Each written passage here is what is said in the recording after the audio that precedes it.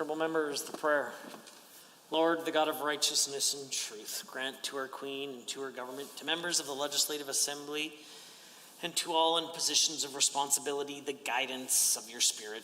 May they never lead the province wrongly through love of power, desire to please, or unworthy ideas, but laying aside all private interest and prejudice, keep in mind their responsibility to seek to improve the condition of all. Please be seated.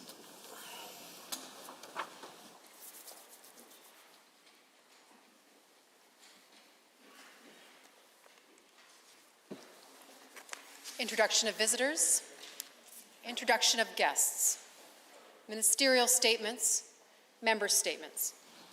The Honourable Member for Calgary, Glenmore. Thank you, Mr. Speaker. The COVID-19 pandemic has prompted more Albertans than ever to get outdoors. Last year, we saw folks eager to get out to our provincial parks, but many Albertans also tried their hand at camping and recreating in the backcountry. I want to be clear, this is a positive thing. Getting outdoors is a safe and healthy way to spend time with friends and family as we move through the pandemic. But increased activity in the province's beautiful backyard also highlighted an issue that has persisted for years, one that has been made worse by the pandemic. Last summer, we saw garbage and human waste left in our parks and on public lands, as well as illegal tree cutting and other offenses. We also saw some inexperienced hikers and campers get injured or they got lost. We also sadly saw several deaths in the eastern slopes. Since that time, we've been talking to Albertans and groups that represent the folks who frequent the backcountry about how we can address these issues. One of the solutions many pointed to was a modest fee that would support protection of our treasured wild spaces, as well as education for Albertans on to how to safely and responsibly use the backcountry. To that end, we tabled Bill 64 on Monday, which allows for the implementation of a $30 annual fee for backcountry camping. Revenue generated will go directly back into putting more boots on the ground to protect and educate folks who recreate in the eastern slopes. This includes watercourse and trail remediation. We also hired an additional 50 on-the-ground staff, including 20 new conservation officers. This approach is supported by a broad array of groups, from hikers and conservationists to municipal leaders and OHV users. It's a win-win for Albertans and for the air, land, water, and wildlife in the eastern slopes, arguably the most beautiful area of the province. I hope we can count on the opposition to support Bill 64. The Honourable Member for Calgary Mountain View.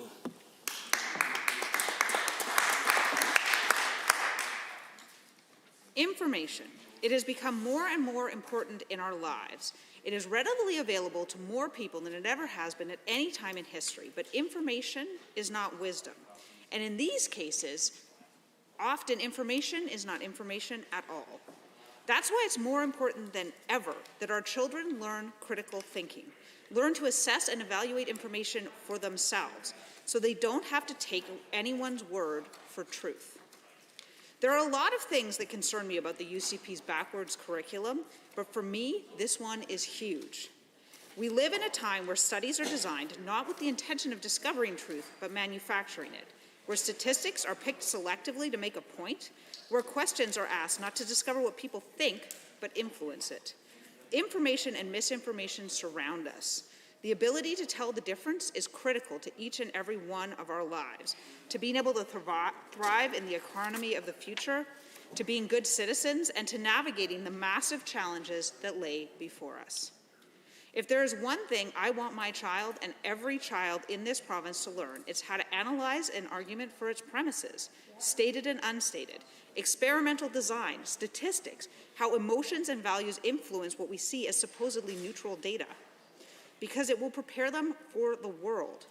Learning multiple perspectives is important. Learning nuance, that multiple things can be true at once, that sometimes the dominant perspective is wrong, and that history itself can be badly distorted, are all important.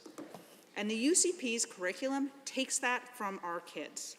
These critical tools that allow them to go on to reassess everything that we teach them and evaluate it, to look at the way we currently see reality and find the errors in it.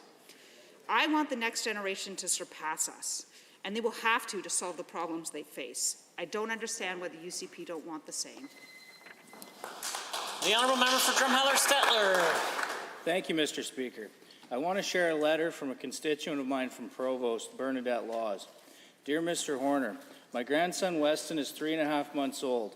2 weeks after his birth, we were informed that he has cystic fibrosis. CF is a rare, fatal, and progressive genetic disease with no cure. Most people with this face a lifetime of multiple daily medications, respiratory therapies, and numerous hospital visits, and often require lung transplants just to survive adolescence. Weston is a very happy, social little boy and currently only requires enzymes before every feeding to be able to digest breast milk. His lungs are still clear, but soon the mucus in his lungs will start to thicken and he will require many more medications and therapies just to breathe. Weston's best chance to stay healthy as long as possible would be to have access to a newly developed drug therapy named Trikafta. Trikafta is currently under review with Health Canada and is being called a game changer for CF patients. Trikafta works to correct the deficiency in the genes that cause CF rather than just the symptoms. It has been shown to make significant improvements in the health of 90% of CF patients. This drug needs to be approved as well as funded by the Alberta government. No one ever expects to face struggles with their children or grandchildren, but when it does happen, you just pray the treatment will be available. This medication has the potential to completely change the outcomes for CF patients. I am a 53-year-old grandma, and my only wish is that I do not want to outlive my grandchildren. And with this medication, Weston will have every chance to outlive me. I hope he will not be defined by this disease and that medical advances will allow him to live a long, fulfilling life with very few hospital stays and without a lung transplant. Please encourage the Premier, Health Minister, whoever will listen, to make Trikafta available to the hundreds of Albertans living with CF and champion this important cause. Hear, hear. The official opposition House Leader. Mr. Speaker, I want to tell you a story. The story of 120 days of the UCP not putting money to work to help unemployed Albertans. On December 16, 2020, Albertans learned that Ottawa announced $185 million for this UCP government to use for jobs in Alberta. This money was meant to be spent in fiscal 2020 to build on our existing strong delivery networks to combat the pandemic-induced job crisis. When asked for specific details about Alberta's plan for this money, the UCP government said only stay tuned. 72 days later, on February 25th of 2021, the UCP proudly announced that the program now had a name. Alberta Jobs Now, they were boldly calling it. Unfortunately, after 72 days, the only detail the government could provide was that name. No other details were available. When pressed for specifics, this government said only stay tuned. 100 days after the federal announcement, on March 25th of this year, this UCP government asked the members of this Assembly to pass third and final reading of Alberta's 2021 budget. Included in that budget was a commitment by the government to spend $62 million of federal money by the end of the fiscal year. We in the opposition warned the members it seemed highly improbable that this government could do in the last 4 business days of the year what they had not done up till that point. And yet the budget was passed. The government, as always, said only, stay tuned. Today, on April 14th, it is now 120 days since the federal government first announced that $185 million available for an emergency jobs program here in Alberta. The original time frame to use that money has lapsed. This government is hoping Ottawa will give them an extension. The UCP has missed deadline after deadline and still has no details about their Missing in Action Jobs Now program. I implore the premiers and the ministers, put this money to work and help Albertans find jobs. It is your job. The honourable member for Fort Saskatchewan-Vegreville. Thank you, Mr. Speaker. I'm very pleased with the announcement last week that Alberta's government approved the first project grant through the Alberta Petrochemicals Incentive Program. Through this grant of $408 million spread out over 3 years, Interpipeline is able to invest in their $4 billion propane to polypropylene plastic facility. This is amazing news for Alberta's industrial heartland, located in my constituency of Fort Saskatchewan-Vegreville. When the facility is under construction, it will employ 16,000 Albertans full-time and with direct and indirect jobs, also employing over 300 Albertans permanently after construction. I'm very pleased with Alberta's involvement in diversifying our economy through this grant. Projects like this will contribute to Alberta's economic recovery. The Alberta Petrochemicals Incentive Program is a key part of Alberta's recovery plan and the natural gas vision and strategy to turn the province into a top global producer of petrochemicals. This program provides grants to companies to attract investments in new or expanded market-driven petrochemical facilities. Petrochemical production is essential to everyday living. Their uses include medical supplies, phones, TVs, desks, chairs, product packaging, and the list goes on. The fact is we can't live in a world without petrochemical production, so why not develop it here in Alberta? Alberta has everything we need to produce petrochemical products for customers in the province, Canada, and around the world. There's a future for economic growth in Alberta, and I believe that the petrochemical industry will put us on the right track. The fact is backed up by industry experts such as the Alberta Industrial Heartland Association, which estimates that there is an opportunity to grow the sector by more than $30 billion by 2030, resulting in tens of thousands of jobs. I'm very pleased that Alberta's petrochemical development is taking its first steps here in my constituency of Fort Saskatchewan-Vegreville. The honourable member for Edmonton Riverview. Thank you, Mr. Speaker. This pandemic has hit seniors the hardest. Throughout the past year, I have called on this government to do more to protect them, and they have continually ignored my calls. Over 1,200 residents of continuing care facilities have tragically died due to COVID-19. My heart goes out to every family that has experienced loss. The COVID crisis has revealed larger problems in how seniors are treated and valued in our province.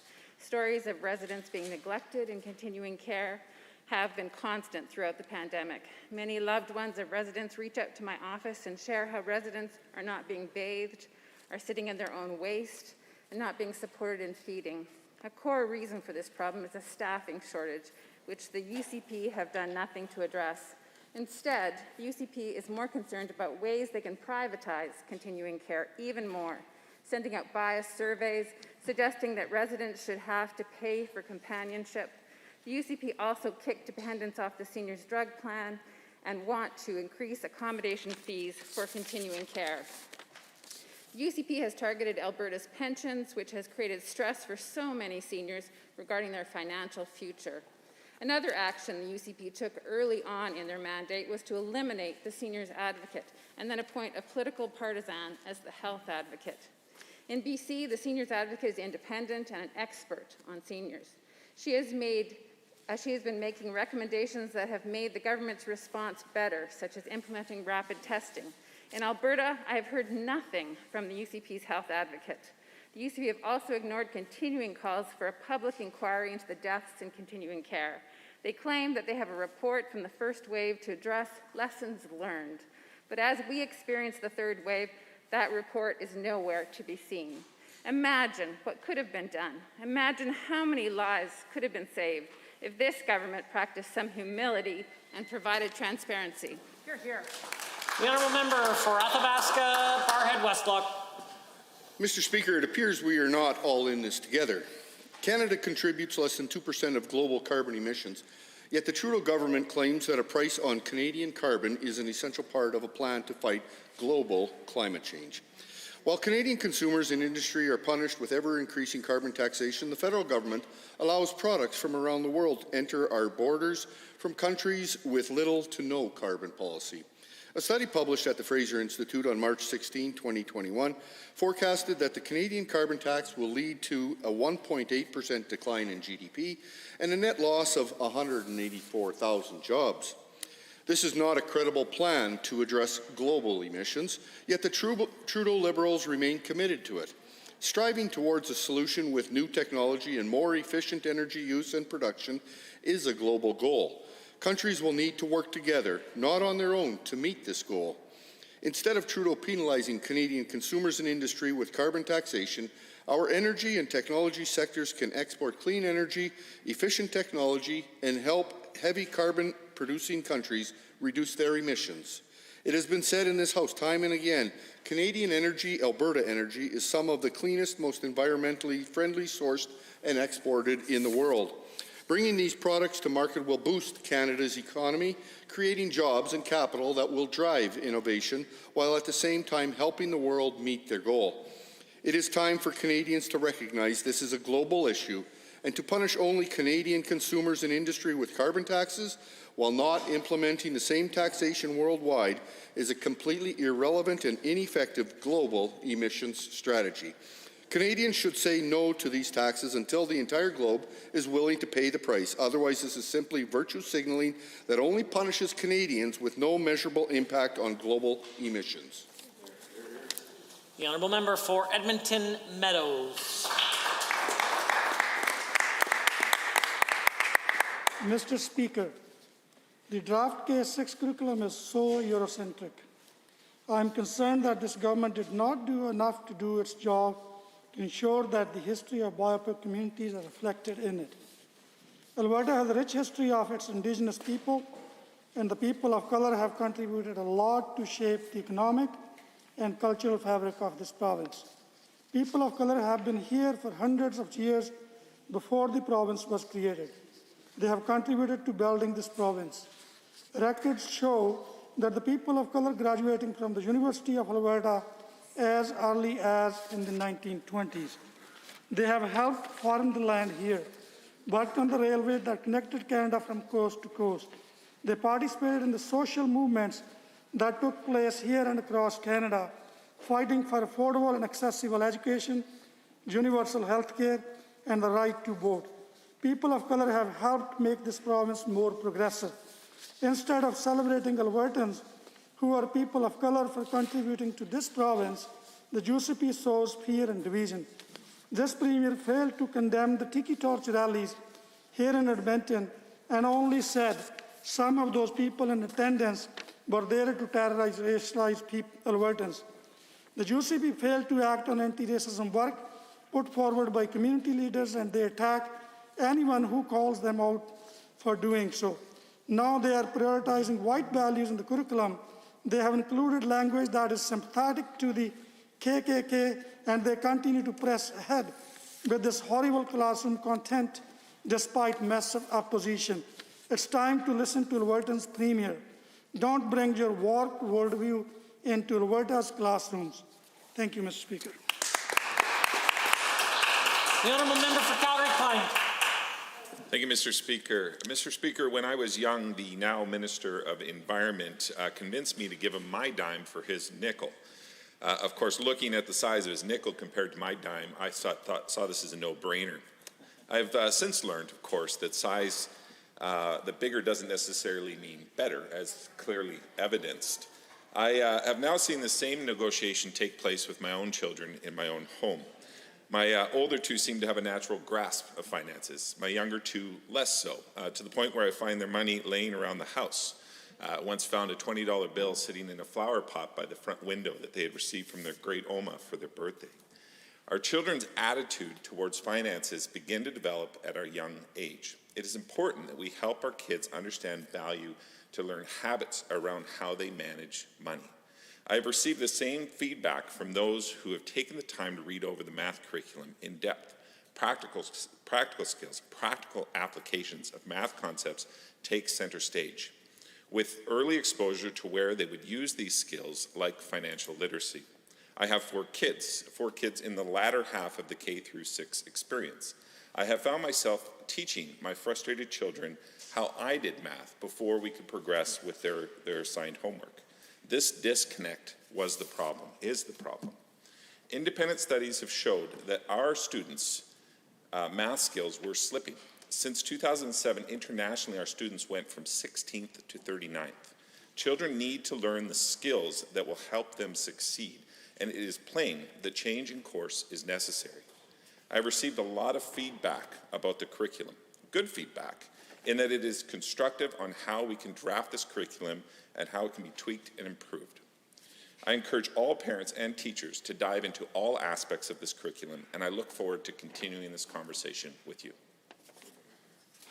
Honourable members, the time is 1:50 and it is oral question period. And the honourable member for Edmonton Glenora has the question. A thorough search conducted by staff did not yield any responsive records. That's a quote. That was what we received in September from this government, as we asked for the correspondence they received about the school reentry plan. But it turns out there were pages, hundreds of pages, and counting. School board after school board telling this government that they needed proper reentry support. Why did this premier try to hide concerns from school boards? It seems it was actually because he had no plan to keep schools safe. Well, the premier. Mr. Speaker, of course that's not true. The government has constantly consulted with superintendent school boards, the chief medical officer, Alberta Health, and others in ensuring safe operation of schools. While the NDP has been very busy trying to frighten parents and teachers, the reality is fewer than 1% of students have been affected by in-school transmission. Mr. Speaker, the Minister of Education has been clear that where numbers warrant and there is a request from a school board, she's prepared to authorize online education, as she may do in some instances, but in order to, the focus is keeping students safe. The honourable member for Edmonton-Glenora. Peace Wapiti School Division said that their social distancing could not be achieved under their current transportation resources or available classroom space. Living Waters Catholic School said they had concerns about the ability of school boards to meet the requirements around physical distancing. St. Albert Public Schools said that their current infrastructure doesn't allow for physical distancing in any of their schools. We proposed finding new space, such as empty university campuses. The Premier mocked us for months and he did nothing. Couldn't the Premier at least have tried to keep schools safe? We have hundreds of schools on COVID alert, thousands of kids in isolation, and he still does nothing. The Honourable the Premier. Mr. Speaker, over 700,000 students benefiting from in-classroom instruction who would all be stuck at home if the NDP was in office, of whom about 1,500 have been identified as having contracted COVID-19 through in-school transmission, less than a fraction of a percent, Mr. Speaker. I'll remind the member of what Dr. Hinshaw said in our decision to reopen schools in August of last year. This plan puts the interests of students and staff first. Educators, administrators, families, health professionals, and government all need to work together to support a safe return to in-person classes. We followed Dr. Hinshaw's advice in this respect. The honourable member. Only days ago, this government rolled out their much overdue plan for rapid testing in schools and expected a medal for doing the bare minimum. This government ignored our call in December for more testing in schools, and they ignored school boards' requests from places like Palliser. Since last May, the board urged, quote, robust and plentiful COVID-19 testing last May, nearly a year ago, Premier. Why did the UCP force parents and staff to wait? Palliser knew what they needed a year ago. Why didn't the government act? And why didn't they even try? And why did they continue to hide the evidence until we got it recently? The opposite is true, Mr. Speaker. In fact, there is a dedicated team of investigators for contact tracing with respect to schools. They have been turning around investigations in 24 hours. Hard to do it faster than that, given the complexity of these investigations. I'll remind the member what the College of Alberta Superintendents said. They appreciate the opportunity to work alongside government to develop a detailed reentry plan and strongly believe that the reentry plan offers the appropriate balance of guidance from the Chief Medical Officer and government while providing for the authority and autonomy of individual school divisions to be assured their students, parents, and staff have a successful and safe return. The Honourable the Leader of the Opposition. Well, Mr. Speaker, the member for Edmonton-Glenora just presented clear evidence that the Premier ignored concerns from school boards and kept 600 pages hidden. His answers demonstrate exactly why he can't be trusted to keep students safe at school. Right now, 1 out of every 5 schools have an outbreak, 27 in Calgary alone. 1 in 5 active cases today are school-age children. Mr. Speaker, I will say this louder so we can get past the Premier's earplugs. We want schools open, wait for it, safely. If the Premier agrees, why did he spend a year resisting calls to do just that? The Honourable Premier. Well, Mr. Speaker, isn't it hilarious to hear the NDP backpedaling about this? In the spring, they were demanding that we create 2,400 new schools and certify and hire thousands of new teachers. Mr. Speaker, it was only a plan in cloud cuckoo land, not in reality. It was a plan to keep the schools shut. Because we know what parties of the left everywhere have wanted to do all through this, listen to special interests, and keep the kids at home, which massively disadvantages the life chances of kids in disadvantaged families. Thank goodness they didn't have the chance to shut down the schools, Mr. Speaker. The Honourable Leader of the Opposition.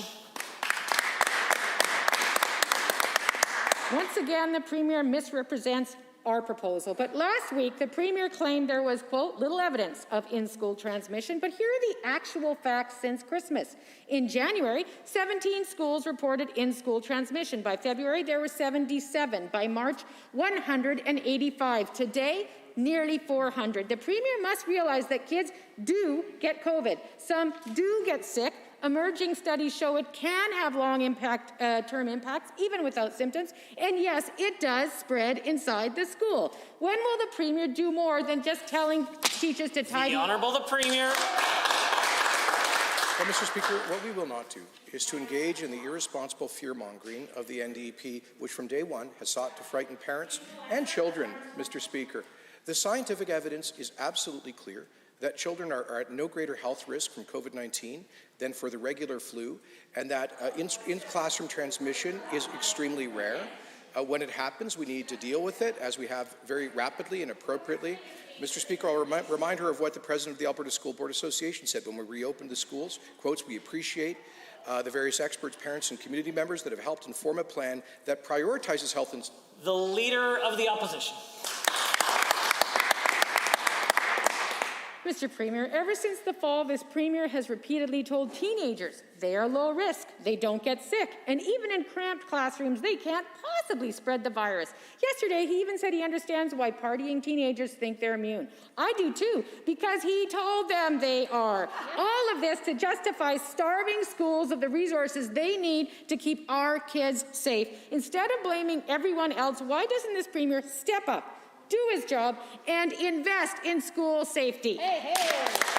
The Premier. Mr. Speaker, it's not this government that plays the blame game. The NDP loves talking about blame and punishment, but I'll quote from an expert.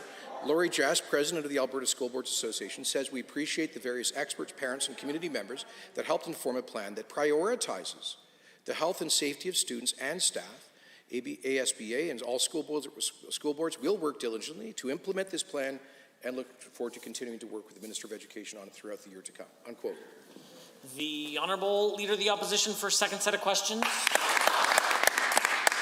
Mr. Speaker, the divide over the need for health restrictions is growing. The increasing number of rallies culminating in this week's despicable chants against Dr. Hinshaw are alarming. But if the Premier is asking how we got here, he needs to look in the mirror. For almost a year, he's been characterizing public health measures as a restriction on freedoms and an attack on the economy. Now we hear his own talking points shouted back at him at these very rallies. Does the Premier take any responsibility for his role in encouraging distrust in public health orders? Mr. Speaker, this government has taken a balanced and appropriate approach to keeping Albertans safe from this pandemic while limiting the very real restrictions on freedoms. What I find shocking is the NDP's belief that these extraordinary powers and restrictions do not constitute a limitation of rights and freedoms. They do. We believe, obviously, that they are justifiable under the Charter in a free and democratic society to protect lives, but we need to recognize, boy, can you imagine the protests we would see out front if the NDP was in charge, having locked this province down hard for the past year? Thankfully, we're not in that situation, Mr. Speaker. The Leader of the Opposition. Instead, we have the highest per capita cases in the country again. He called COVID-19 influenza. It's not. He said it's mostly just the elderly who get seriously ill. Wrong again. He said vulnerable Albertans living on the street have a natural immunity. They don't. He said it doesn't spread in schools and children don't get sick. That's false. He pits the economy against public health and he makes promises on reopening that he can't keep. When will the Premier realize his own inconsistency has polarized the issue and helped stoke opposition to life-saving health measures even in his own caucus? The Premier. Speaker, the only party in Canada that has polarized the debate so viciously and so consistently is Alberta's NDP. When opposition parties across the country came together to support responsible public health measures, what did the NDP do? They saw from the very beginning an opportunity to divide, to frighten, and to exploit. Mr. Speaker, it is true that the vast majority of people who get sick from this disease are elderly. That's the scientific fact. Mr. Speaker, that's why we're focused on vaccinating them. Mr. Speaker, it is equally true that most people who have antibodies are largely immune from contracting the disease. Here, here. The honourable member for Edmonton Millwoods. Oh, sure. The honourable leader of the opposition. Well, Mr. Speaker, the Premier says we're all in this together, but there's a glaring double standard. He stayed quiet as MLAs called public health orders virtue signaling and excessive risk aversion. He defended his MLAs vacationing abroad while Albertans stayed home alone at Christmas. Worst of all, he continues to allow 17 of his MLAs to undermine the CMO and the life-saving health orders she's issued. Expecting Albertans to respect the rules when his own caucus won't is a fool's game, and now all Albertans are reaping what he's sown. Why won't he apologize for his incredible failure to lead? Yeah. The Honourable Premier. Well, Mr. Speaker, I think I'm just going to give up and try to explain democracy to the New Democratic Party. Mr. Speaker, elected representatives. Mr. Speaker, does the Leader of the Opposition have the floor, or may I proceed? Thank you. Mr. Speaker, she has about as much respect for democracy as she does for civility in this chamber. The reality is that elected representatives have a right and responsibility to represent their constituents, and this government has a responsibility to act to protect Albertans. It's exactly what we've done and will continue to do. Sure. The honourable member for Edmonton Millwoods. Last summer, this health minister went to war with doctors, and now during the deadly third wave of this pandemic, he's decided to pick a new fight with frontline healthcare workers, including nurses. It seems the minister thinks it's an excellent idea to penalize them for getting vaccinated. In reality, he's being unfair, unreasonable, discriminatory, and in the process, violating collective agreements. To the Minister of Health, why are you punishing our frontline healthcare heroes who are most at risk for getting vaccinated? The Honourable Minister of Health. Thank you, Mr. Speaker. None of that is true, Mr. Speaker. AHS is working with their employees to make accommodations for people to get their vaccinations. And I think AHS has made the position on this public and very clear, Mr. Speaker. They're going to continue to encourage all healthcare workers to obtain the vaccines. Before, when there was difficulty and long waits for vaccines to be obtained, there was vacation time that was afforded to those healthcare workers. That's not the case right now. They're going to continue to make sure that the vaccines are available to those employees and encouraging everybody to get the vaccine when it's available to them. The honourable member for Edmonton Millwoods. The Minister of Health has struck out again. Now, the minister is responsible, and Alberta's nurses, housekeepers, unit clerks, and others are having to use unpaid leave or vacation time to get vaccinated. At a time when we should be doing everything in our power to get our healthcare heroes vaccinated, this minister's priority is putting up barriers, picking a fight. It is small, petty, and vindictive. Yeah. Why is this government forcing healthcare workers to use unpaid time and vacation time to get vitally important COVID-19 vaccine? How does making vaccination more difficult help end this pandemic? The Minister of Health. None of that is true, Mr. Speaker. AHS is going to continue to make sure that the employees are going to be able to get their vaccines, encouraging everybody to get the vaccines when it's their turn, when they're eligible, Mr. Speaker. We are going to continue to make sure that AHS has all the resources that they need to be able to respond to the pandemic, Mr. Speaker, because the focus for this government is the health of all Albertans throughout this pandemic. Member. A month ago, the official opposition called for 3 paid hours off for working Albertans to get vaccinated. We made this proposal to encourage vaccine adoption because we know widespread vaccination is the single most important factor to keep Albertans safe and get our economy up and running again. It's been a month, we've heard nothing from this government. To the minister, so far your approach to the pandemic has included threats of pink slips, barriers to vaccination, and a seemingly constant desire to insult and ridicule those on the front line of the greatest healthcare crisis we've ever faced. What is wrong with your government? The Minister of Health. We are going to continue to make sure that AHS has all the resources that they need, and we are going to make sure that the frontline workers have everything they need to respond to this pandemic. That's what we're going to do, and we're going to focus on lives. We're going to focus on livelihoods. The NDP will continue to focus on misrepresenting what's happening in the pandemic. They will continue to misrepresent and undermine confidence in the public in these amazing healthcare workers on the front line responding to the pandemic. It's unfortunate, but I'm not going to hold my breath waiting for the NDP to change this behavior. The Honourable Member for Fort Saskatchewan, order. The Honourable Member for Fort Saskatchewan-Vegreville is the only one with the call. Thank you, Mr. Speaker. It is without question that skilled trades workers in our province are indispensable to our economy and our society. These workers are the plumbers, mechanics, welders, hairstylists, and many others that help keep our society functioning. As the chair of the Skilled Trades Caucus and a former member of the Skills for Jobs Task Force, I know without doubt that the contributions that these workers make are integral to the success and growth of Alberta's economy. To the Minister of Advanced Education, how have the recommendations of the Skills for Jobs Task Force shaped Bill 67? The Honourable Minister of Advanced Education. Thank you very much, Mr. Speaker, and thank you to the member for the question. Perhaps I can take a quick moment just to thank the honourable member and the entire Skilled Trades Caucus for their extensive involvement and feedback and engagement in the development of Bill 67, as well as my thanks, acknowledgement, and appreciation to all members of the task force that we convened in 2019. Their final report has acted as the foundation for Bill 67. In fact, within their report, the task force recommended a complete rewrite of the almost 30-year-old act governing apprenticeship and skilled trades, and we're taking their expert advice and doing just that.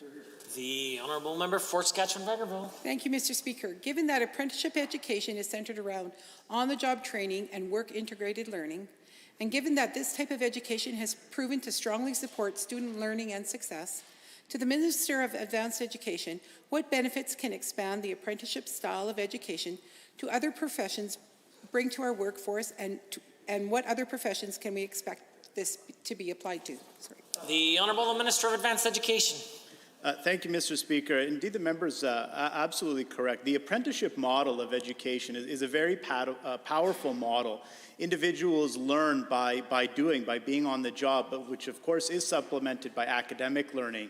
And we believe that that model can be applied to more areas. You know, yesterday I mentioned there could be opportunities in business, whether that's in marketing, graphic design, other areas, in finance, banking and other areas, as well as information technology, cybersecurity, coding. We think that these are all candidates. However, once the legislation, should the legislation be passed, we will be launching a multi-year effort to engage more apprenticeships. The Honourable Member. Thank you, Mr. Speaker. Given that careers in the skilled trades are often not seen as having equal value as those coming from other forms of post-secondary education, and given that Alberta's government knows that apprenticeship learning has every bit as much value and merit as academic learning, to the Minister of Advanced Education, how does Bill 67, the Skilled Trades and Apprenticeship Education Act, work to create more parity of esteem for the skilled trades workers and apprentices in Alberta? The Minister. Well, Mr. Speaker, one of the things that the legislation does is quite groundbreaking and will help establish Alberta as a leader in this regard. As it stands currently, a journeyman certificate has no formal academic recognition. So when an individual completes their apprenticeship and obtains a journeyman certificate, they can't use that to ladder into other programs, whether it's another diploma program or a bachelor's degree. We will be changing that dynamic and give apprentices in the province and journeymen more opportunities to build their skills for greater success. The Honourable Member for Edmonton, Beverly Clairview. Once again, the Premier claimed yesterday to adequate pandemic relief supports for small businesses. And once again, he's living in a fantasy land, drinking his own Kool-Aid. The Premier claims his supports for small businesses are by far the largest in the country, with another $10,000 added. But that pales in comparison to the supports offered by his best friend in Ontario. Premier Ford is actually stepping up, offering $40,000 to help small businesses. The Finance Minister is an accountant. Surely he can do the arithmetic. Will the Minister help the Premier out, ground him in reality, and show him the math of his woefully inadequate business supports? Honourable Minister of Finance, President of Treasury Board. Well, thank you, Mr. Speaker. The Premier was absolutely correct yesterday. Mr. Speaker, what the member opposite is not including is the support that we provided through the Workers' Compensation Board premium abatement, Mr. Speaker. What the member's not including is the support to the Commercial Rent Assistance Program.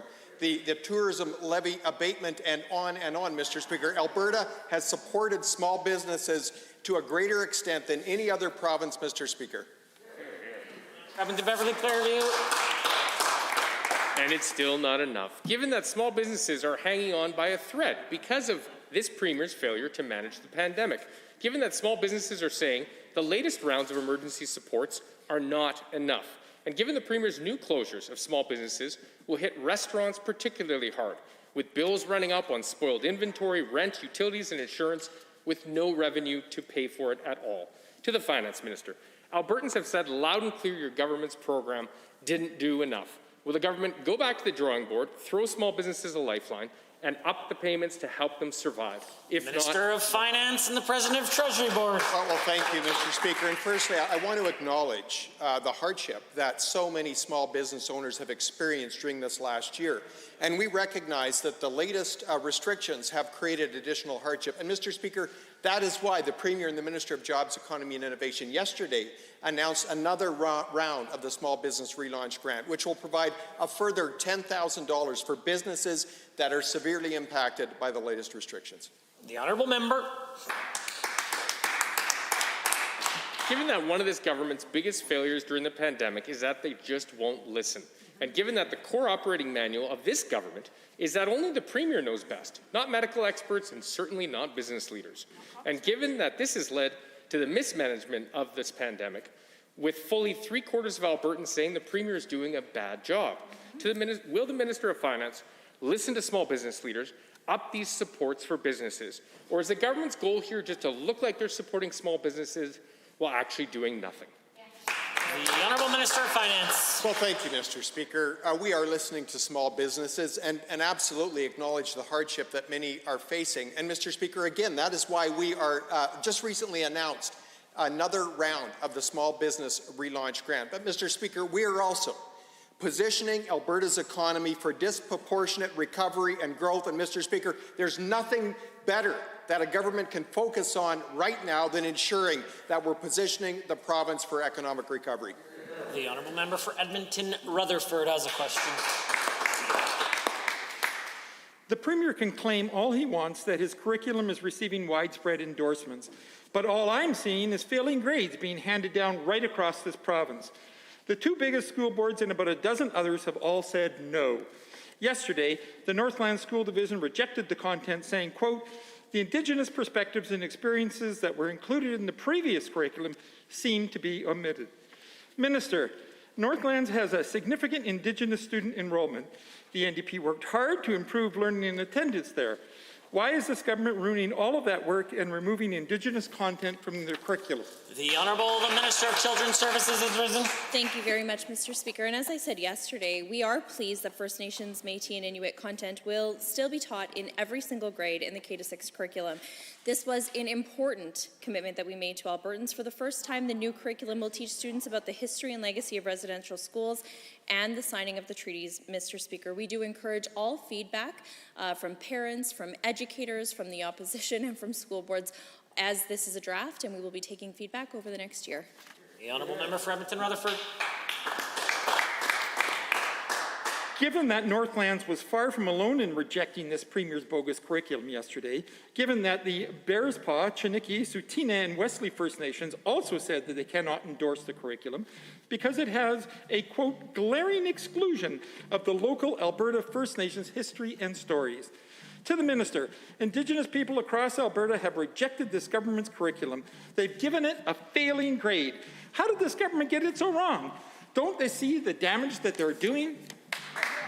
The Honourable Minister of Children's Services. Mr. Speaker, we had over 100 teachers, educators from across the province take part in the development of this curriculum, as well as subject matter experts.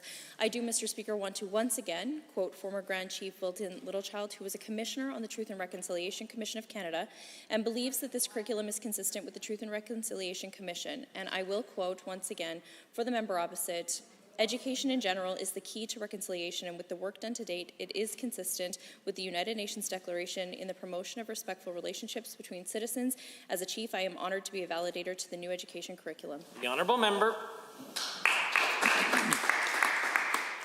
given that the list of boards and groups rejecting this curriculum includes Treaty 6, Northlands, Tsutina, Wesley, Bearspaw, Chiniki, the Calgary Board of Education, Edmonton Public Schools, Rocky View Schools, Battle River, both Medicine Hat boards, St. Albert, and many, many more each day, and given that 91% of teachers don't support the curriculum and 95% of principals don't support the curriculum, will this government step up, admit they've failed our students with the curriculum they put forward, get back to the drawing board, and actually consult Indigenous Albertans? Come on! The Honourable Minister of Labour and Immigration. Thank you, Mr. Speaker. And I know that my colleague, the Minister of Indigenous Relations, has been reaching out and speaking to Indigenous communities concerning the curriculum for the last number of weeks. He has spoken with several chiefs about the curriculum, has had very positive conversations, and has heard some positive feedback on the content surrounding residential schools and ensuring that treaties are included. And my colleague also assured them that this is a draft curriculum, and they're able to provide feedback. Again, this feedback is open to Indigenous communities, Métis people, and all Albertans, and we urge people to get involved. Thank you. Order, order. The Honourable Member for Calgary North. Thank you, Mr. Speaker. In pursuance of a fair deal for Alberta, the Alberta government established a fair deal panel to undertake consultations and make recommendations to the Alberta government. One of the recommendations was to create the Alberta Provincial Parole Board. The board came into effect on February 1st, 2021 and serves Albertans. To the Minister of Justice and Solicitor General, can you please explain the role of Alberta's Parole Board plays and how it is different from Canada's Parole Board? The Honourable Minister of Culture, Multiculturalism and the Status of Women. Thank you very much, Mr. Speaker, and I'm so proud to say that we are now the third province with a provincial parole board. What works for Ottawa, Mr. Speaker, does not work always for Alberta, and so like Quebec and Ontario, the goal of an Alberta parole board is to have the members who understand the needs of our Alberta communities and making decisions on behalf of their fellow citizens. The members of the Alberta Parole Board have an incredible wealth of lived experience, knowledge that reflects the diversity of our province, and I have no doubt that they will serve Albertans well in this role. The Honourable Member for Calgary North. Thank you, Mr. Speaker, and thank you, Minister. Given that Albertans want a fairer, faster, and more responsive justice system, and further given that the board aims to ensure parole decisions reflect crime trends and local priorities better protect our communities. To the same Minister, when can Albertans expect to see the impact the Provincial Parole Board has on crime reduction and how that will impact urban centres like Calgary? Minister of Culture, Multiculturalism, Status of Women. Thank you, Mr. Speaker. The revolving door of our justice system is just not doing much. It's not doing good for anyone. So when we see the repeat offenders when they come through the courts, oftentimes these repeat offenders are well known within their communities and they victimize. So what I would say to Albertans is that the Alberta Parole Board is starting to hear cases in February. Our goal is to started hearing cases in February, and we're starting to hear some very, very good feedback from that. The goal is to reduce crime rates in all parts of our beautiful province, regardless of where they live. They deserve to feel safe and secure in their communities. The Honourable Member. Thank you, Mr. Speaker, and thank you, Minister. Given that Alberta continues to fight for a fair deal, the Alberta Parole Board is one way to accomplish that. And given that some do not see the clear value in having our own provincial parole board that is not controlled by Ottawa, and further given that the federal government has repeatedly ignored Alberta's request for a fair deal in Canada. To the same Minister, can you please tell us why the Alberta Parole Board is in the best interest of Albertans? The Honourable Minister. Thank you again to the member for the question. It's a basic tenet of our democracy, Mr. Speaker, that local decisions be made by local government. The Canada Parole Board is run by federal officials in Ottawa, and the decisions are made on what's in Canada's best interests and not in Alberta's. So the Alberta Parole Board is by Albertans for Albertans, and I just wanted to remind all of the members that the Alberta Parole Board only hears applications for those serving fewer than 2 years. However, I'm confident that the members of the Parole Board are aware of the concerns in Alberta and Albertans and with respect to crime and their communities. And that those— The Honourable Member for Lethbridge West. Well, Mr. Speaker, yesterday the majority of Albertans achieved a small victory when a bill from the opposition leader to protect our mountains and headwaters from open pit coal mining was approved to proceed to the House for debate. One problem. The The session will likely rise before a final vote on defending the mountains is ever recorded. To the Minister of Energy, should debate on the Eastern Slopes Protection Act not occur before the House rises, will the government take this up as government legislation so that all Albertans can go back to our 45-year history of protecting Category 1 and 2 land from coal strip mining? The Honourable Minister of Energy. Well, thank you, Mr. Speaker. I can't comment on what may or may not happen and come before the legislature on a future date. But what I can comment on is the fact that we have a coal committee. A coal committee comprised of very accomplished Albertans that are going out to take consultation over the next 6 months. The coal committee is made up of respected Albertans that will come back on November 15th with a coal policy for the government. So on this, Mr. Speaker, it'll be taking input from all Albertans, including the NDP if they choose. The Honourable Member for Lethbridge West. Well, given that the minister's so-called consultation about whether we should blow the tops off mountains consists of a vague survey and a panel whose activities are so far unknown, given that the minister has so far rejected calls by Albertans to host town halls herself so she can hear directly from people of Lethbridge, Indigenous people, ranchers, and the majority of Albertans about what they really think, to the minister, will she hold town halls open to all Albertans? Will she attend? And when can we expect precisely for this to happen? The Honourable Minister of Energy. Speaker, prior to reinstating the 1976 coal policy, and since reinstating it fully, by the way, I've spoken to many Albertans, including municipal leaders, including Indigenous leaders, all the chiefs. So, Mr. Speaker, we're prepared to listen, and right now the Coal Policy Committee is developing an engagement plan by the Coal Policy Committee being informed by engagement with Alberta with the survey that's out, and we will follow whatever recommendations they have for engagement. The Honourable Member.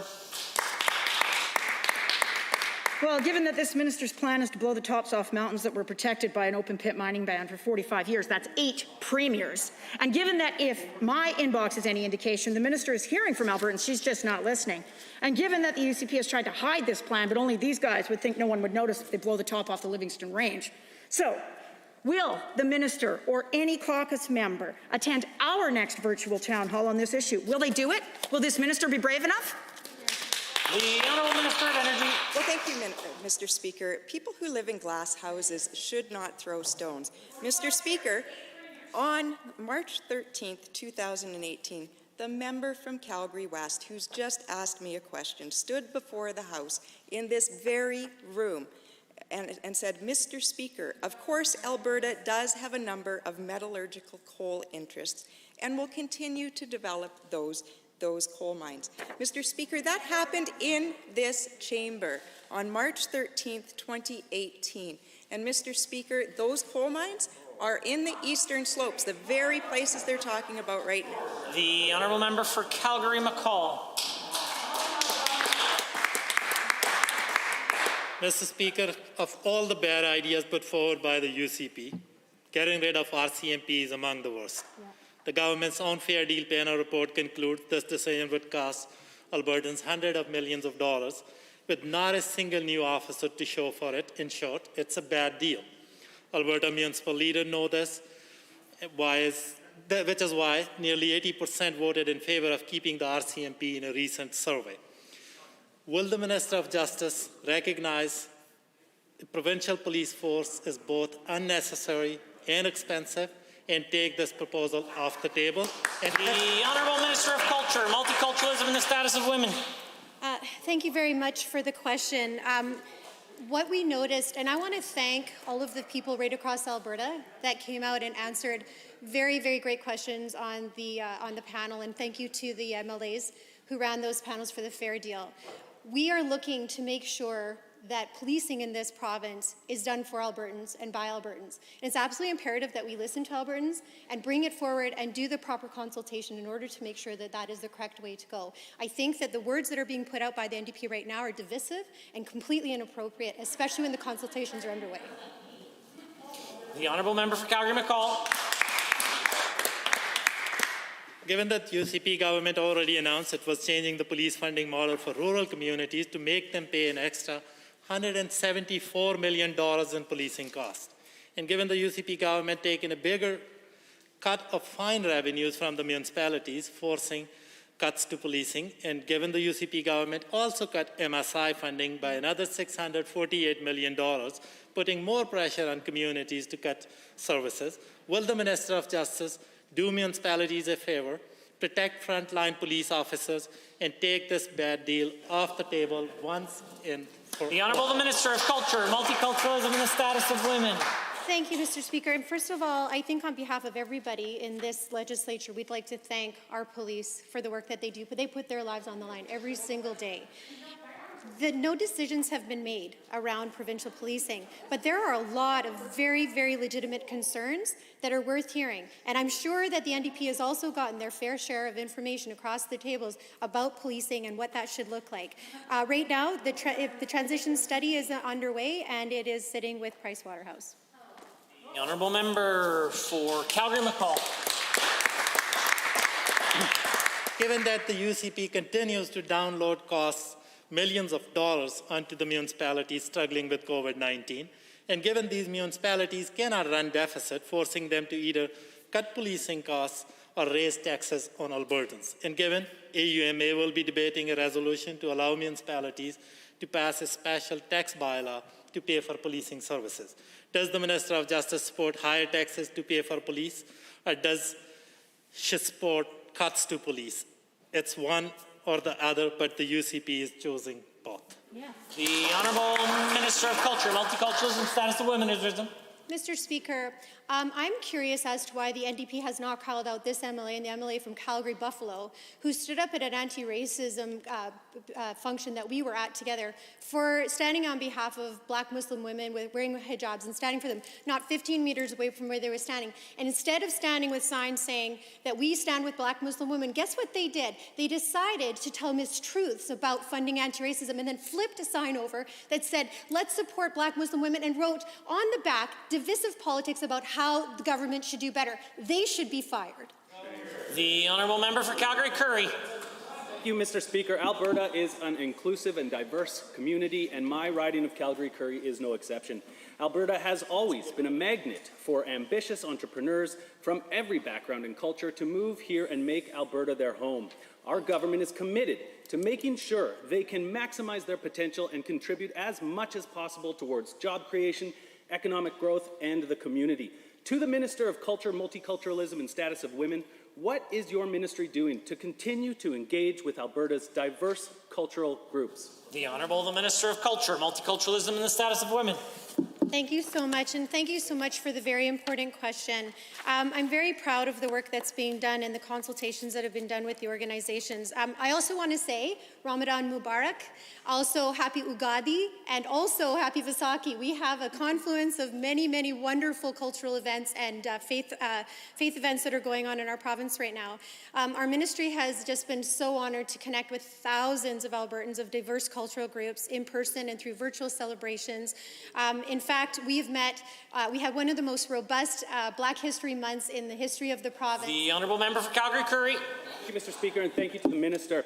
Given there has been numerous grants launched by your ministry, notably the Multiculturalism, Indigenous and Inclusion Grant Program, and given that this grant program fosters cultural awareness in communities across the province, as well as an appreciation and celebration of Indigenous peoples, and further given that our government is dedicated to supporting all cultural communities, to the same minister, what other grants and programs has your ministry put forward to support cultural communities here in Alberta? The Honourable the Minister of Culture, Multiculturalism and the Status of Women. Thank you very much for the question. And contrary to what you will hear from the opposition over and over again, our ministry has invested $4.1 million into support of status of women and multiculturalism in Alberta. And the grants that you are talking about are incredibly important as they action support to projects that promote cross-cultural understanding, celebrating diverse backgrounds, and helping with understanding and especially with the impacts of discrimination closely related to what I had said earlier. The next deadline applications will be on March 31st, and we really look forward to seeing some of the amazing opportunities. The Honourable Member.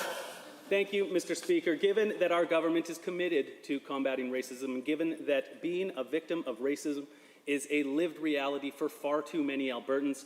In our province, we have the Alberta Anti-Racism Advisory Council, or the AARAC. It is made up of 24 members from across the province who represent our ethnic and religious diversity. Can the minister tell this House more about the work that the AARAC is doing and the role they play in representing Alberta's diverse array of cultural groups? The Honourable Minister. Thank you very much for the question. The Anti-Racism Council has been an absolute joy to work with. Our two new co-chairs that have been appointed have been with us every step of the way at so many of the events that we've been attending. And I have to tell you that it's been quite...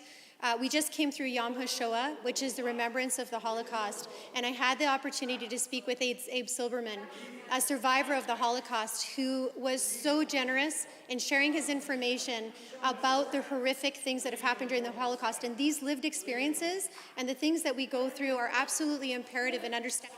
Order. Order. Thank you to the Honourable Minister. I encourage members, if they would like to have conversations, perhaps they can do that in their respective lounges. The order. The Honourable Member for Edmonton Whitemud. Mr. Speaker, when it comes to ensuring the safety and well-being of children in care, the work of the Office of the Child and Youth Advocate and his recommendations are vital. They hold the government accountable because the devastating reality is that every year, former and current children in care die. That's why I was so dismayed to see his most recent report into deaths of children in care, 10 reviews, 7 addressing previously issued issues previously highlighted yet with no action by this government, including a recommendation for whole family residential treatment plans, which was refused. To the Minister of Children's Services, the recommendations by the Advocate are about saving lives. How do you justify refusing action on his recommendations? The Honourable Minister of Children's Services. Thank you very much, Mr. Speaker. Now, children deserve to be safe and supported, and the death of any child who is or has been in care is a tragedy. That is why we have worked to work very closely and build a strong relationship with the Office of the Child and Youth Advocate. I very much appreciate the work that he and his office does to review every single death or serious incident, in some cases, of children in care to see what we can do better and how we can prevent similar situations from happening in the future. If changes are needed, as always, we will make them. The Honourable Member for Edmonton Whitemud.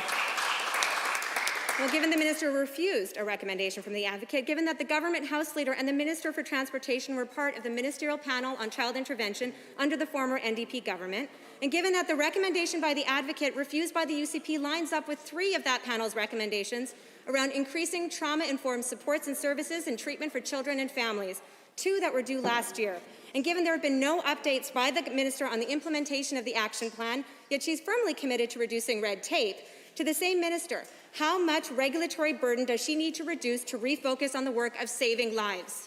The Honourable Minister of Children's Services.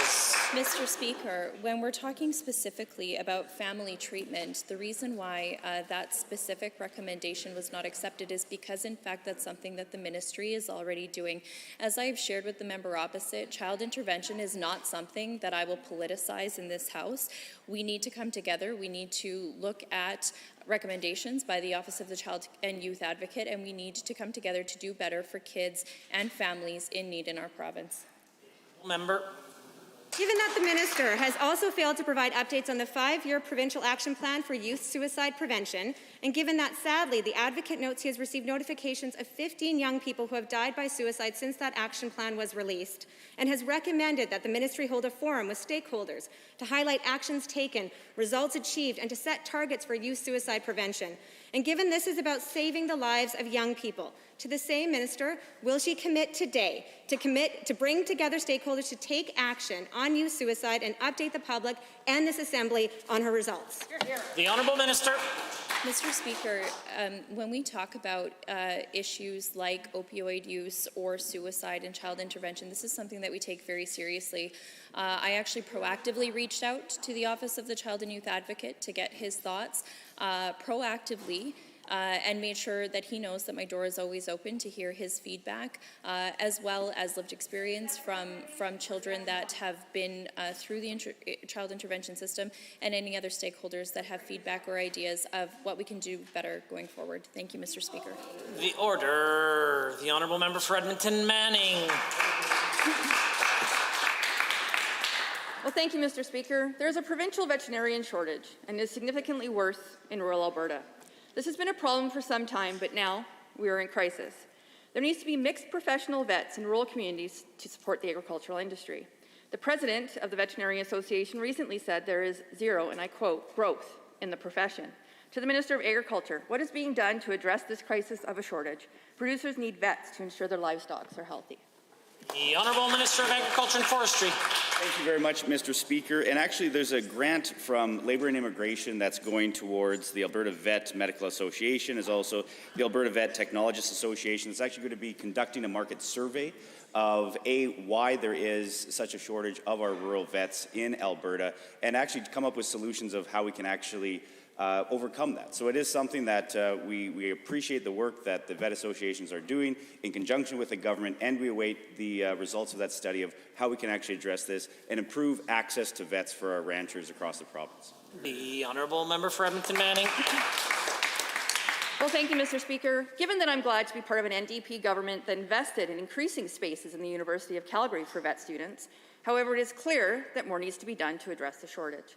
But given the UCP government is not concerned about brain drain at all as they continue to cut funding to universities and allow tuition to skyrocket, what is the Minister of Advanced Education doing to invest in veterinary students in Alberta and ensure that graduates will practice in Alberta? Please be specific, Minister. Albertans really hope this government is aware of this serious issue. The Honourable Minister of Agriculture and Forestry. Thank you very much, Mr. Speaker. And again, it's something that vets are so important to our ranching industry and to our livestock producers across the province. That's why this government is actually committing $2.35 million to the University of Calgary to help with their vet programming there. Because again, we have to be able to train and encourage young people to get into the vet profession so that not just on small animal, but large animals as well, Mr. Speaker, we can have more vets and just a stronger, more competitive livestock sector in this province. The honourable member for Edmonton Manning. Well, thank you, Mr. Speaker. Given that disease in a herd of cattle can substantially damage a farm's profit and hinder the entire supply chain, ensuring that agriculture industries have access to veterinary services is one of the utmost importance. And given that agriculture is foundational in the economic recovery, and therefore an adequate supply and access to veterinary services is also foundational to the economic recovery, what will the Minister of Agriculture commit to today, immediately, working with his colleagues to increase the supply of rural veterinarians? The Honourable Minister of Agriculture. Yes, Minister. Working with the Minister of Advanced Education, working with Minister of Labour and Immigration, working with even the members opposite, Mr. Speaker, to work with the vet association so we can address this critical issue, which is a shortage of rural vets to actually help out our livestock industry, because again, for them to be able to compete internationally, they have to have access to vets to make sure that herds and flocks in this province are actually being protected and that they can compete internationally. The honourable member for Bonnyville, Cold Lake, St. Paul. Hilarious. Thank you, Mr. Speaker. The 2021-24 capital plan laid out in Budget 2021 has set aside $2.4 billion specifically for road and bridge construction projects across the province. Given that the capital plan highlights highway rehabilitation projects and highway twinning, widening and expansion as areas for investment to the Minister of Transportation, what can Albertans expect from Alberta government's capital investment in roads and bridges, and how will these projects directly benefit our rural and remote communities? The Honourable the Minister of Finance and President of Treasury Board. Well, thank you, Mr. Speaker. Our capital investment in rural Alberta will create jobs when they're needed most, spurring economic growth and recovery. As the member said, $2.4 billion will be spent to build or expand roads and bridges across our province, like building a new bridge to replace the aging Tompkins Landing Ferry, twinning Highway 19, completing the Peace River Bridge project, and twinning Highway 40 south of Grand Prairie and widening between Grand Cache and Hinton. These investments in both urban and rural Alberta will support our oil and gas, agriculture, manufacturing, and forestry industries and improve safety. The honourable member for Bonnyville Cold Lake St. Paul. Thank you, Mr. Speaker. We're happy to point out that the NDP were the ones that cut the funding to the Saskatchewan Veterinary School. Given that Northern Alberta is home to many vital transportation corridors for our forestry, energy, and other industrial traffic, and given that Highway 28 in my riding has been a constant topic of discussion for years due to its poor road quality and safety concerns, to the Minister of Transportation, can you provide this House an update on Highway 28 and any up and coming projects that might affect it? Thank you. I think the honourable member for Bonnyville Cold Lake St. Paul will recognize that that is a perfect example of way a preamble can create disorder inside the Assembly. The honourable Minister of Finance and President of Treasury Board. Mr. Speaker, making sure every Albertan can get home safely every day is the top priority for the Minister of Transportation. $1.5 billion in additional stimulus funding will allow us to catch up on the necessary work on fixing potholes on Alberta's roads and bridges. On Highway 28, our government will be repaving 14 kilometres of road and improve multiple key intersections near Bonnyville and Fort Kent. Honourable member. Mr. Speaker, and I apologize for my intent of causing disruption. Given that many Northern Alberta secondary highways often become detour routes during roads closures or large collisions on primary highways, and given that many of these highways pass through rural communities, farmlands, and heavily forested areas that rely on veterinarians, and also given that these highways are two-way roads that are easily become blocked with poor weather construction or equipment moves, to the Minister of Transportation, what is being done to ensure the safety and road quality of all highways in rural and remote areas of the province? Well, Minister of Finance, President of Treasury Board has risen. Well, thank you, Mr. Speaker. In Budget 2021, we focused on fixing and upgrading our existing roads and bridges. Our government's investment in capital maintenance and renewal will improve and repair key roads, highway and bridges in our provinces and allow Albertans to travel safely and efficiently across our province. We've already begun work on repaving large sections of busy trade routes such as Highway 63 and 881, as well as bridge replacements at Prairie Creek and the Hanging Stone River. This concludes the time allotted for oral question period. In 30 seconds or less, we will return to the remainder of the daily routine.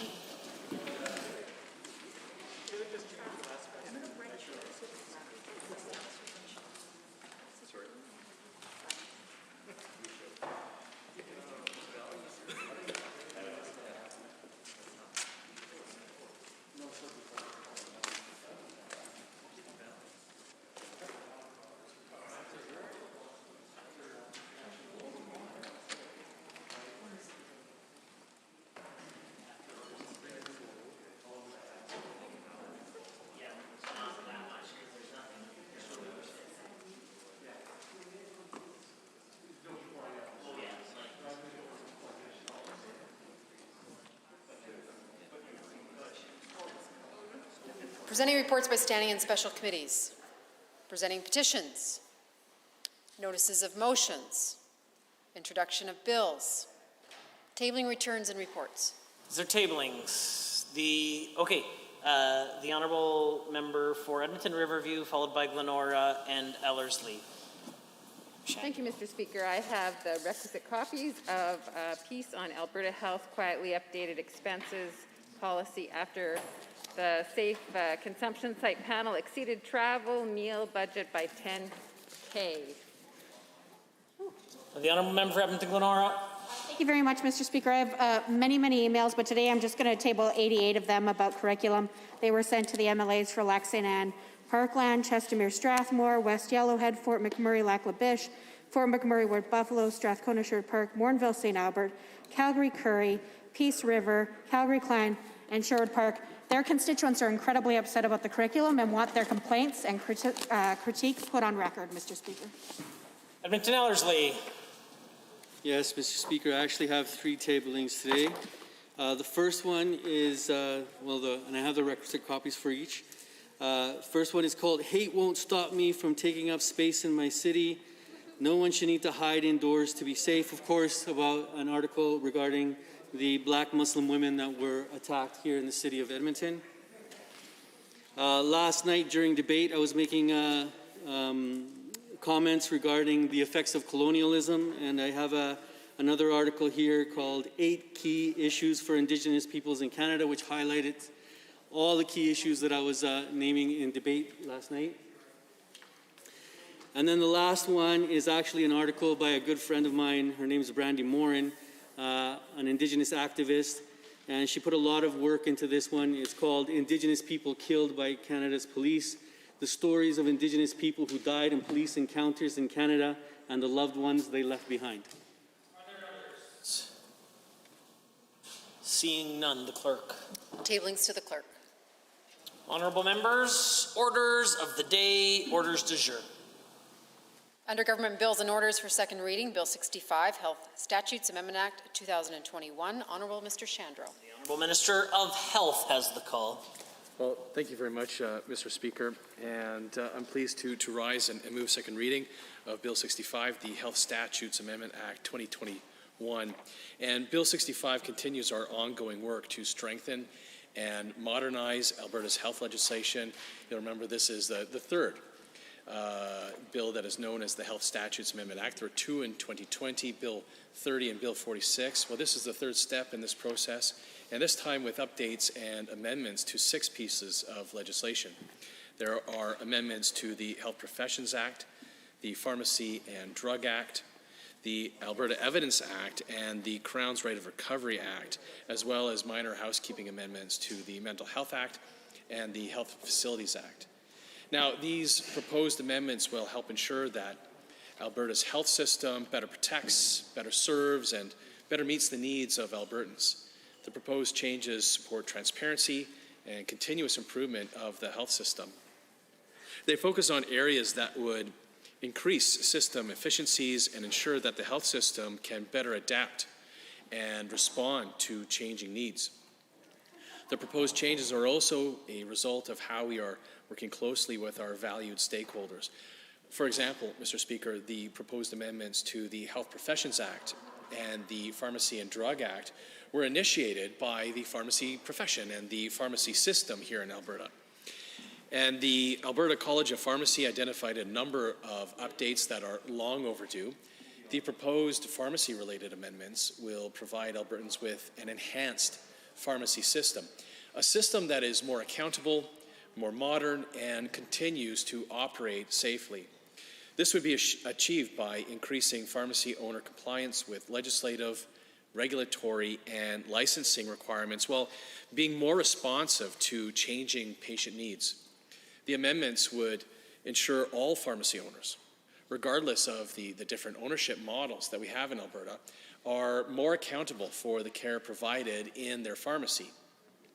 Now, the current legislation clearly addresses the accountability of pharmacies owned by a sole licensed pharmacist or individual owner. But the accountability of pharmacies owned by corporations or associations, trusts, or some other type of ownership model is less clear. So our amendments would ensure that it's clear that all forms of pharmacy ownership are accountable for the care that's provided in their pharmacy. We would also add references to pharmacy technicians working in the pharmacy system to ensure that their accountability to Albertans is there as well. We're also proposing that certain operational requirements for pharmacies are moved from regulations to standards of practice, or what we call SOPs. And this would reduce red tape for the Alberta College of Pharmacy to allow the pharmacy system to be more nimble, to be more responsive, to be more adaptive in the future.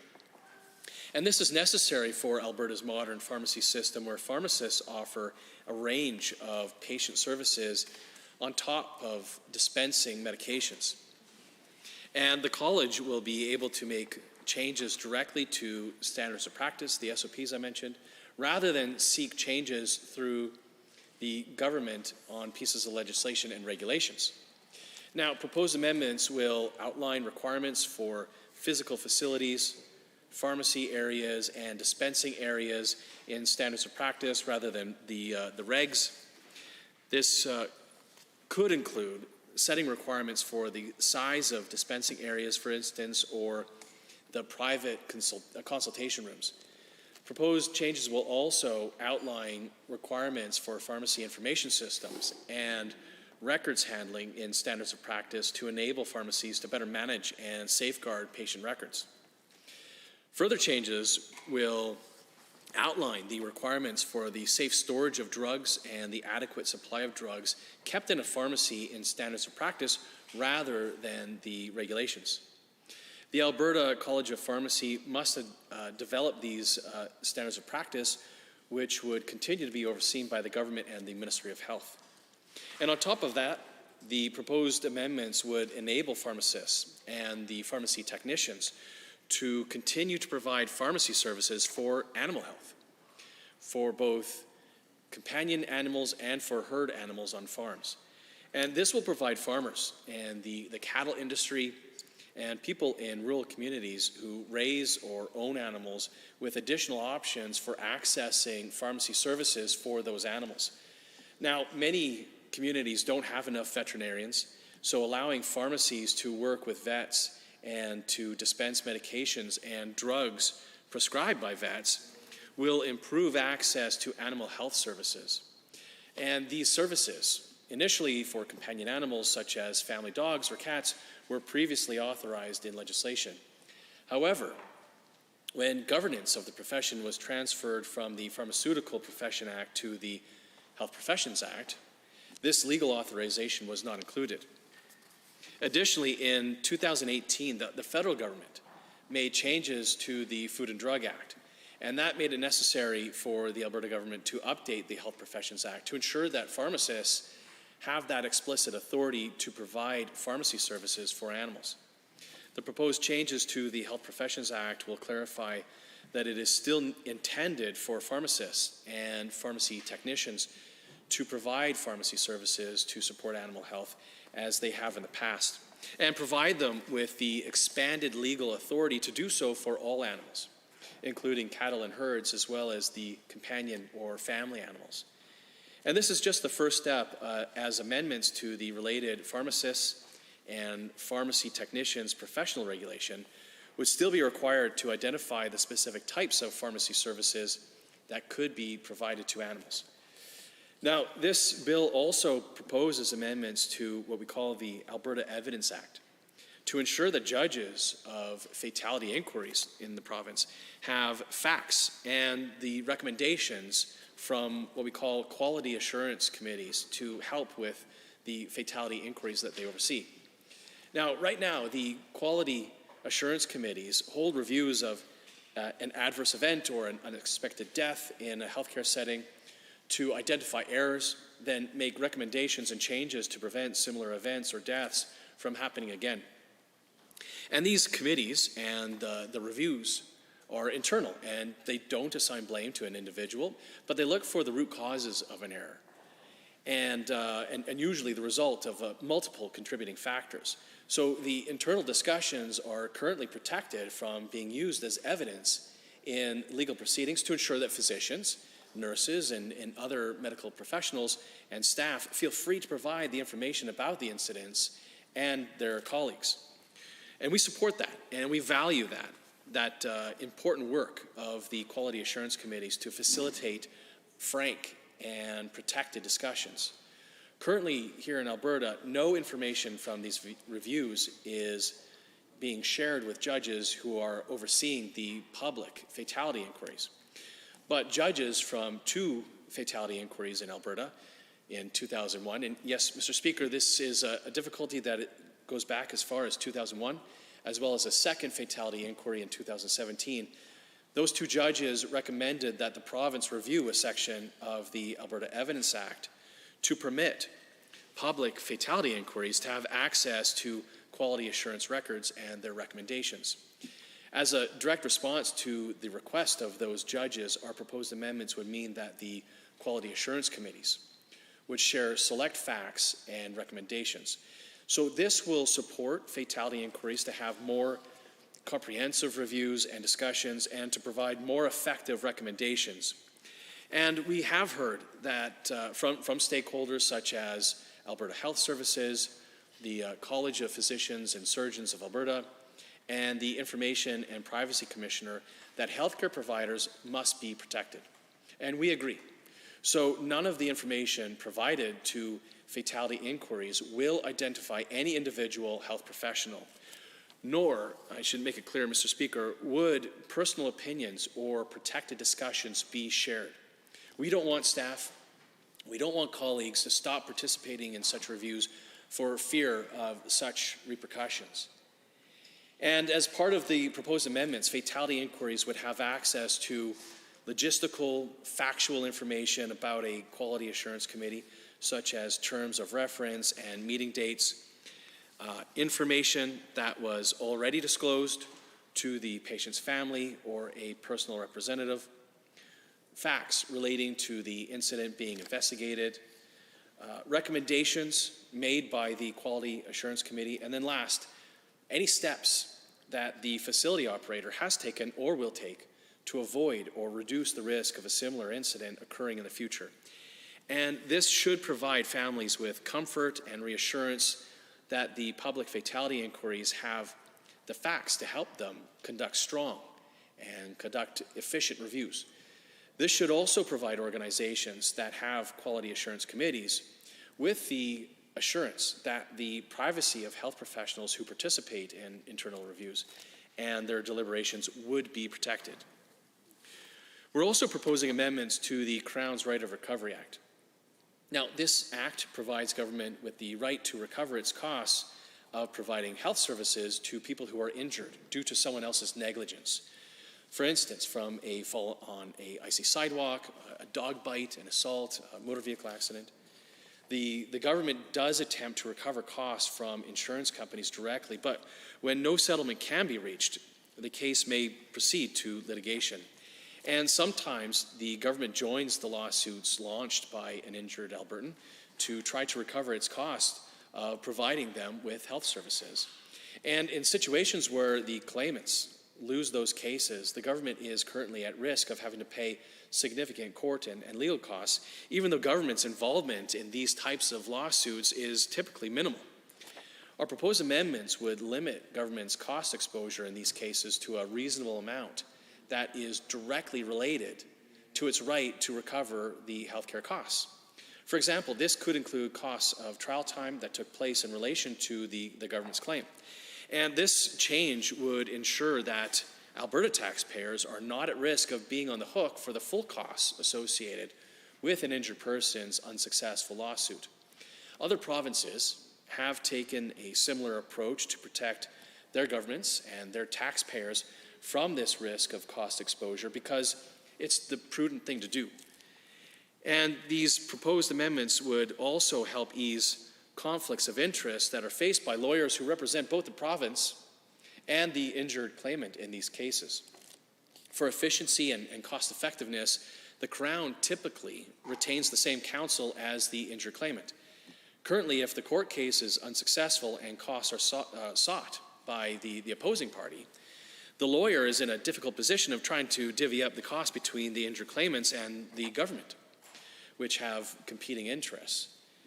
And by limiting government's cost exposure overall, lawyers won't have to deal with competing cost interests. Other proposed amendments in this bill are for the Crown's Right of Recovery Act to reduce red tape and administrative burden for auto insurers in extraordinary circumstances. So each year, the government estimates how much it costs to provide health services to people who are injured in automobile accidents.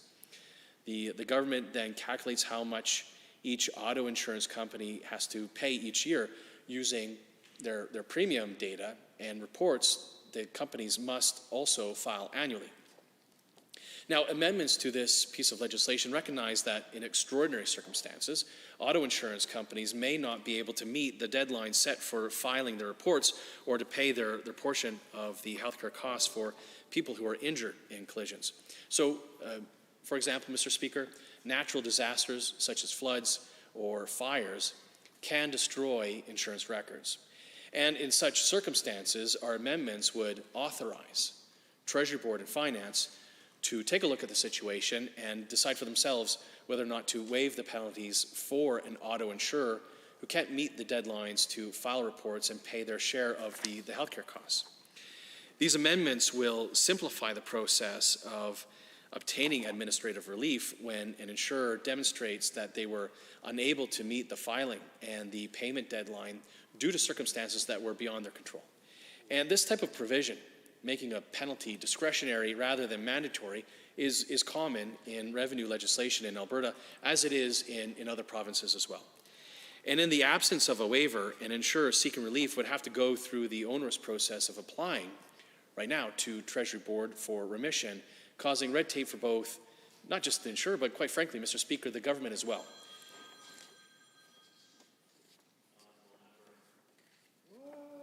And Mr. Speaker, I hesitate to interrupt the honourable member. However, I don't think that the decision that I've come to is actually in any way, shape, or form being viewed as badly by anybody in the House. Obviously, there's the opportunity here for a small donation to a charity, just with regards to the interruption of the honourable minister. No apology is necessary or anything like that. Please, if you could please continue. Thank you, Mr. Speaker. And as I was saying, in the absence of that waiver provision, making it discretionary rather than mandatory, it causes red tape for government, not just for the insurer. Other proposed amendments in this bill, as I said, are to the Health Facilities Act and the Mental Health Act. Now, these are largely housekeeping in nature to remove outdated references or repeal unproclaimed sections, for instance. The Mental Health Act was amended, as you know, Mr. Speaker, in 2020 to ensure that the continued protection of the rights of Albertans and to protect public safety. The majority of the changes to the Mental Health Act came into force this past September and support more timely, patient-focused care while enabling families to support and care for their loved ones in a more significant way. And the proposed minor amendments in Bill 65 further support these changes by ensuring that the Act is as clear and as consistent as possible. Together, all these proposed amendments continue government's work, as I said, Mr. Speaker, to strengthen, to modernize our province's health legislation. Taking these steps will provide Albertans with a more responsive health system which evolves to meet the changing patient needs and continues to operate in a safe and accountable fashion. And I ask for support for a second reading of Bill 65, the Health Statutes Amendment Act. Thank you, Mr. Speaker.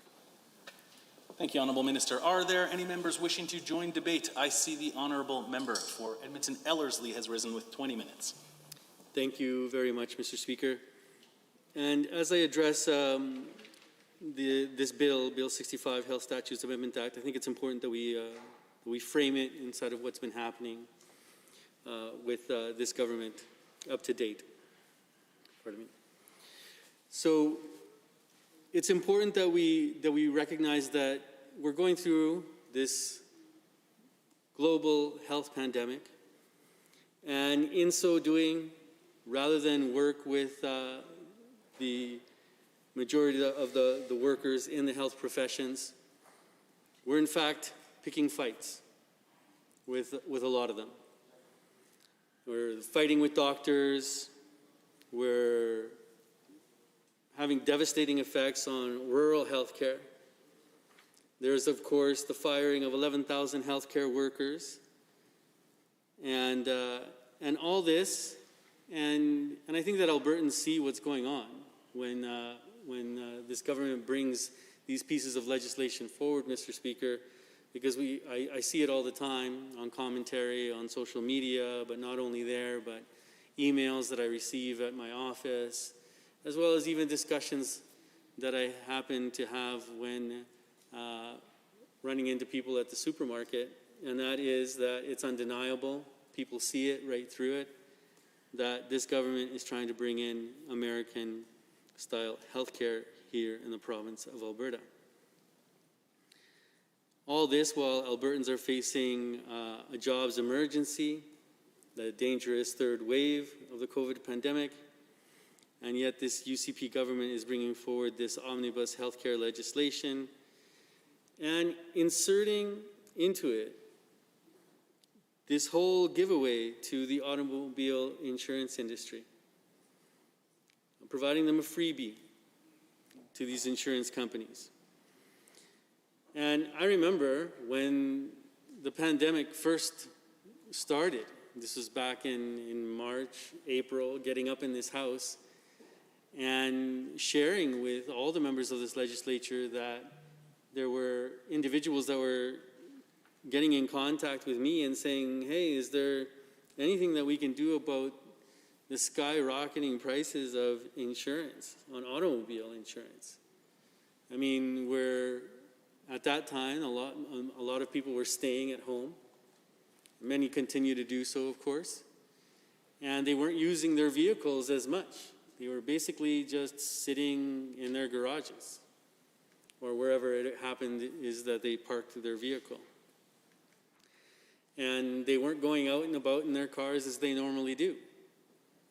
And you'd think that the automobile insurance companies would actually give Albertans a break at this very difficult time, because of course we've discussed this whole issue of the jobs crisis and the fact that we're going through this incredibly tough time, the economic crisis, which has just been exacerbated by the COVID pandemic. And a number of people have been laid off from their jobs. And yet here is the government providing the automobile insurance company with a freebie. And for me, that just states unequivocally that this government is not on the side of Albertans and those who value our public health care system. So there's a number of issues that come to mind when we actually go through this particular bill. And that is that this government eliminated late filing penalties for auto insurers, and fines are at the discretion of the minister. And the government says that they'll only be waived in extraordinary circumstances. And why not define extraordinary circumstances in this piece of legislation? Why give this a huge new authority to the finance minister? Of course, this comes along with many other pieces of legislation that continue to do the same, give more authority to the minister. I was saying it last night in debate, and you've heard me say it several times. It's something that I highly question, and I try to bring to my constituents on an ongoing basis, so that they're aware of what's actually happening within these pieces of legislation as they're presented by this government inside of this House. Another question that we have would be, how will consumers benefit from waiving late filing penalties for auto insurers? And why remove incentives for companies to provide this critical data to the government? With respect to fatality inquiries and this supplementation information provided, does this amendment align exactly with the judicial recommendations? Is another important question. Can the government table these recommendations in the Assembly so that members can review to ensure the alignment with this legislation? So these are but some of the questions that we have when it comes to this particular bill and the changes that are specifically being made at this particular time. And I think that Albertans are asking themselves, well, when they come across this piece of legislation, they'll be asking themselves these same questions. But at the end of the day, this is about how it impacts Albertans and their own pocket.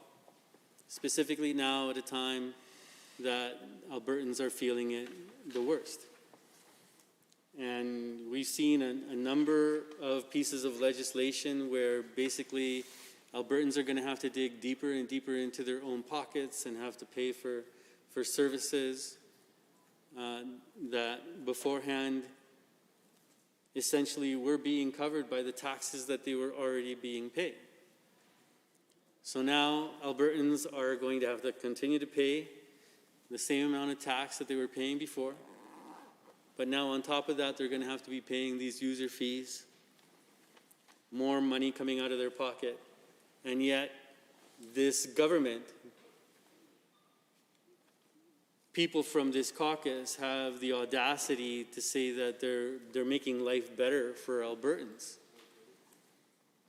And I'd love to hear one of them get up and justify this when Albertans are having to pay the same amount in taxes as they were before, and yet now they're having to pay more and more user fees when it comes to accessing services provided by the government.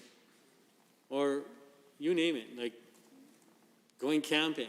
This is, you're going to have to be paying more for going camping. Under this government, you're going to have to pay more for a speeding ticket here in the province of Alberta. These are the kinds of things that are actually happening with the pieces of legislation that this government is bringing forward. And I just can't understand how they can claim that they're making decisions that are going to be better for the livelihoods of Albertans when in fact they're going to have to dig deeper and deeper into their pockets in order to pay for the services that before they wouldn't necessarily have to. I just wanted to go through, of course, I mentioned that this was an omnibus bill, and that it's going to be amending 4 main pieces of legislation, and that are the Pharmacy and Drug Act, the Health Professions Act, the Alberta Evidence Act, the Crown's Right of Recovery Act. And there's also some minor housekeeping amendments to the Mental Health Act and the Health Facilities Act. Now, the Alberta Evidence Act provides judges at fatality inquiries with access to information from health system quality assurance committees to support more comprehensive reviews and better recommendations. And this amendment was a recommendation from 2 separate judges from 2 older inquiries. According to health officials, it brings Alberta in line with other major provinces, which is a good thing. PLS is also doing additional work to make sure that this is all copacetic and necessary information would continue to be available to inquiries. The Health Professions Act would allow pharmacists and pharmacy technicians to treat herd animals, as we heard the minister talking about. And it appears to be a legislative fix that is required when another act was amended. In 2018, the federal legislation, Food and Drug Act, was amended that functionally disallowed pharmacy services for herd animals unless they were expressly allowed at the provincial level. And when this legislation passes, we'll essentially just return to the status quo that we had under the previous government, the NDP government. And it also clarifies that pharmacists and pharmacy technicians will be able to treat companion animals, so pets. And the Pharmacy and Drug Act modernizes the way that the Alberta College of Pharmacy oversees the pharmacy operations and practices. Amendments are supported by the college, and the president is quoted in being supportive. So that's good. Also allows for different ownership structures of pharmacies in law, while likely reflecting what already happens in practice. So this is something that we see as potentially being good. There's also, of course, the Crown's Right of Recovery Act. There are 2 consequential amendments to this act. First, it adds a provision so that when the government joins an injured claimant's lawsuit that ultimately ends up being unsuccessful, the government of Alberta is only responsible for paying the additional reasonable costs related directly to recovering the cost of health services provided to the injured claimant. Second, moves on automatic fine for automobile insurers who fail to submit their annual premiums report to the Treasury Board and Finance. This is where the Minister of Finance has discretion on whether to apply a fine, essentially. So this amendment is a solution research of a problem. The Treasury Board of Finance was what would happen if the chief financial officer of an insurance company unexpectedly died right before the filing deadline. And of course, this is in the health statutes bill because the amount of premiums collected and reported to the Treasury Board of Finance is then used by the Ministry of Health to determine health premiums that is charged on auto insurance packages. So of course, just wanted to highlight some of the changes there to each of those pieces of legislation. But of course, remind us all that this Health Statutes Amendment Act, or better stated, I would say this government could be doing a lot better in order to address real issues that and how they are impacting Albertans at this particular time, given the COVID pandemic, instead of reaching further into the pockets of Albertans with this particular piece of legislation will do, which is basically going to be favoring automobile insurance companies rather than favoring Albertans. And it's troubling to see this from this government because, of course, you know, we've had the billions and billions of dollars that have been basically directed towards corporations, some of those corporations that have actually have left the jurisdiction. And well, we're not actually seeing benefits to the actual, we're not seeing actual economic benefits to the actual pieces of legislation that this particular government is bringing forward, Mr. Speaker. And I think this is what more and more Albertans are starting to see, is that the promises made by this UCP government in their platform are not essentially coming to fruition. And I've always been someone who has been skeptical of conservative governments, even before getting highly involved in politics as I have for the last 10, 15 years or so, being an activist first, and then of course being involved in my union, and then eventually being elected here to office. And that is that narrative, that rhetoric, that somehow conservatives know what is better for the economy and better for Albertans, and that they seem to know exactly how to make an economy function better. So here we are, 2 years into this government's mandate. We're not seeing any new jobs. They're trying to blame everything on the pandemic, when we know that before the pandemic, there was at least 19,000 jobs here in Alberta that were lost. And of course, that was exacerbated by the pandemic, exacerbated by the fact that this government decided to take half measures when dealing with the pandemic.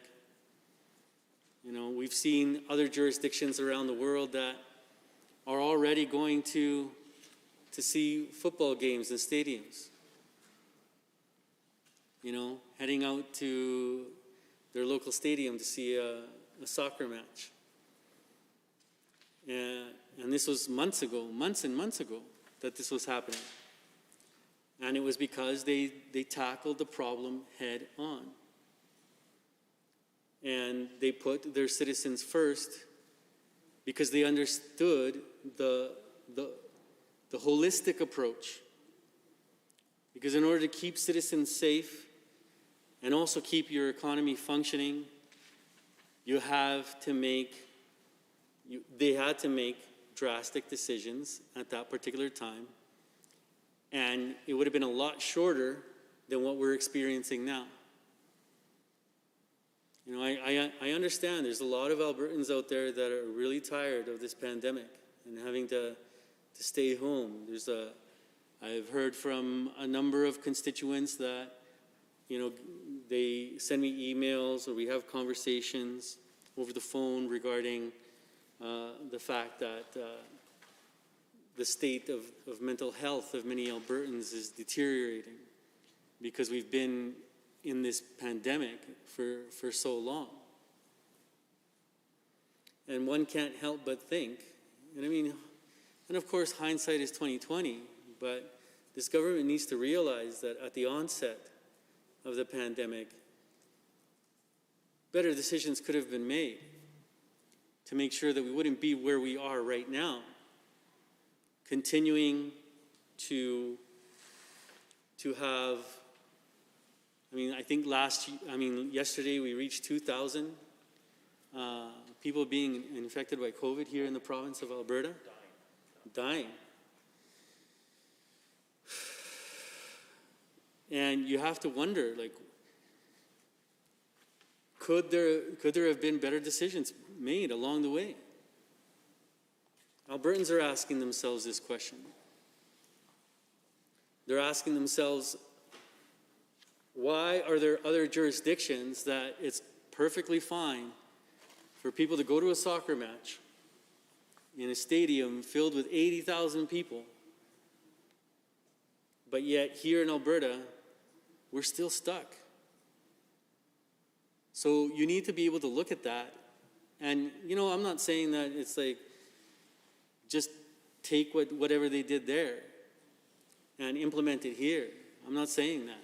You got to look at it. You look at the insights. What can you learn from what other jurisdictions are doing in order to help us get through to the end of this pandemic? And this is what Albertans are asking themselves. And this is what they're concerned about. And I can tell you that there are many Albertans out there that are suffering, and I know I'm receiving the emails from constituents, so I can only assume that members on the other side of this House are also receiving similar emails in their constituency offices. But one of the biggest ones is the fact that they have to dig deeper and deeper into their pocket because of the decisions being made by this government, while at the same time they're still paying the same amount of tax at the end of the day. And it comes down to priorities. And this government has chosen to put corporations as a major priority because they believe in this, outdated economic approach of giving money to corporations and somehow that'll trickle down. Thank you, Honourable Member. Are there any members wishing to join debate? I see the Honourable Member for Calgary-Falconridge has risen. Thank you, Mr. Speaker. It's always an honor and privilege to rise and speak in this House. It even feels more special because I'm able to rise and speak to a topic that Albertans and all Canadians take pride in. There is no doubt our healthcare system, Alberta healthcare system, is one of the best in the world. There's no doubt about this. And Mr. Speaker, I was listening to member opposite, his comments. I appreciate that. Through you, I can tell you, this is an important piece of the legislation, but when I hear the member, same ideology, same stories. When we talk about Alberta Recovery Plan, we don't hear much. Same script, same ideology. This is a serious piece of legislation, and I want to talk to you about this. That being, because we're talking about our healthcare system, and our government is bringing forward a promising legislation that will help strengthen our pride in the healthcare system. Bill 65, known as Health Statutes Amendment Act, will bring forward 6 practical amendments in 6 different pieces of existing legislation to help strengthen our healthcare system. Now, all 6 of these amendments will strengthen healthcare system in our province, but there are a few sections that resonate with me, and most on a personal note, and I know that there will be people in this House that will be able to see the significant value in the section that I will highlight here today.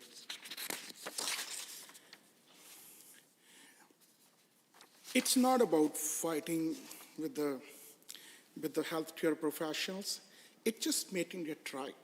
The First Amendment will take place in the Pharmacy and Drug Act, as it will provide Albertans with more accountable, more modernized pharmacy system that offers profound protection for its patients while reducing red tape for the pharmacy system.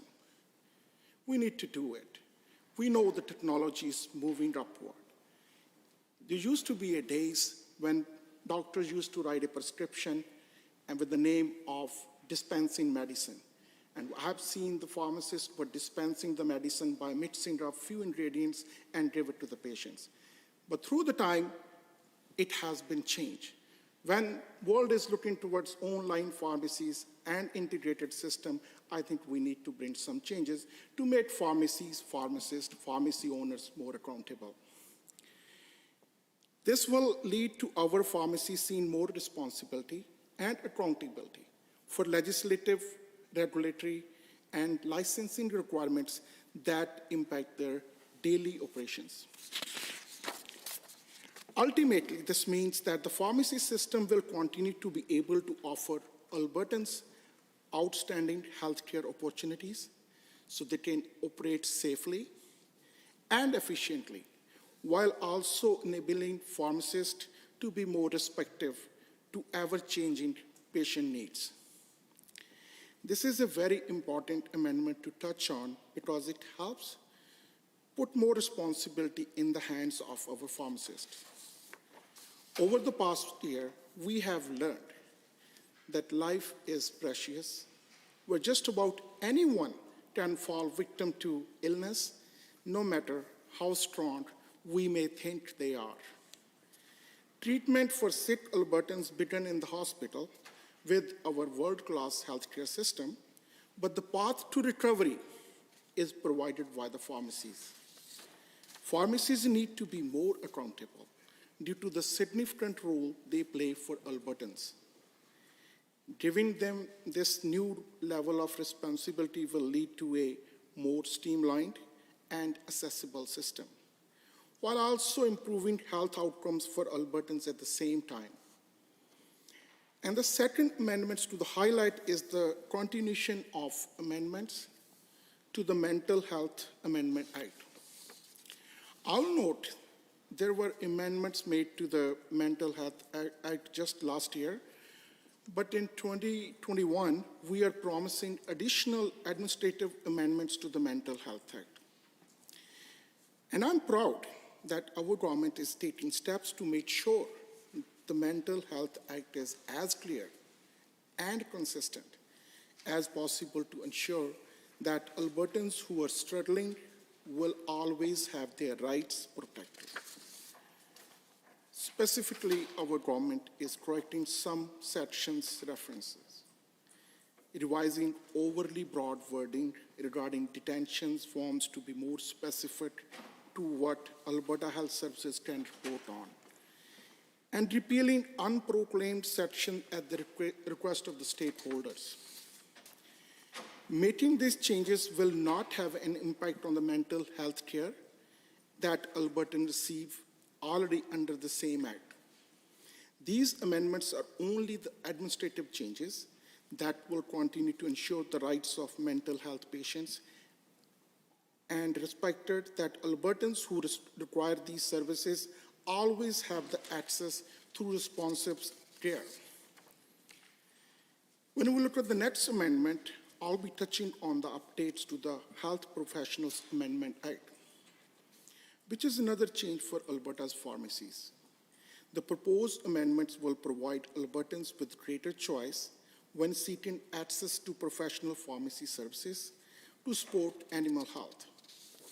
The significant changes would come with this amendment are that there would be an expanded access to pharmacy services for herd animals and to clarify that pharmacists and pharmacy technicians can provide pharmacy services to companion animals.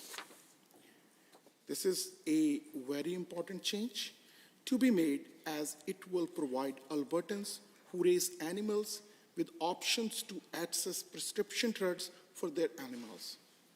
Specifically, we will now see immediate support in our rural communities for those who raise animals. The introduction of this amendment opens the possibility of helping rural Albertans provide faster care to their animals instead of having to wait for their veterinarian to arrive, which may take hours for something that needs to be done immediately. This is a very important change to be made as rural Albertans. Herd is very important to the livelihood of their family. An animal in their herd not receiving the prescription drugs that needs to live a comfortable life may cost the family thousands of dollars, which is obviously a significant financial hit that no one wants to experience. Mr. Speaker, there are so many more significant changes Bill 65, the Health Statutes Amendment Act, will provide that will improve health outcomes in Alberta's healthcare system. I briefly touch on 3 amendments that will be made, but there's so much more to go over as the debate carries on. I encourage everyone in this House to take the time to review the significant benefits that these amendments will have for all Albertans. We must get this bill passed, as the sooner we do that, the sooner health outcomes can improve for Albertans. Thank you. Thank you, Honourable Member. 29-2A is available for brief questions or comments. Seeing none, are there any other members looking to join debate? At this time, I see the Honourable Member for Calgary Mountain View. Thank you very much, Mr. Speaker. So, reviewing this legislation, and I'll talk a little bit about some various provisions in here, but I think some of them seem good, some of them seem less good. They don't seem like, and that I think can be said of most of this government's agenda right now, they don't seem like they're well focused on the things that are most important to Albertans. So certainly there's a lot going on with respect to health in this province right now. We are in the midst of a pandemic, and cases are spiking. There's a lot going on, and I appreciate that the government has housekeeping things to do, but sometimes I think they maybe ought to focus better on some of these more important and more urgent issues first. So that being said, one of the things that is occurring in here are changes to the Alberta Evidence Act. And so in section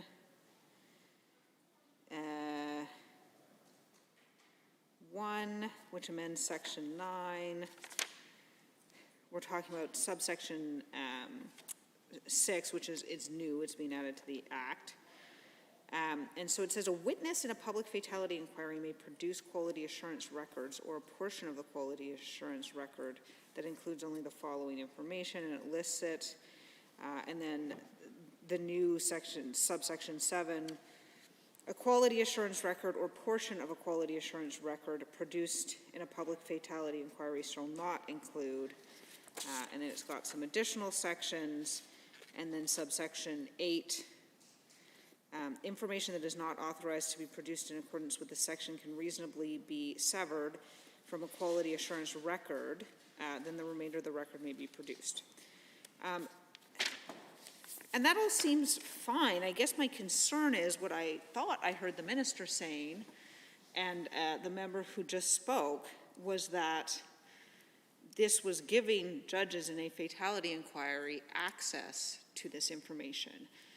And granting them access to the information is not the same as saying a witness can produce it as a document in an inquiry. So I'm a little curious, and I'm hoping that the minister or someone from the government bench will be able to qualify or elaborate on why it is that it's set out like that. And I have here the recommendation. I know the minister referenced there were two different fatality inquiries. I was able to find one quickly, and the recommendation reads as, the Minister of Health and the Minister of Justice conduct a review of Section 9 of the Alberta Evidence Act and consider permitting public fatality inquiries to have access to quality assurance records, proceedings, and recommendations. And also that the Minister of Health and the Minister of Justice conduct a review of Section 9 and consider, oh, that's the same thing, or a very similar thing. Consider permitting public fatality inquiries to have access to quality assurance records, proceedings, and recommendations. So I feel like the ability to produce a document or to have it considered when produced as evidence differs somewhat from allowing the judge access to the full-blown material. So I'd be interested in hearing from the minister on exactly what is intended there, because I actually do think that this is important, and I think that fatality inquiries actually serve an incredibly important function in our system. I think some very good recommendations have come out of them. I had the opportunity to review in depth in the last legislative session a fatality inquiry having to do with the death of a toddler in a day home that made some excellent recommendations that this UCP government chose to completely ignore when they brought in legislation dealing with that exact section. So I'm glad to see that in this case, the minister is at least considering the recommendations and bringing them forward, because I think that that is important. I think all ministers should do that. Perhaps some others might in this instance emulate this. But I would like to understand whether that was the intention of the judge's recommendation, because it doesn't sound to me like quite the same thing. So some other changes in here have to do with the Crown's Right of Recovery Act. And so this makes sense from a certain point of view. So we're saying, and I'm on page 4 now, in subsection 5, they're creating a new section 38.1, and it talks about right of recovery against the Crown. So costs are obviously recovered by the successful party against the unsuccessful party in court. And they're saying they can only recover costs related directly to the Crown's right of recovery, costs reasonable and proper. The defendant would not have incurred the costs if the Crown had not brought the action based on the Crown's right of recovery. And the Crown has obtained a judgment against the defendant based on the Crown's right. So essentially it's saying that if there's a private individual who's suing someone and the government sort of joins on, shall we say, to recover their medical costs, that only the sort of additional costs related to the sort of addition of the Crown's lawsuit can be vested in the Crown, which I don't know. I suppose it saves money on one hand, but on another hand, this exists in several other jurisdictions. I don't think it's obviously bad. I just think that there is, having not examined this issue in great depth, there is the potential for sort of free riding, if you will, where work done on behalf of the original plaintiff is essentially to the benefit of the Crown, and then should the case be unsuccessful, the Crown doesn't bear the same risks as that plaintiff. So I find that an odd choice, but it does seem to exist in other jurisdictions, so perhaps that's fine. I'm a little curious. Presumably this has happened, and that's what the source of the concern is, but judges are quite familiar with the assignment of costs, so I'm a little curious why we sort of have to override their discretion, a judge having potentially looked at the case and said, well, a lot of this work which was done on behalf of the Crown was done by the plaintiff's lawyer, and therefore the Crown ought to bear the cost risks inherent in the benefit that they would have received had their case been successful. So yeah, I would like to hear a little bit more about that.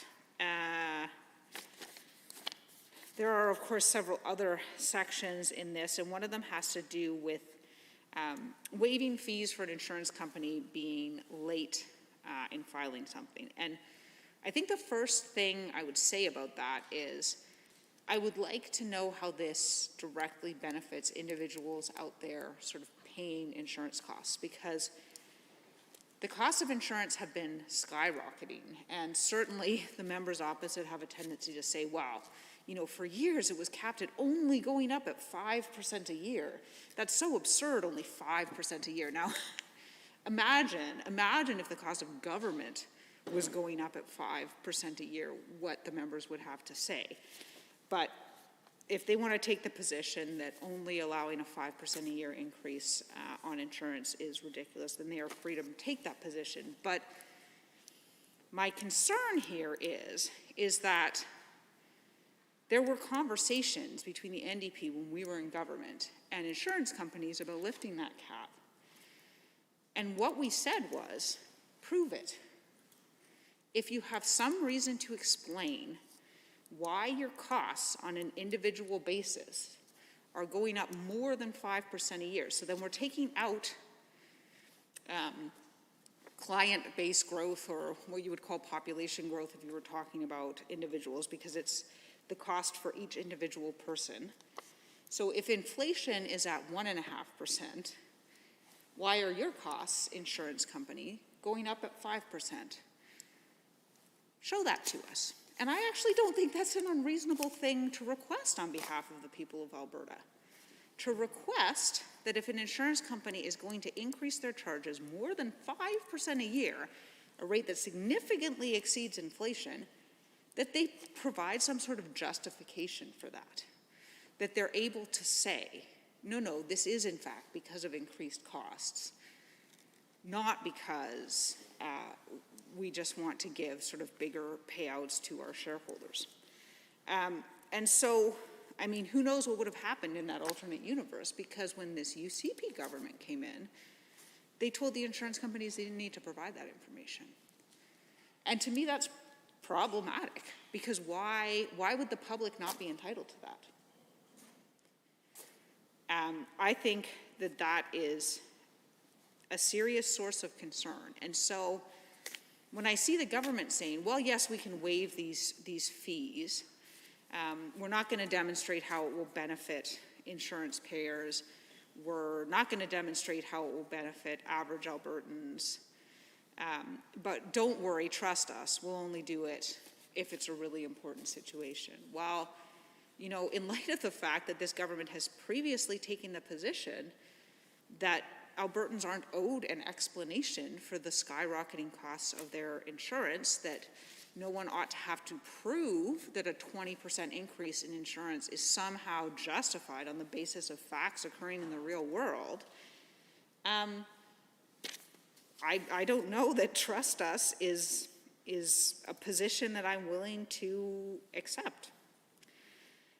So those are a few of the questions that I have with respect to this. I mean, there are obviously some other changes which mostly seem like, well, modernization, we used that word a lot yesterday, but they do seem like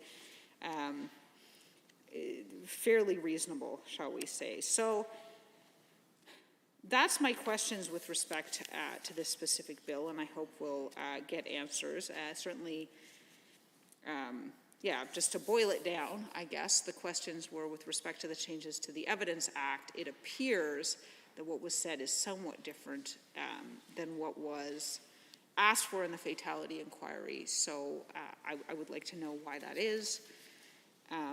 With respect to the late filing of insurance, I mean, all the rest of us wandering around in the world are required to, renew our cars on time and renew our insurance on time and renew our driver's licenses on time and file our taxes on time. So I'm a little curious why that same rule shouldn't apply to insurance companies.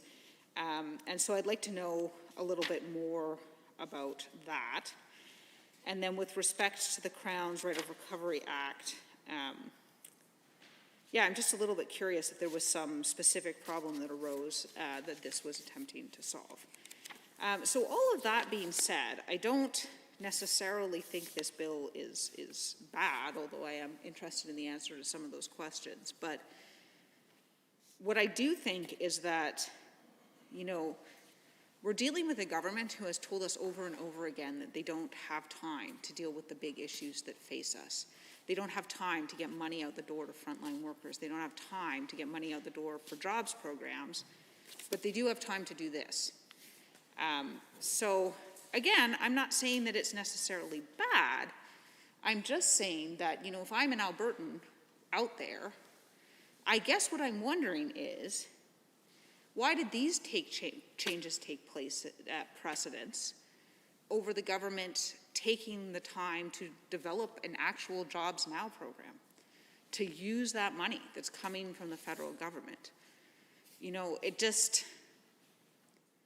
in government, there's never enough time for the legislation you want to bring forward and never enough money for the programs that you want to create. I mean, that is the difficulty of governing. But, you know, in light of that fact, I sometimes wonder about this government's use of their time, because I think that Albertans have bigger concerns having to do with the pandemic, having to do with fired EAs in school, having to do with jobs that they need desperately, having to do with diversification of our economy. And I believe that perhaps the government might focus a little more attention on those things. So that being said, I will await the answers to my questions. And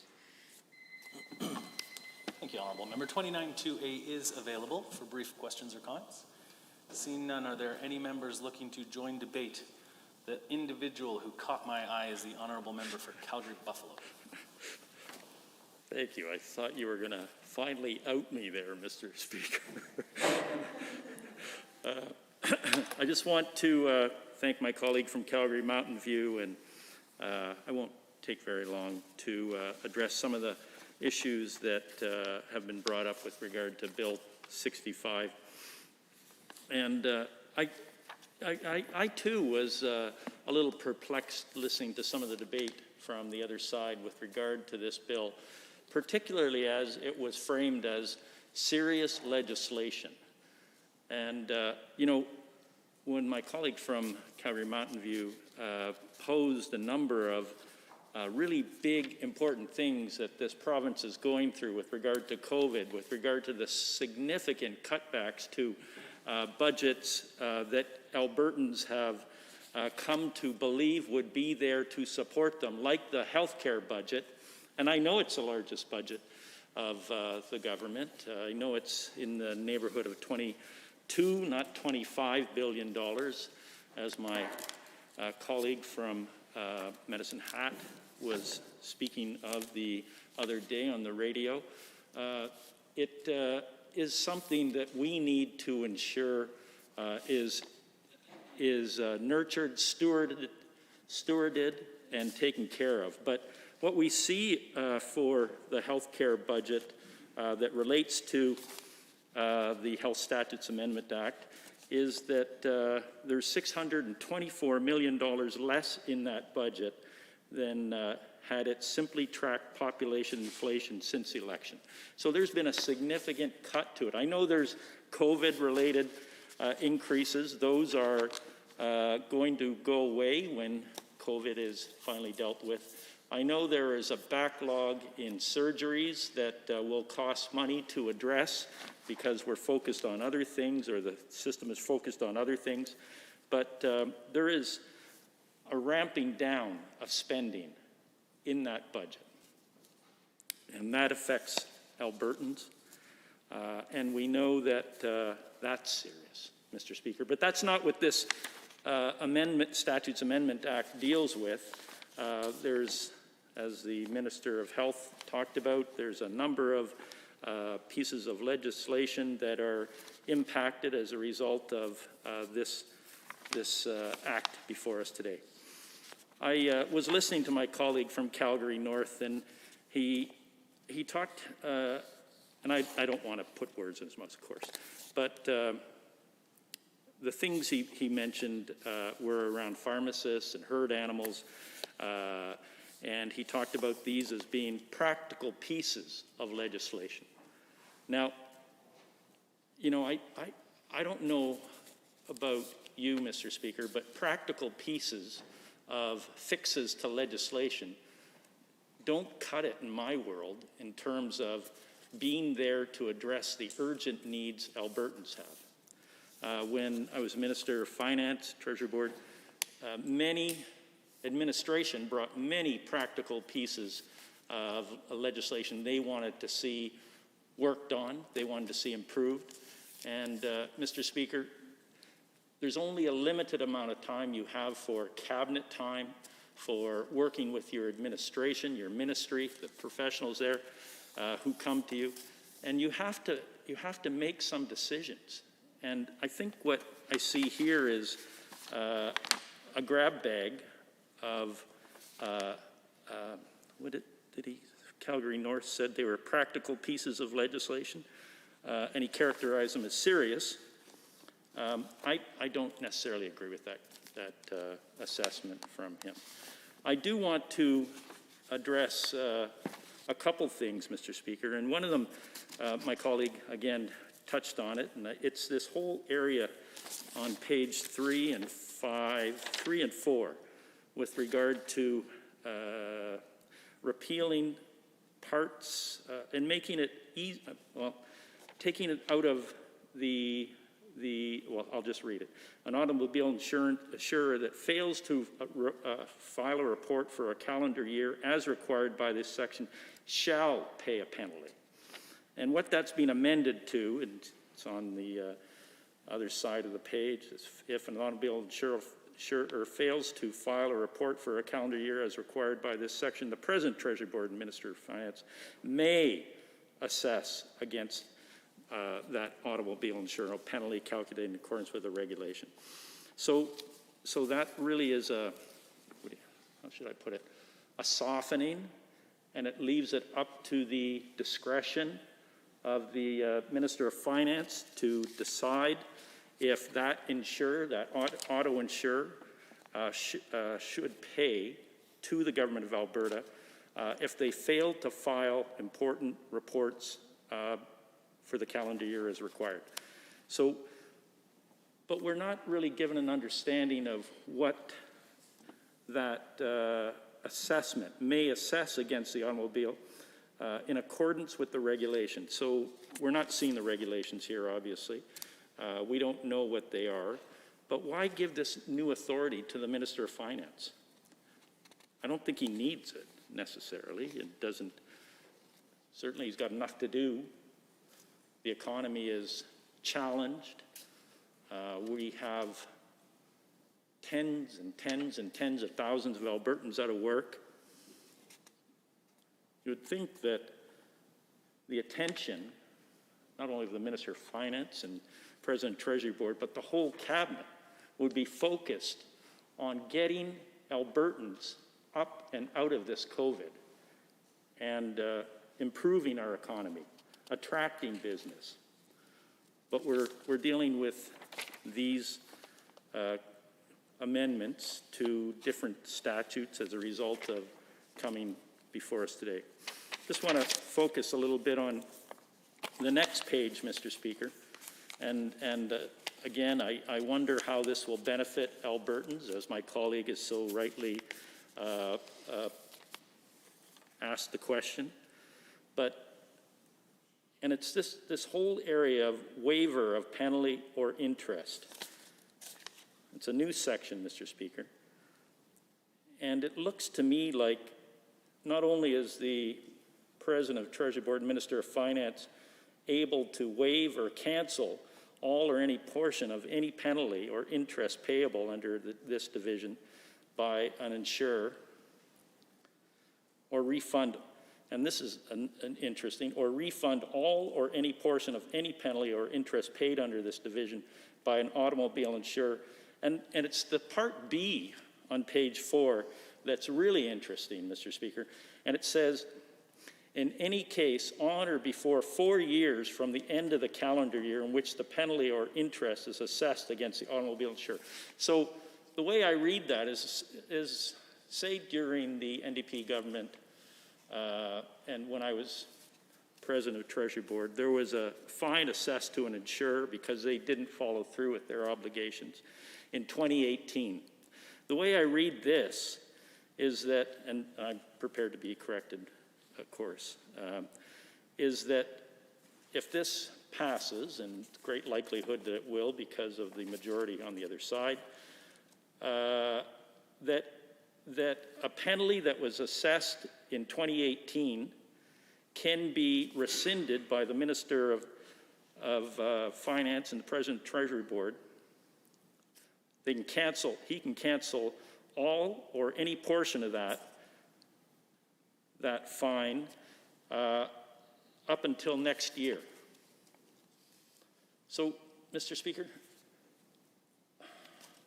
I get that insurers, they want the best kind of business operating experience they can have, climate they can have, and they do pretty well, Mr. Speaker, across the country. And when we were government, we said, prove that increases beyond 5% on an annual basis are required, are needed. And they started down that road when we were in government, Mr. Speaker. We said, no, you're not going to get anything beyond 5% until you show your books, essentially, and I asked ministry officials to sit down with a terms of reference, develop a terms of reference with the industry so that we could understand how that business worked and if it was being fair to Albertans in terms of insurance. And they were going down that road. And then the UCP government comes in and they immediately canceled that work.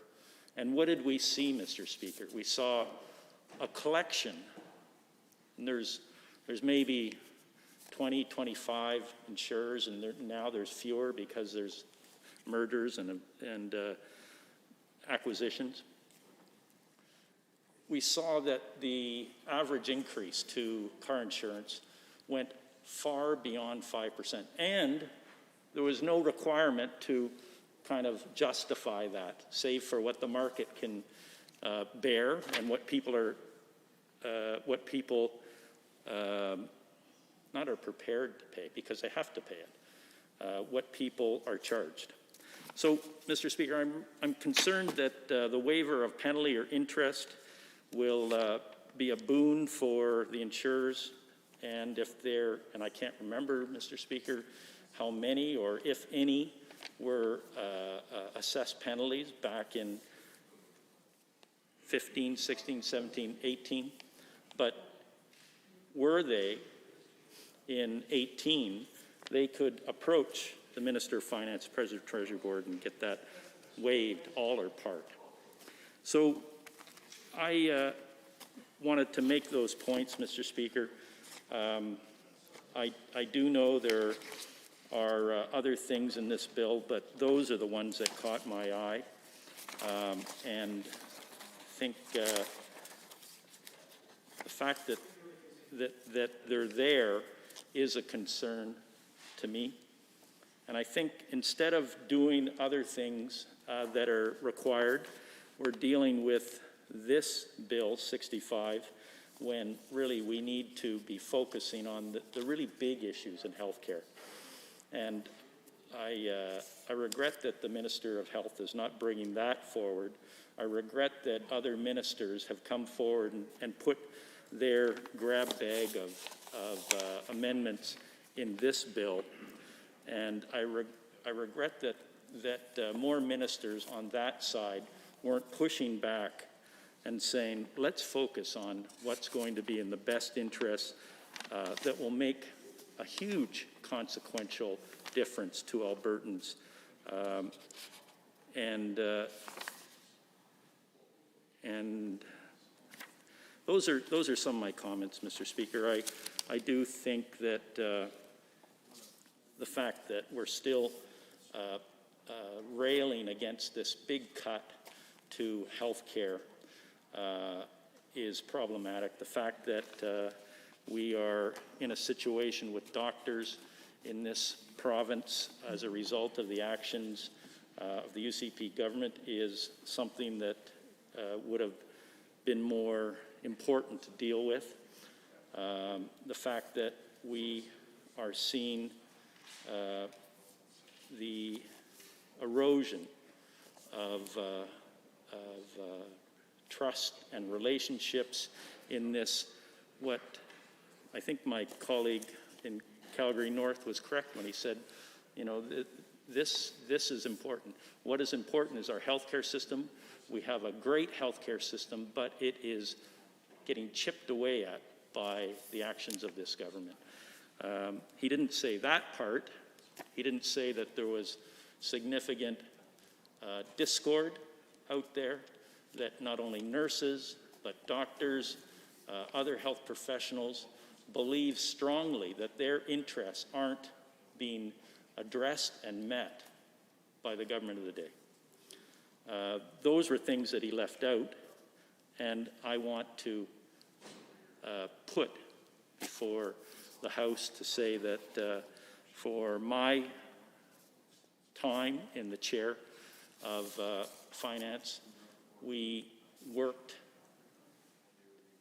and we didn't necessarily just believe the insurers when they said we need more in terms of our premiums from Albertans. We said, prove it, and we will go to Albertans with the evidence. We weren't provided with that evidence. And rather than continue to make it clear to insurance companies that they needed to provide the evidence, this government essentially rolled over and is doing little to protect the interests of consumers. So that's what I have to share with you. Thank you, Honourable Member. 29-2A is available for brief questions or comments. Seeing none, are there other members looking to join debate? I see the Honourable Member for Grand Prairie has risen. Thank you, Mr. Speaker. I appreciate the opportunity to rise this afternoon and speak to Bill 65, the Health Statutes Amendment Act 2021, and I'd like to start by thanking the Honourable Minister for his work and introduction of this timely piece of legislation. And I really appreciate the members opposite, and I can appreciate what they're saying with respect to prioritization. You know, that makes sense to me. I understand what they're saying. What I would say, though, is that I've spoken with pharmacists directly, and I've spoken with ranchers. And for them, this is critical, and the timing of this is important. And for their livelihoods, and for us to fix this issue for them, you know, I would argue for those individuals and for certainly constituents that don't technically live in my riding because it's so small, but they live all around my riding in the Honourable Finance Minister's riding. They certainly are very concerned that we get this done and we get it done imminently. And for their livelihoods and for their futures and for their families, I would say that this legislation is critically important to be timed now. So, you know, again, point well taken, but I think it sort of depends on your perspective, and certainly for my constituents and those in my region, some of the changes in this act are very critical. And with that said, as has been mentioned by others, there's a number of pieces of legislation that are being amended in this act. We've got the Alberta Evidence Act, the Crown's Right of Recovery Act, some small amendments in the Health Professions Act, Mental Health Act, and the Pharmacy and Drug Act, as well as a few regulatory changes. So, Mr. Speaker, as many have said this afternoon, public health, of course, is critically important to Albertans and to our government, and never has it been more evident than now that public health is of critical importance as we deal with multiple challenges before us, certainly the pandemic. That's why we've undertaken the opportunity to evaluate the current acts that address public health in our province. And we want to ensure that they're modernized and that they're fit to serve Albertans best now and going forward. I think that's a healthy practice of any government, to continually evaluate and make sure that your legislation is relevant and is modern and is still working for the residents, for the people. So, Mr. Speaker, I'm going to go through some of the pieces I know many of the other members have addressed some of these pieces, so I'll try to keep my comments brief and not repeat what's been said already. I'll begin by speaking on the amendments this Act will make to the current Alberta Evidence Act. We know that privacy is very important to Albertans. In our increasingly technological society, it often seems impossible to keep our private lives private. The same is true in healthcare, Mr. Speaker. In the particular instance of witnesses to public fatalities, this Act will provide increased protection for witnesses and for healthcare professionals as well. Previous legislation required these folks to provide certain items of contact information, and that will no longer be the case, Mr. Speaker. This Act will also ensure that no opinions or individually identifying information will be shared publicly. Mr. Speaker, this is just one of the ways that our government is committed to respecting and protecting the privacy of Albertans going forward. And so, Mr. Speaker, Bill 65 will also amend the Crown's Right of Recovery Act, as many have talked about, which will increase transparency and ensure that tax dollars are being spent wisely. Our government was elected with a mandate of fiscal responsibility, Mr. Speaker, and I think, again, as many have mentioned, with the challenges before us, with the pandemic, with the pressure on the healthcare budget, with rising costs, now more than ever, it's even more critical for us to look at every dollar and where it's going.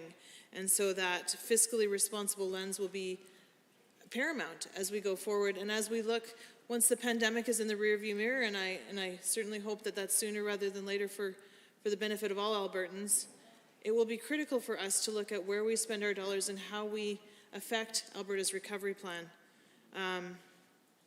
So I'm proud that this piece of legislation will ensure that Albertan tax dollars are not on the line in the event of an unsuccessful motor vehicle lawsuit in which the government is one of the claimants. The Act provides further clarity about when the government can spend tax dollars on court cases and will continue to save Albertans money down the road. And so back to healthcare, Mr. Speaker. As I said, of course, healthcare is critically important to Albertans and this government, and I don't know that it's ever been more critical than at this time in history, certainly in my lifetime anyway. The ongoing COVID-19 pandemic has taught us many things, Mr. Speaker, and continues to, especially the importance of mental health. Countless Albertans are facing isolation and separation from families and loved ones. Our government knows well the toll that is being taken on the mental health of Albertans, and that's why we're taking proactive steps to support mental health in our communities. And I will add that our government has allocated $53 million, just as an example, Mr. Speaker, in mental health supports throughout the pandemic, and I'm proud to say that that is more than all of the other provinces combined. I think that was a bold step in support of Alberta and Albertans through a very, very challenging 13 months. Mr. Speaker, our government is committed to ending the stigma around mental health.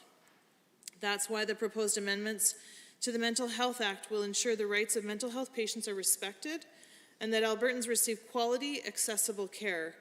This Act will also provide greater transparency and clarity for Albertans who are undergoing treatment for mental health so that they can be assured of their rights, the quality of their care, and their privacy.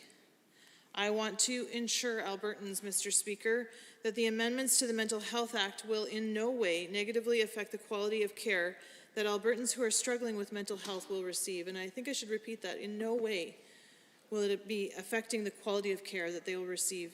In fact, Mr. Speaker, these modernizations to the Mental Health Act will ensure that Albertans continue to receive some of the greatest access to health care in the world. Mr. Speaker, as I highlighted at the beginning of my speech, one of the things that is near and dear to the residents of my region are some of the changes with respect to animals, and so I'm happy to say that even animals will receive greater protection under this Act.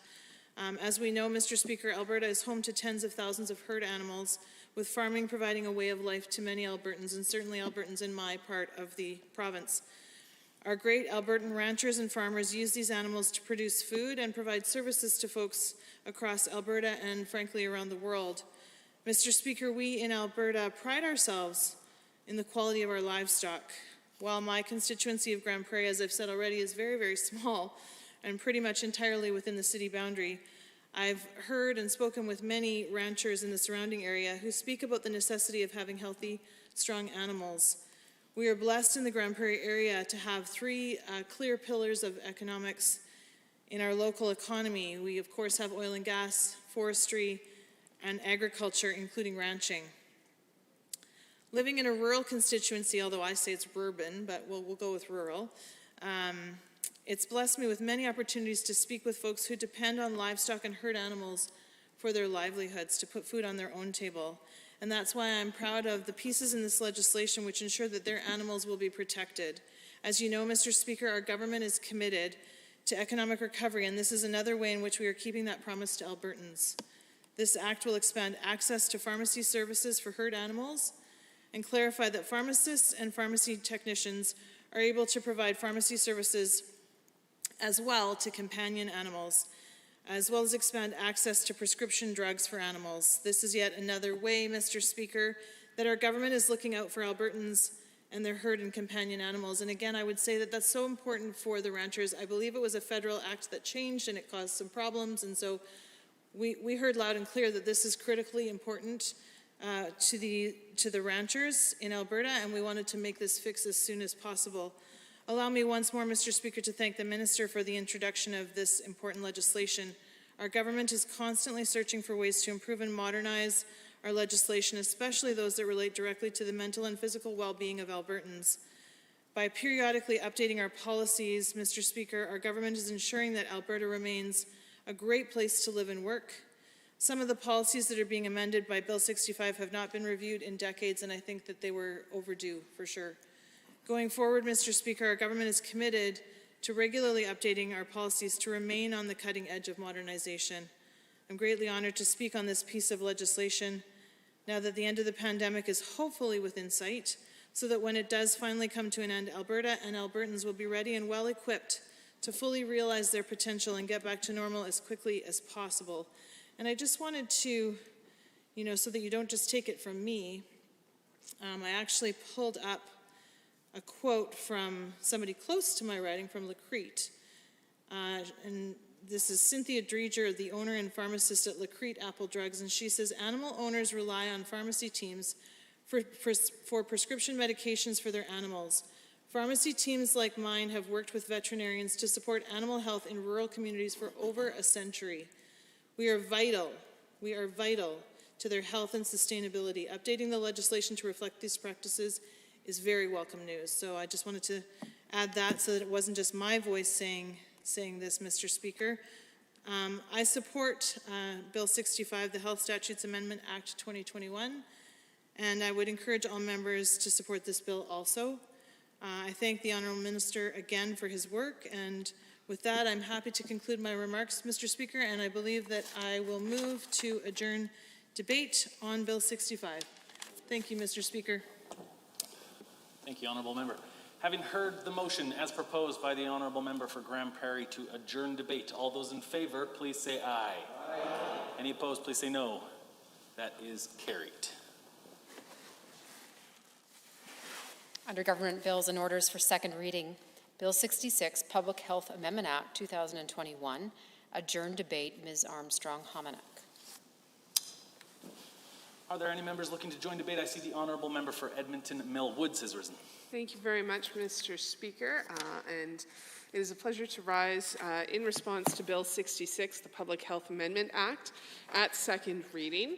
I had the pleasure of being here during some of the initial debate on Bill 66 that took place last night. As we start to take a look at this important piece of legislation that has just been introduced this week and touches on such important subjects for Albertans and for how we operate, especially given the context of the pandemic under which we are. Now, as a former member of the committee that was created to review the issues and the measures that are part of Bill 66, I have a bit of a unique perspective on this piece of legislation and how we got here to this bill being introduced, starting back basically a full year ago when the government passed Bill 10 in roughly 48 hours and chose to disregard objections from the official opposition throughout that debate process. I've certainly heard Bill 10 described as likely the most significant example of executive power overreach in Canadian history. And we saw very, very quickly Albertans expressing outrage at some of the powers that Bill 10 had given the government. Not to mention, legal challenges started within weeks of that bill's passing. And so as a result of that, the government chose to strike a committee to look at Bill 10 and to look at the entirety of the Public Health Act. And to do that in, ideally, as public-facing a way as possible, to get feedback from Albertans about what was happening through Bill 10 and what needed to happen to kind of right the ship and get back on track in a way that was respectful to the Alberta public and made sure that Alberta had the public health legislation that we needed. Now, I have some very strong criticisms around the process, and because of some of those criticisms, I think at this point I would like to move an amendment, Mr. Speaker. And so I will just say that and pause. Thank you, Honourable Member. As is the process, any members who wish to receive a copy of the amendment, please put up your hand. You can also know that there will be copies at the side of each desk, or the tables at each entrance as well. Please continue, or how about we wait until we get copies up to the table, and then we'll move on from there. Sorry about that.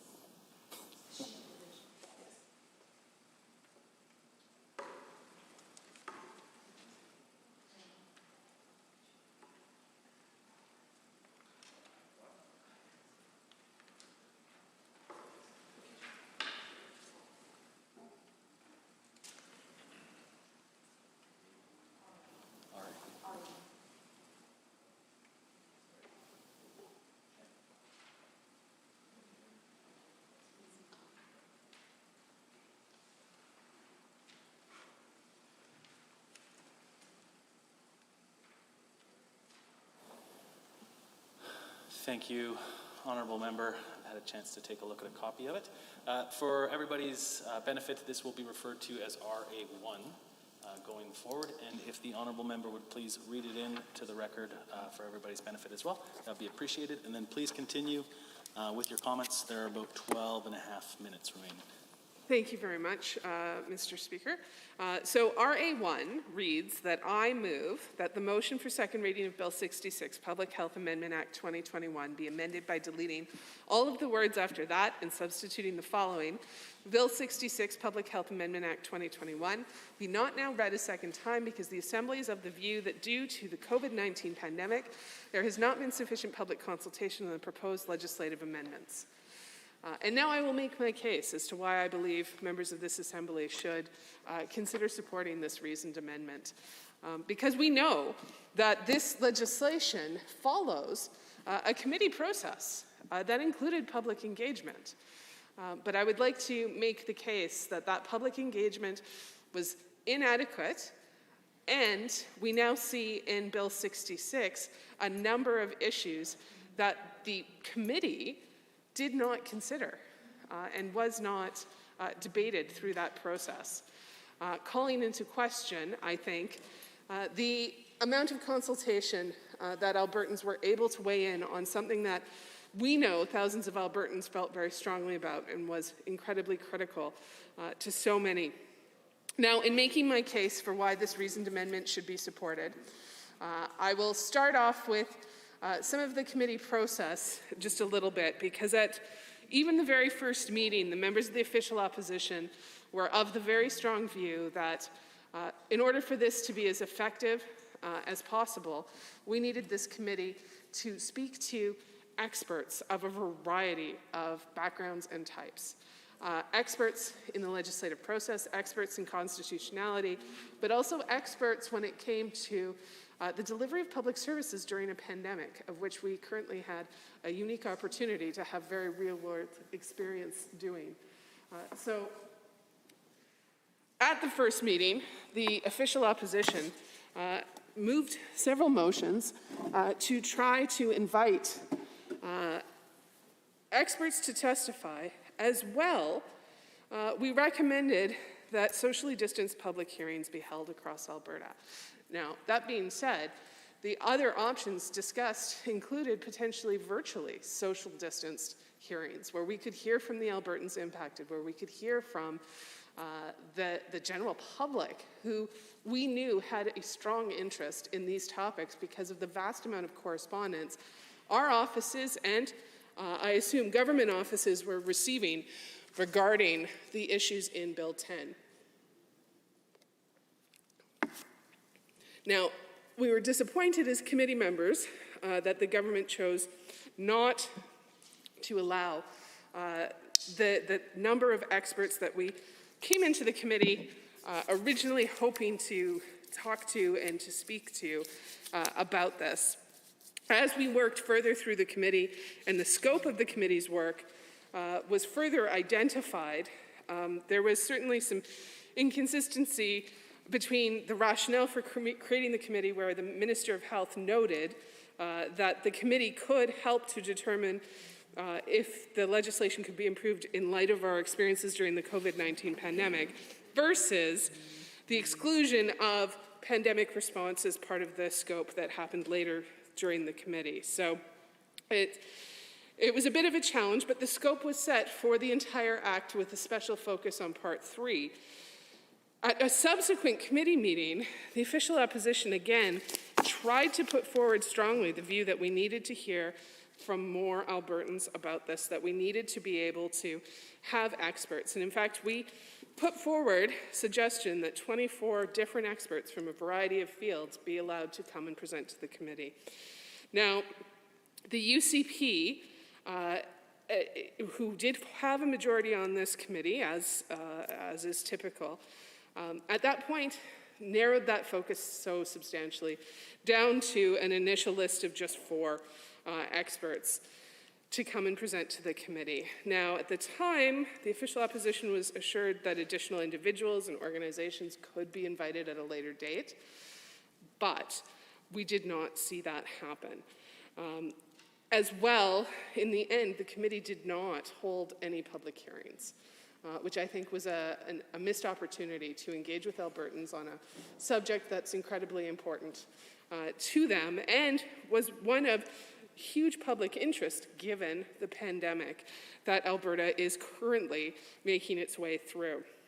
Now, through the committee process, I will say that there were times where the official opposition was concerned that the committee was not meeting frequently enough, given the volume of work that needed to be done in the large scope, especially when the committee made the decision to include the entire scope of the Act in its review. And now, as we look at the recommendations that have been brought forward, there are a couple of things in Bill 66.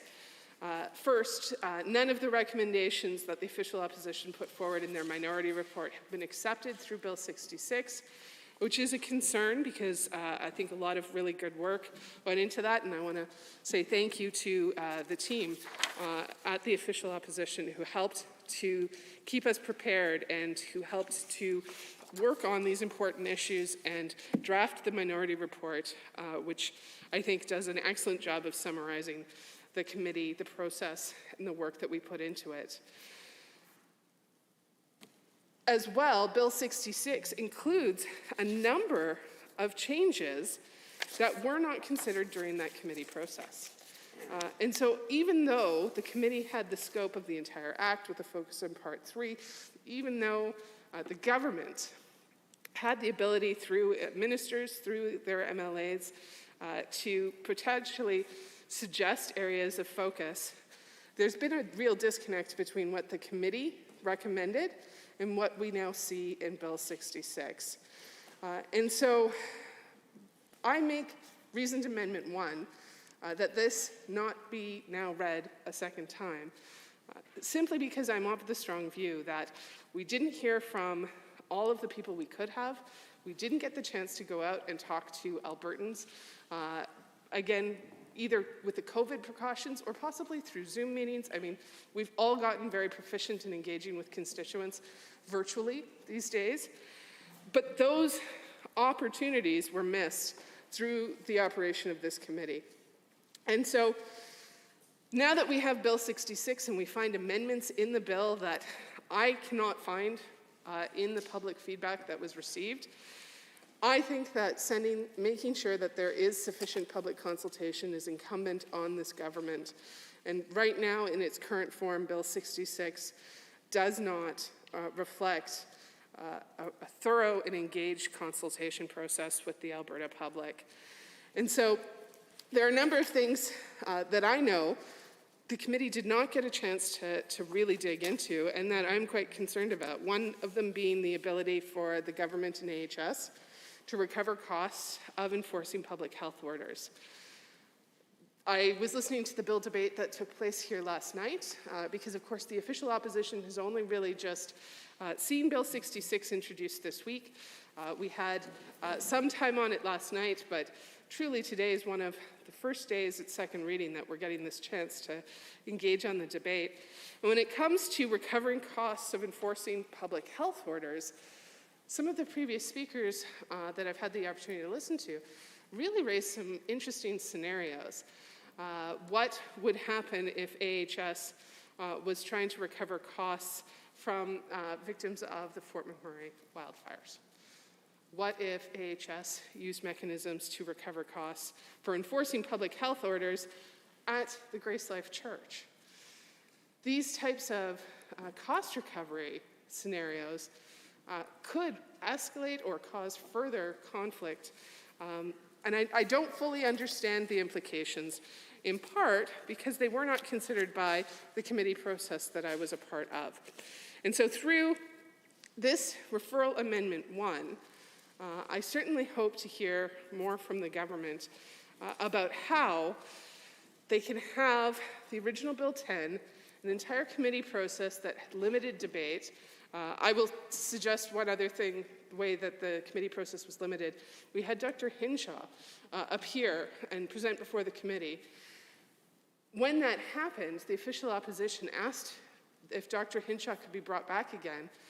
It appeared we had general consensus and that this would be something that was absolutely doable.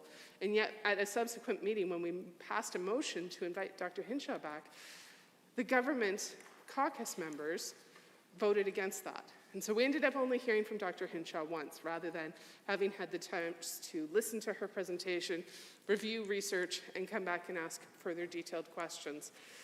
So certainly the debate was limited, and that is why this reasoned amendment refers to not sufficient public consultation. I anticipate the government may tell us the number of public submissions that were made to that committee, and I agree that there was an opportunity for public submissions, but there's a disconnect between what that committee was doing, what we now see in Bill 66, and I think we can acknowledge that we did not go out to the public through Zoom, through public meetings, that a number of experts were not brought forward to the committee, despite the official opposition trying multiple times to have their voices heard as part of the committee process. So Bill 66, which we are now debating, raises questions for me, raises questions for members of the public. We, again, with this bill having just been introduced, are currently engaging with stakeholders to try to find out how the government's approach in Bill 66 could impact various stakeholders, including enforcement, including the general public, including those constitutional experts who are looking to make sure that this bill is working along the lines that it was intended to. There was certainly an interesting moment at the committee. At one point, the UCP-MLAs voted against a recommendation to reverse Bill 10, although we are now seeing some of that work here in Bill 66. It was certainly a moment that stands out to me at the committee process. I went back to some of my notes through the committee process, and There were a couple of times where the official opposition was putting out press releases to try to raise attention to what was happening at the committee. Not only that, but also to apply pressure to the government to engage more genuinely and fulsomely at the committee process. And a number of our press releases through that time spoke to experts not being allowed to be brought forward to speak, not being able to go out and have those public town hall type consultations where some back and forth can be allowed and we get the opportunity to ask questions. Thank you, Honourable Member. 29-2A is available, and I see the individual who caught my eye is the Honourable Member for Edmonton Northwest. Well, thank you, Mr. Speaker, and I think I caught your eye because I'm the closest person to, I'm thinking that's what happened.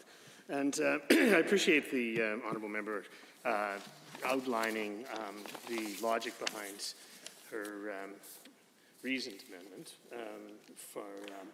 and being a member of the committee that did work through the infrastructure of this Bill 66. And the part that sort of caught my eye, or caught my ear, I should say, is when the Honourable Member was talking about how there were certain things that were talked about, but then she was surprised when she opened this up just yesterday or the day before and saw some other amendments that had been inserted into Bill 66. And so, as I am just going to be learning about this bill here this afternoon for the first time, I would like to know what those things are that were not considered in the committee that have been added to, amended to this bill as it stands here for us today to consider. And the second part of that is why would one think that those things were added and were not debated and were outlined in the committee process, right? Did something happen afterwards that necessitated some additions, or were the omissions there for another reason? So, those are two important issues that I would like to work through this afternoon. And then the part that I was concerned about when I heard about this bill in the media at first was this this element of absolving the government of liability under certain circumstances. And then the second part of that was this notion of the recovery of costs for different issues that might arise in terms of health and safety and whatnot. And so, again, we want to presume the best, but must legislate for the worst and for every contingency. I was just looking in the news the other day, right, where someone had been talking about, no, this is a slightly different issue, but not really, where someone had been billed by the fire department for coming out to a call, right? And so, $61,000 or something like that. Yeah, it was like not insubstantial. But it sort of, at first glance, flies in the face of essential services and emergency services, which include healthcare, of course, and the notion that those things are there for a person when they need them, and again, we must prepare for any contingency, and but certainly if you start to look at someone being being called using EMS, for example, and in a compromised situation, and then with that threat of liability being waived, number one, and number two, being billed for those things, then people sometimes can be less likely to engage those services that they actually need, right? Like if your house is on fire or you've crashed or something. I remember meeting some years ago when I was on a bike path in the ravine, coming across a gentleman who had fallen off his bike, and he needed an ambulance for sure, right? Like he had scraped himself up and he seemed a little bit incoherent, so I think he hit his head as well. And but he was certainly conscious, and he just pleaded with me to not call an ambulance, right? Because he had that happen to him before, and he got stuck with a bill that he couldn't afford, you know? So, I mean, this is, Mr. Speaker, the kinds of things that we don't want to build into a bill. And so I just wanted to ask the honourable member from Millwoods if, again, what's been added that's different from when you were in the committee, and why do you think that happened? And do you think that's a good thing for us to consider when we're deciding whether to support this bill or not? Thanks. Edmonton Millwoods, 20 seconds. 10 seconds. I will say, you've already mentioned that the cost recovery piece, not discussed at committee. Why did the government include this in Bill 66? I cannot answer that question. But we have government members across the way who I hope will be able to reconcile the difference between what the committee looked at, what is in Bill 66, as well as the need for more public consultation. Thank you, honourable member. I meant to say 20, and I thought I did, but it worked out quite well anyway. So I see the honourable member for Lethbridge East. Thank you very much, Mr. Speaker. And I would like to thank the member from Edmonton Millwoods for her contributions. I do find her debate and her questioning actually always very thoughtful, and she does clearly do a lot of work to come to her positions. In terms of the amendment put forward, I would just like to focus on one aspect of it that I think gives me pause, and I hope it would allow members of the Government Caucus and all members in this House to consider that the committee, the Special Select Public Health Act Review Committee, was struck to review legislation, the Public Health Act in particular, and not review the pandemic response. And I do understand how those are intertwined, particularly when you're in the middle of a pandemic. And one of the things that I believe was Dr. Hinshaw clearly asked us as a committee to consider was that not every pandemic that we're trying to prepare for, and not every emergency, not every public health emergency that a province should prepare for, would look exactly like the one that you're in at the time.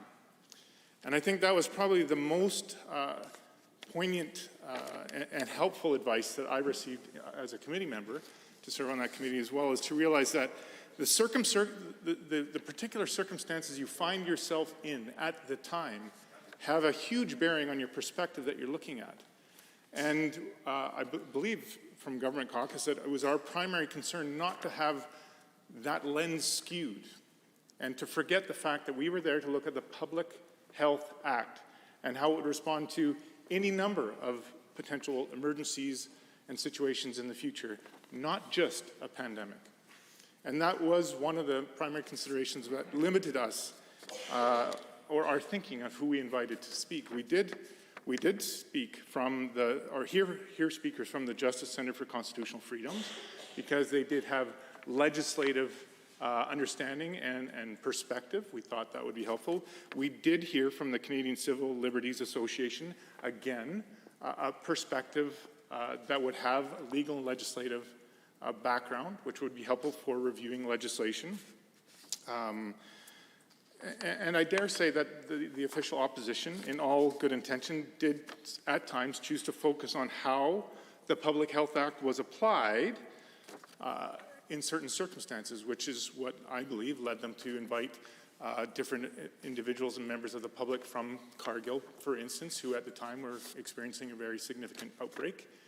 But again, that would be, in my opinion, looking at how the government was responding to a certain pandemic at a certain period of time, and not the act overall.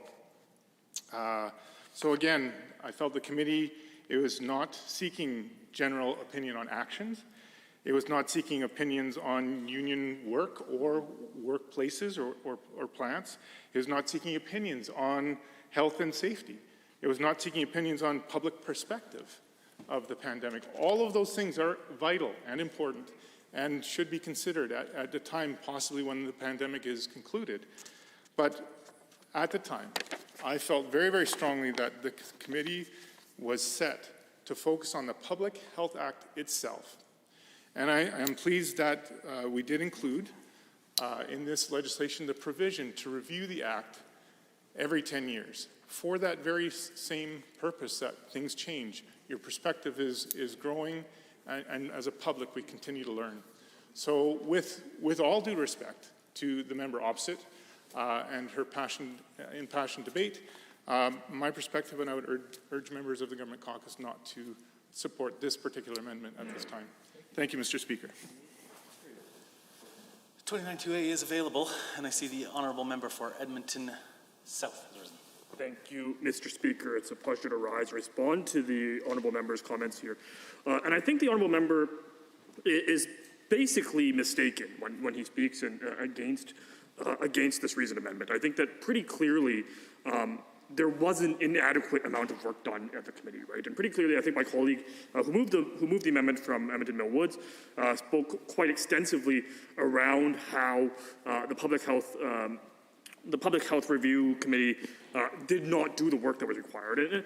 And for example, it was when they requested the second appearance from Dr. Hinshaw and was denied by the Government Caucus. I think that's something that shows the Government Caucus was not serious when they were looking at actually meeting with the stakeholders and actually meeting and doing the consultation that was required. That the Government Caucus was not serious and was not taking the review committee in a manner that would have allowed them to actually go and do a fulsome debate and a thorough debate. So there's many things that were not contemplated by the committee at all that are currently in the Public Health Act as proposed.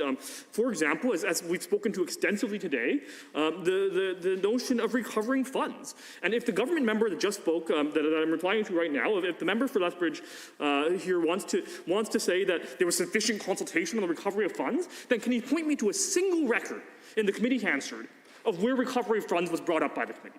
Can you point me to a single consultation done during the committee that included the recovery of funds for public health orders? Right? It simply wasn't done. The member is either mistaken or misrepresenting what happened. And of course, I wouldn't suppose that any member would do that intentionally in this place, Mr. Speaker. But certainly, we know that there is more work to be done. We know that this bill brings in clauses that were not consulted on, that were not included, and frankly, it's something that was pushed through. So it seems as though, despite the work that was done at committee, despite the work done at committee, the government already had a plan. The government knew what they wanted to move forward with, knew what they wanted to present in this bill, the Public Health Amendment Act, and wanted to do that without the proper and thorough work. So we know now that we've seen what the government wanted to propose. It was clear that they had wanted to propose these types of amendments, and we've seen those changes now. And we see them because, of course, it's been tabled and we're debating it in this place. And now that we know what the government actually is talking about, we should go back to committee and we should go and actually have those conversations. Right? We should talk about the issues the government is interested in. And perhaps the Government Caucus wasn't aware of the issues the government wanted to raise. They weren't aware that they wanted to put in provisions like the recovery of funds, for instance, at the Grace Life Church, as has been mentioned already, right? And that's a real issue that's happening right now, right? Like we saw massive protests just days ago where public health orders had to be enforced by police, right? So we're seeing real cases of this happening right here and now. And when we talk about these things happening, it's clear that none of that work was done, that none of the consultation was done. And we didn't hear from the experts, we didn't hear from the stakeholders, we didn't even hear from the MLAs about it, right? We didn't have these deliberations at the committee. I think I subbed in for one or maybe two of those committee meetings, but basically none of this work was done because we weren't aware that it was going to be brought forward in this way. We weren't aware that this was going to be an amendment as it moves forward. So it seems pretty disappointing to me that the government would oppose this reasoned amendment. I think it's something that's very reasonable, that it is a reasoned amendment. I think it's something that we look at and we say, public consultation is key to what we do here, right? It's key to understanding what Albertans want and how we should be implementing legislation that affects them. And I mean, again, when we look at, for example, just the Public Health Committee's minority report that was presented by the opposition, that we can see very clearly, we think that there were significant portions of the process, the committee process, which were inadequate, right? We think there were significant portions of the committee process which didn't address some of the constitutionality issues around Bill 10, which didn't address some of the powers that are being brought in under this bill right now, that didn't address many of these changes. And despite this government now saying they did enough work, and this government member saying he did enough work at committee, we know that when the opposition caucus asked to have a significant number of experts present, and that would have been able to speak, I think, authoritatively to the implications of some of these changes, would have been able to speak about how these would have far-reaching impacts, that the government caucus chose not to hear from those stakeholders, right? Chose to deny the request of the opposition. Thank you. Member, we are on RA1, and I see the honourable member for Edmonton Ellerslie has risen to debate. Thank you very much, Mr. Speaker. I want to stand and demonstrate my approval of this particular reasoned amendment being brought forth by the member from Edmonton Mill Woods, of course. As has been highlighted by a number of colleagues on this side and during debate last night, I think it's fairly evident that the process by which the government chose to basically have during this whole committee process, the way that they addressed and approached it, showed a lack of true willingness to consult with a broad range of Albertans that would be directly impacted by this piece of legislation. And even go so far as to, I mean, I don't have the blues in front of me, but I do remember that the member from Edmonton Glenora, who did participate on the committee, last night made comments around the fact that the members that on the government side who were part of the committee didn't even want to invite their own constituents and stakeholders within their own constituencies to actually participate in the feedback, to provide insight on the process. And that, for me, right there is a huge red flag. I mean, why wouldn't they want to consult their own constituents on this particular piece of legislation? That, to me, I find unfathomable. And I think it's important that that there's a number of recommendations also that were made by the opposition during the committee process, and none of those were actually delved into deeply in terms of by the stakeholders that were actually invited into the process to provide their insights. So I think that this is a second chance. This is an opportunity for this legislature to send this back to committee so that we can actually have appropriate level of consultation on all the different aspects of this piece of legislation. I'll remind members of the legislature that there were recommendations from the official oppositions to resolve Bill 10's unconstitutionality, and that there was basically two recommendations there. And first, that the unilateral powers of ministers to write entirely new laws while bypassing the legislature be removed. I'm glad that issue in particular has been essentially addressed in this new version of the legislation that we have before us. The second was that the powers to modify current laws passed by the legislature during an emergency be removed. We also it's important here that we address why this was important, and I know I spoke to this in debate last night, but I just want to stress this because I think it's so important that Albertans realize that this was this government going down the wrong path, and here we have a firm, concrete example where this government has basically done a 180 and has decided that, yeah, this shouldn't have been part of the legislation. But guess what? This same approach, this same power grab exists in a number of other pieces of legislation that this government has brought into this House, and because of their majority, have passed those pieces of legislation, essentially taking power out of the hands of agencies, boards, and commissions, and putting those powers directly into the hands of the Minister ministers of this government, within this cabinet, to make those decisions where before they were done in a much more democratic way. They were done by committees, they were done by members of agencies coming together to debate, to provide insight, that they would also do consultation with people that were directly impacted by the decisions that they were being made, as is their duty within these agencies, boards, and commissions, of course. And here we have an example of the government doing a 180 on this particular issue. So for me, that calls into question all these other pieces of legislation. Why did they decide to do it for this particular piece of legislation, yet it's going to stand in all those other pieces that they have brought forward into the House and ultimately passed because of their majority? Here we have a specific example of how it was unconstitutional. It was unconstitutional for this actual piece to be even written into the piece of legislation.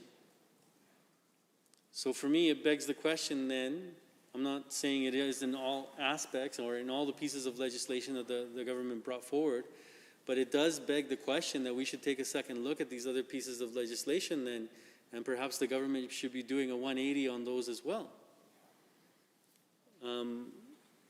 But specifically, we're talking about Bill 66.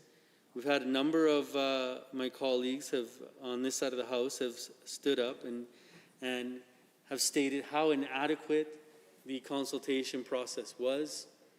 Last night, the member from Edmonton-Glenora, again, I don't have the blues in front of me to quote her directly, but of course she made the comment that members from the government caucus decided that they only wanted stakeholders from Edmonton to be consulted.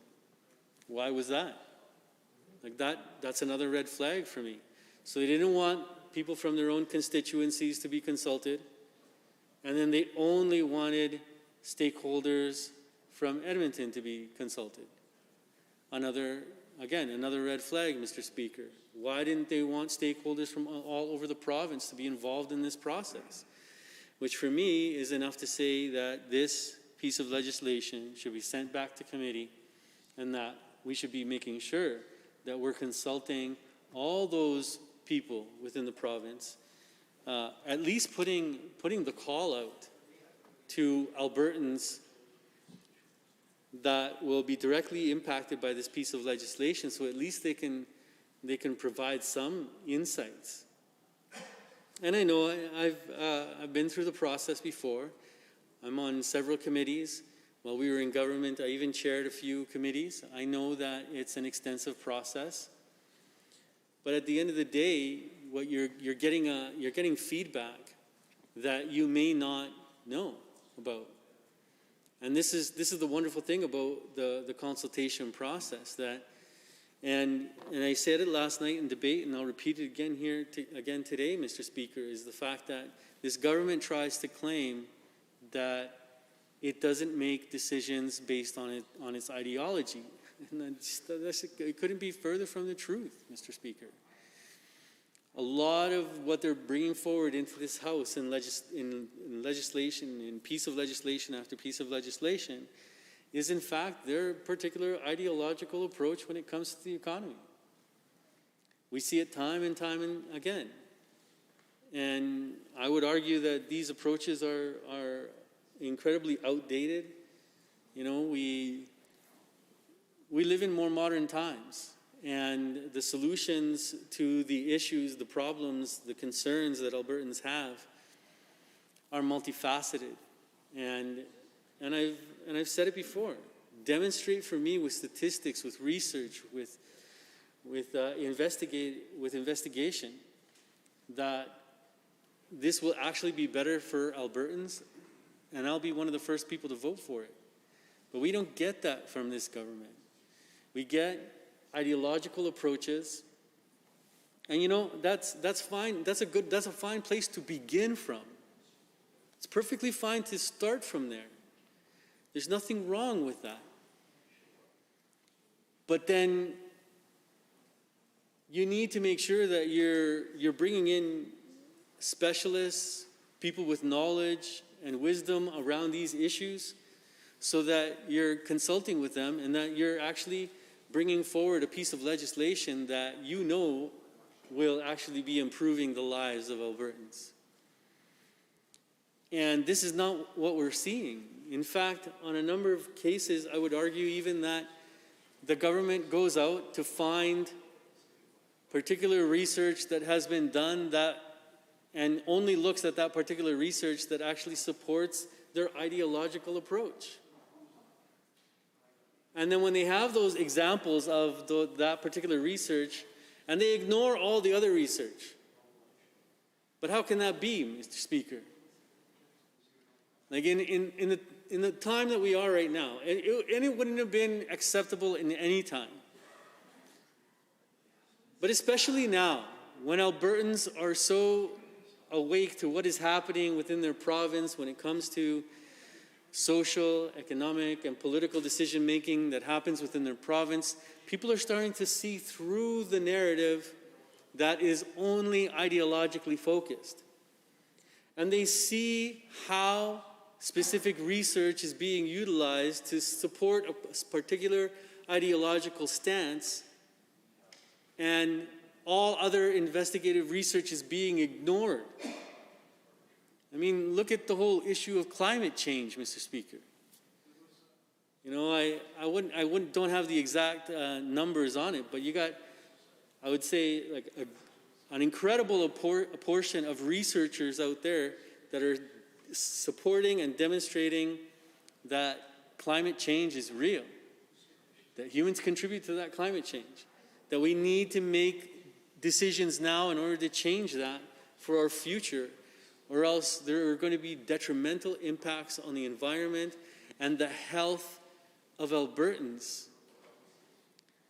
But then you have like these documentary filmmakers that come out with a little documentary saying that all this climate change mumbo jumbo is false. And we've even had members of the opposition stand up and support some of those documentaries inside this House. So they accept so-called research, and I use air quotes there, of course, to support their ideological stance on certain things, and then just ignore all the other research that actually demonstrates that this would be the wrong way to go. This would not be actually good for Albertans. It wouldn't benefit Albertans, not now, not in the long run, and not for generations and generations and generations from now, Mr. Speaker, which is our responsibility. When we're in this House, we're not here to make decisions just for the now. Of course, we're trying to do what's best so that we can aid the economy and the movement of the economy in a particular way. But we also need to keep in mind what are the long-term effects of the decisions that we're making right now inside of this House.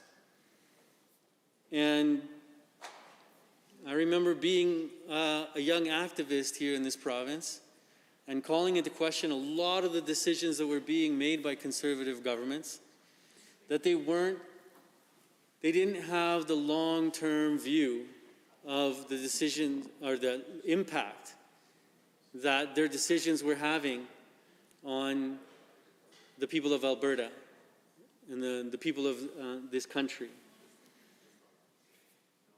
And I think that there's a level of, and I get the fact that conservatives, you know, they want less regulation.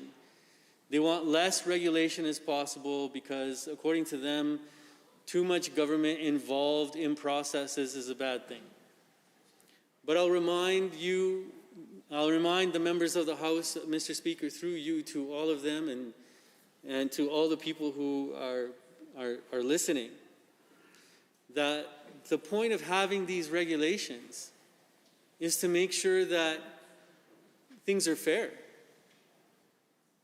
Making sure that things are fair.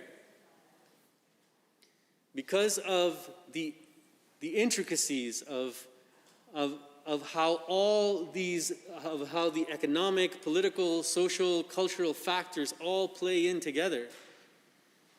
You can make an economic decision that can have drastic social and political effects. And you need, if you're not having that long-term view of how it's going to potentially impact the province moving into the future, and you're only thinking about the here and now, this is when we get into trouble. And this is why it's so important. Thank you, Honourable Member. 29-2A is available, and I see the Honourable Member for Edmonton McClung has risen. Thank you very much, Mr. Speaker. Under 29.2A, I am pleased to rise this afternoon to comment and ask questions of the member for Edmonton Ellerslie with respect to his views of the amendment that's before us, the amendment to not read the bill a second time, as it was not the subject of proper public consultation. I know that had there been the consultation that one would hope that the legislation in this House receives, there would have been many elements of the Public Health Amendment Act that probably wouldn't appear in the form they are in, and perhaps would not have needed to be put into legislation at all. Under the Act, a number of the proposals are certainly walking things back that were the result of a political mess created by Bill 10. And that particular power grab was something the public objected to quite vehemently.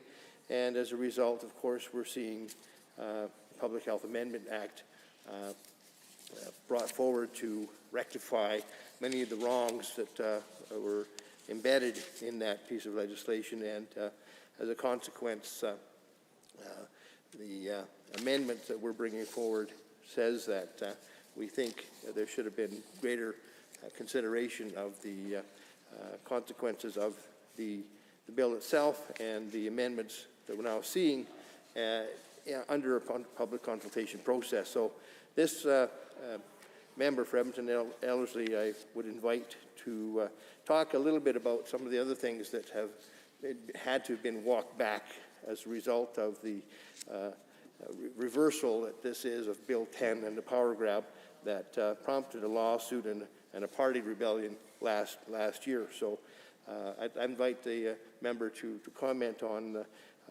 the whole theme of this government walking things back after failing to seek adequate public consultation. The Honourable Member for Edmonton Ellerslie with about 2.5 minutes. Yes, thank you very much, Mr. Speaker, and thank you to the member for the question, because the point that I was making, that I feel so adamantly about, is the fact that this didn't receive the appropriate consultation. And the fact is that when we skip steps, when we leave people out of a consultation process who are directly being impacted, then it's going to have a drastic effect on having that holistic approach and look about when it comes to actually making decisions within this House, right?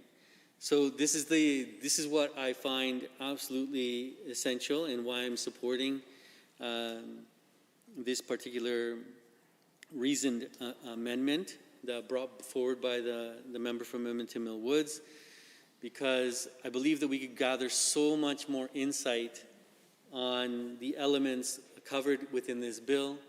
We can actually learn and bring in other perspectives, learn from those perspectives, so that we can make sure that we're not making the same mistakes that we have made in the past.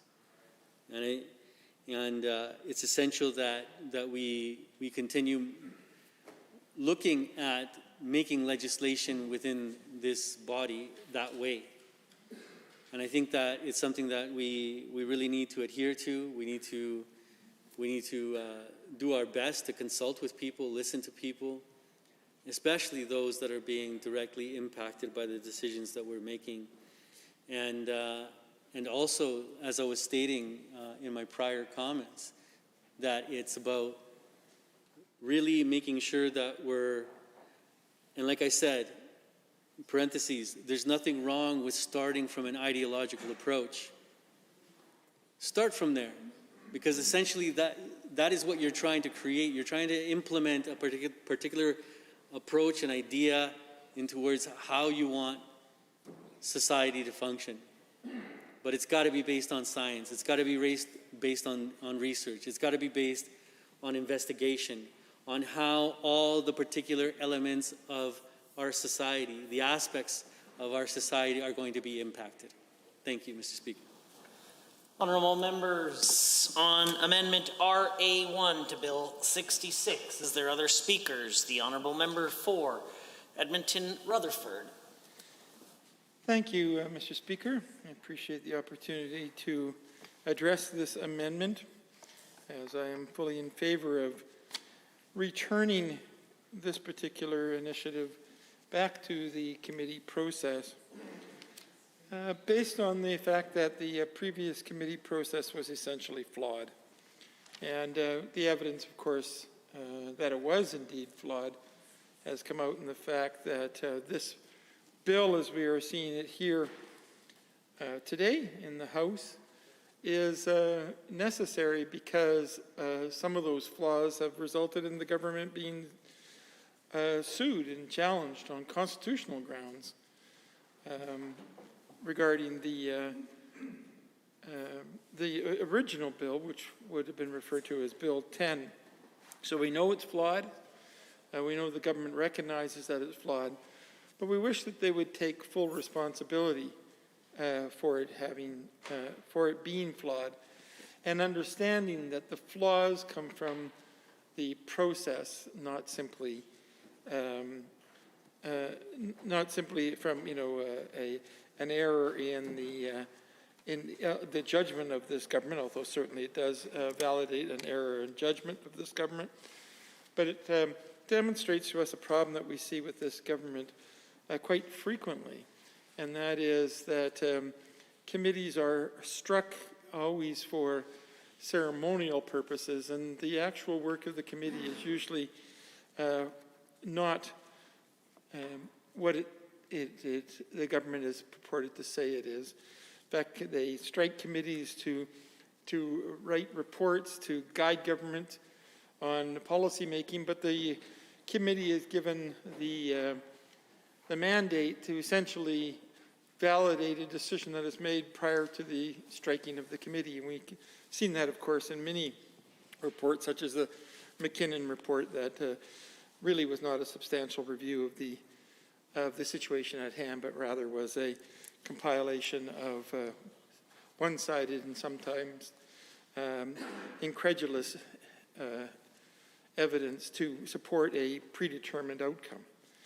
And here we have, in this case, a similar sort of problem where a committee was struck and then the committee was not even allowed to engage in the activities that the committee was originally struck for.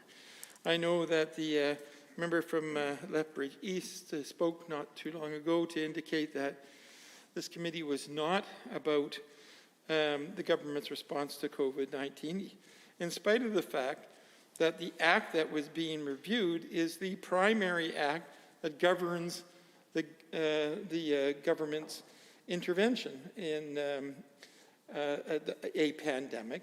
It's the central act that actually governs government response in this particular case.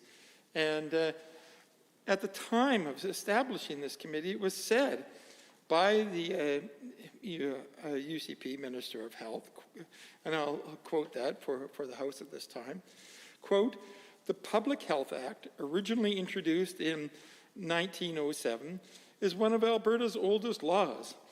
That is why we created the Special Select Public Health Act Review Committee with a mandate to review the Act, including recent amendments to determine if it can be improved in light of our experience during the COVID-19 pandemic," end quote.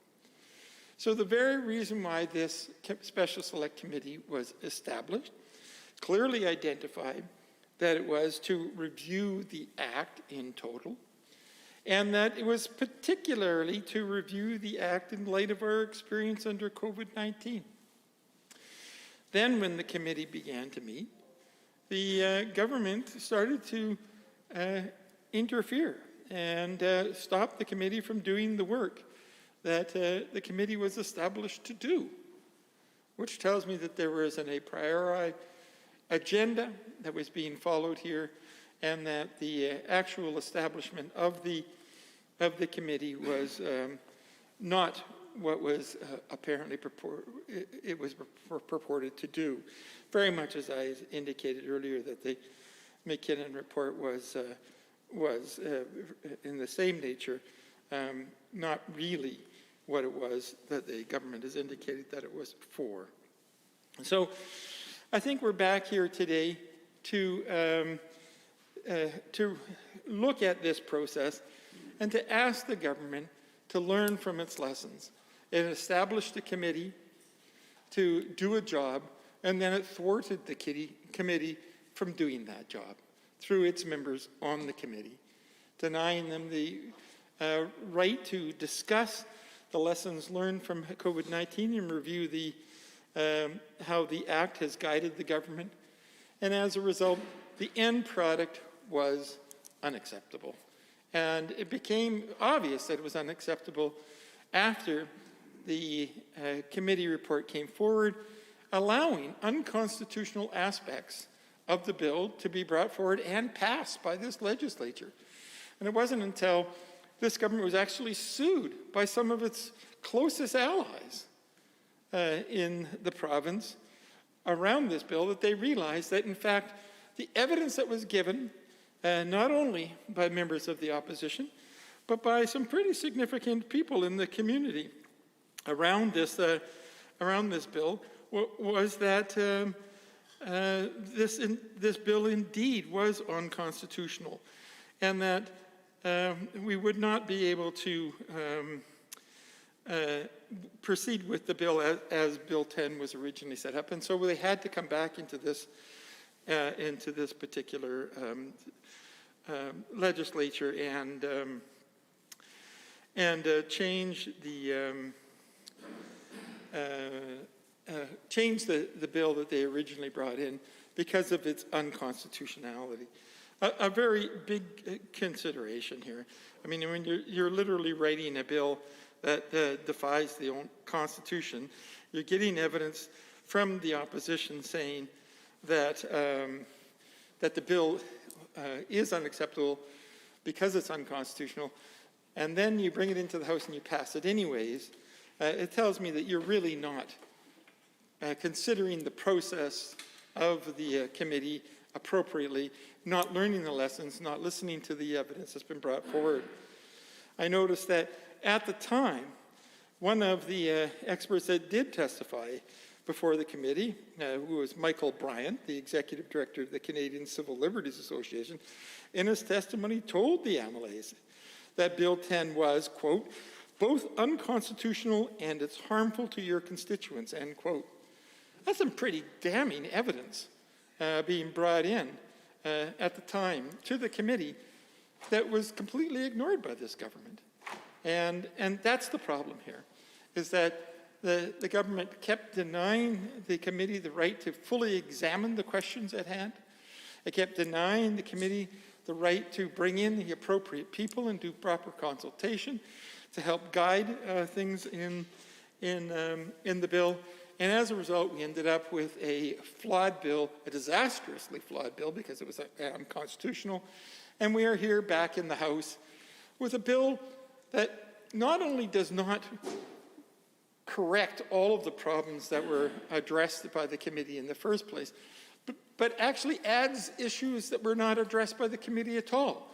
So there's been no committee review on some of the new sections in the bill. This process is ridiculous at best and deeply flawed at worst, I guess. And as a result, it is very important that we consider this amendment to send this back to committee to actually address the issues that should have been addressed in the first place and consider the issues that should have been considered at the time. For example, we have learned during this COVID-19 crisis that the role of the Chief Medical Officer of Health is an extremely important role in this province. But what we haven't done is we haven't actually looked at the role of the Chief Medical Officer and whether or not that role needs to be redefined. The definition of that role is quite ancient in terms of legislation. And yet we learned through modern issues such as COVID-19 that that role actually needs to be well defined because it absolutely defines the reality of our world right now, including influencing the factors which are connected to the life and death of Albertans. Unfortunately, we are in a position now where we have over 2,000 Albertans who have died from COVID-19. That would tell us that the role of the Chief Medical Officer is a very important one. And the committee began to look at the issue of whether or not the Chief Medical Officer should be an independent office. Should it be taken away from political influence? And should we be establishing it such that its only function is the protection of Albertans? Instead, we are left with a role of the Chief Medical Officer that, in spite of their dramatic responsibilities, and in spite of their obvious extensive history of education and experience, that would make them the best people to make decisions during a time of medical crisis, that they are reduced to merely being information givers and advisors to the government of the day. A government who has no history of dealing with these kind of crises, has no education in terms of the medical factors involved in this crisis, has no experience involved, and yet they're the ones making the decisions, not the person with the medical knowledge, not the doctor who understands the research and can make the best decisions. So as a result, we've seen what we now know to be a very chaotic response to COVID-19 in this province by this government. One which has exacerbated all the worst aspects of COVID-19 and has failed to prevent the terrible tragedy of now we are experiencing a third wave with a new variant and the risk of death for significant numbers of people, which has been acknowledged by the Premier.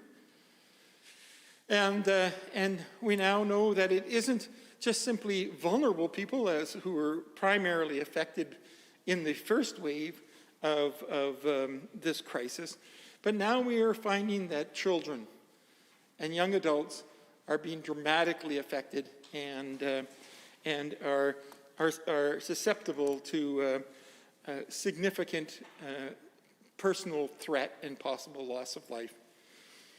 Now, if that's the situation here, and it is, and if the evidence is that this government has been very poor in its response to dealing with COVID-19 because of their political influences on them. In fact, they had 17 members of their own caucus write a letter indicating that they did not want the government to make good medical decisions with regard to this crisis at this time, or objecting to good science being used to make decisions. And so, of course, we can see, what happens when you leave these decisions in the hands of people who are politically influenced, rather than giving these kind of decisions to the Chief Medical Officer of Health, who would make those decisions not based on political influences and the fear of losing votes or the desire to win particular friends in particular places, but rather make the decisions based on good medical science and how to deal with things. We have seen, of course, countries that did that kind of thing. We have seen countries like New Zealand, who made good, strong medical decisions. And as a result of those good, strong medical decisions, have not suffered the ups and downs and the vagaries of this crisis that we have suffered here in this province. So these are the kinds of things that were on the table at the time when this committee was originally established, and were neglected by this government. It's time to go back, to stop neglecting the good evidence, to stop neglecting the suggestions by the opposition, which could have saved us a significant amount of grief, and to make better decisions about how we should be amending this act, which I agree with the original intention of the minister, that this time, after all these years, to review this act appropriately. Thank you. Standing Order 29-2A, if anyone has a brief question or comment for the Honourable Member for Edmonton Rutherford. The member for Edmonton Northwest has this call. Well, thanks, Mr. Speaker, and thank you to the Honourable Member from Edmonton Rutherford for, I think, providing an excellent survey of how we've got to this point in regards to Bill 66. And quite frankly, it reminded me of the whole fiasco around Bill 10 and why we are having to use time and space and effort to try to backtrack on some of those things that were most obviously unconstitutional and litigious, potentially, or they were, in fact, and that's where this government ended up. And, as a general strategy for creating policy, public policy, if, you're factoring in litigation and, time through the courts, then probably that's a sign that the legislation is a problem, right? And so here we are again, trying to cover from the Bill 10. And again, I'm seeing at least a couple of things in here that, again, don't necessarily pass the standard test for being able to stand in court, for example. And this cost recovery element that has been added to this Bill 66, I'm finding it confusing, for one thing, because, what seems normal and what a government usually does in regards to enforcing law is to put in a series of fines or, even jail time for breaching a law, right? And so this idea of moving into a whole new category, which is to try to expense the cost of enforcing the law on somebody who's been convicted of breaking that law, right, enters a whole new world that, I'm not a lawyer, but certainly is categorically different from a fine structure or even incarceration structure. And, Mr. Speaker, I find that to be, again, just raises alarm bells in regards to, and, I think we need to take it to get legal advice, quite frankly, before we move further on this bill. And so that's what I'm seeing, and that's what I'm hearing the Honourable Member from Edmonton Rutherford intimating, that we need to take some time to move back and see if this is the proper path to go. So that's the one area that I'm seeing that potentially could derail this.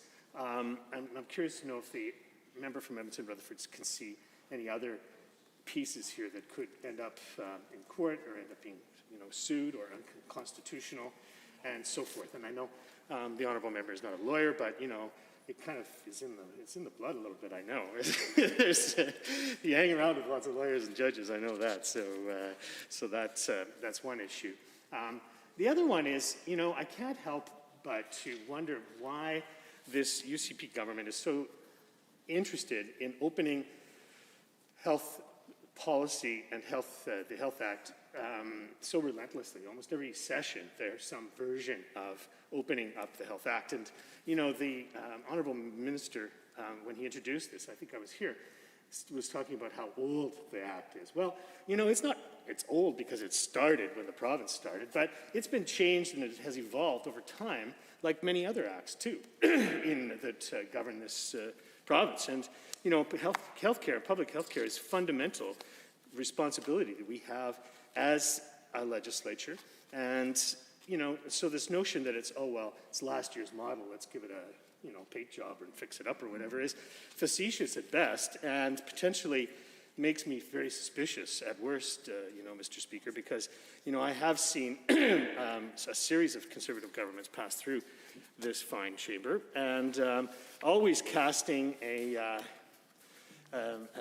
longingly towards the Health Act and making changes to allow more private health care, quite frankly. I mean, this is the holy grail of libertarian sort of right-wing politics. And so, again, while I need to read this bill more closely to see where there is elements of potentially to buttress private health care.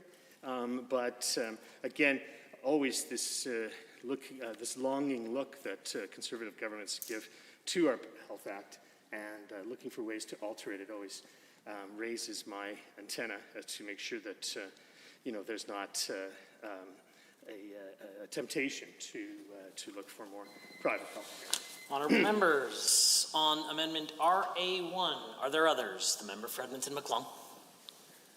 Thank you, Mr. Speaker. Pleasure to rise on Amendment RA1 today, and I must say in this chamber that we have been witnessing since the beginning of the term of this UCP government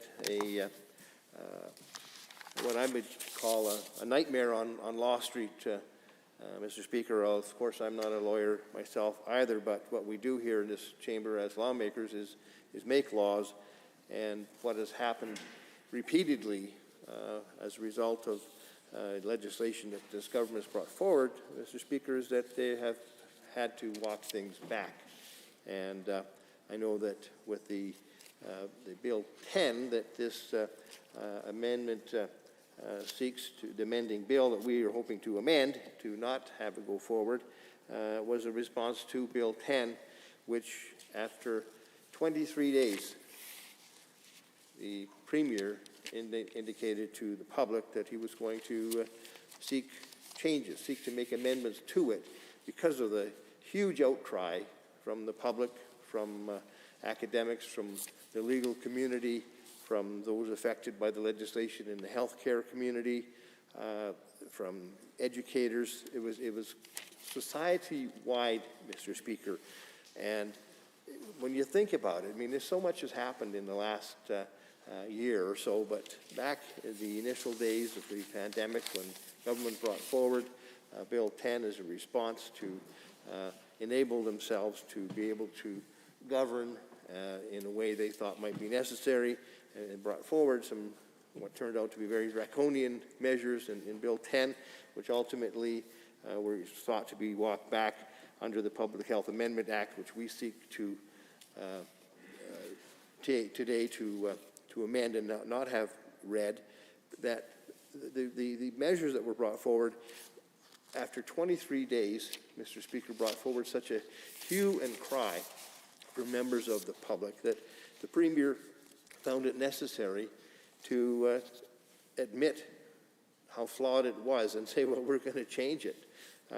It was an incredibly damning moment in the eyes of the public that this was not realized before the bill was brought to light, that this overreach wasn't something that the public was not going to accept, even in the midst of a pandemic being used as an excuse by the government. So, Mr. Speaker, the reason we're here where we're at with respect to the Public Health Amendment Act and our amendment not to have it brought forward or proceed because of the lack of public consultation is precisely born out of the lack of consultation, lack of wisdom, or perhaps the gamble that the government made when they brought in the initial Bill 10 that the Public Health Amendment Act sought to remedy. And I can't help but wonder what the cabinet meetings were like when discussions were ongoing to see what they could perhaps get away with in the initial Bill 10, and whether or not the consequences of that were fully thought through when the decision was made to proceed, because after 23 days, that's a little over 3 weeks, you know, the public typically, Mr. Speaker, has barely digested a piece of legislation, and it's not something that commonly occurs in the public when you have a huge groundswell of opposition to a piece of legislation. But in less than 3 weeks, Mr. Speaker, it was such a rancor that was caused by this initial Bill 10 that the Premier, after 23 days, decided that he better inform the public that changes were coming. We're going to make sure it was more palatable. And indeed, it took to this spring for those changes to be brought forward in the Public Health Amendment Act. And now, of course, we're saying that that consultation process that the government engaged in was insufficient and inadequate. Because if one is to read the minority report of the Special Select Committee that was struck to review the Public Health Act, it's a sad commentary on the functioning of democracy in this province. When the committee is not able to function, not allowed to perform, not allowed to bring forward members of the public or stakeholders, such as the Chief Medical Officer of Health, for proper questioning and consideration of views that she might bring forward, when the official opposition members of that committee are denied the opportunity to participate in a way that would allow them to fully vet the differing views, where the government's only modus operandi during that committee was to water down any opposition that could be mounted, the public was further led to question exactly what the government was up to, because you typically will cause a bill, a piece of legislation, to be reviewed before a committee to perhaps hopefully shed some light on it, to allow the public to be fully cognizant of what the intentions are of the government. Yet with this particular committee, the opposite was true. And I know that the Special Select Committee was one that was struck in response to a perceived need by the government and the opposition to fully vet the overreaching powers of Bill 10 and have the Public Health Amendment Act properly sort out what limitations there should be. Yet, in fact, the committee did little to explore the shortcomings of that legislation, and yet there was ample respondents who wanted to bring forward their views to it. But they were denied, and the government members voted to limit the consultation, and as a result, we are here today with amendments that, once again, haven't received the proper vetting, and we believe that they should be able to be vetted before the public in a much more comprehensive way than they have. Therefore, we are not we're going to vote against having this bill go forward and it not be read a second time by way of the amendment that we are debating this afternoon. Now, the whole nightmare on Law Street, as I call it, Mr. Speaker, is I'm not sure whether it's actually a serial TV program or whether we should title it as a full movie with never-ending sequels. But it seems to me that this government seems to have no end in sight as to the mistakes that they are willing to make. They seem to have to always walk back what they do. And it really begs the question as to what's happening within Cabinet and within Cabinet committees to allow decisions to be made that end up being so disastrous and so vehemently opposed by the public, whether it's tearing up agreements that are made with the doctors of this province and, of course, being sued as a result, whether it's hailing our nurses as heroes, or frontline healthcare workers as heroes, until after the pandemic, of course, when the threat is hanging over their head that their jobs might not be there. Whether it's telling packing plant workers that they are in a safe environment when it's well known that hundreds of their colleagues are getting sickened by the workplace, and some of them are dying.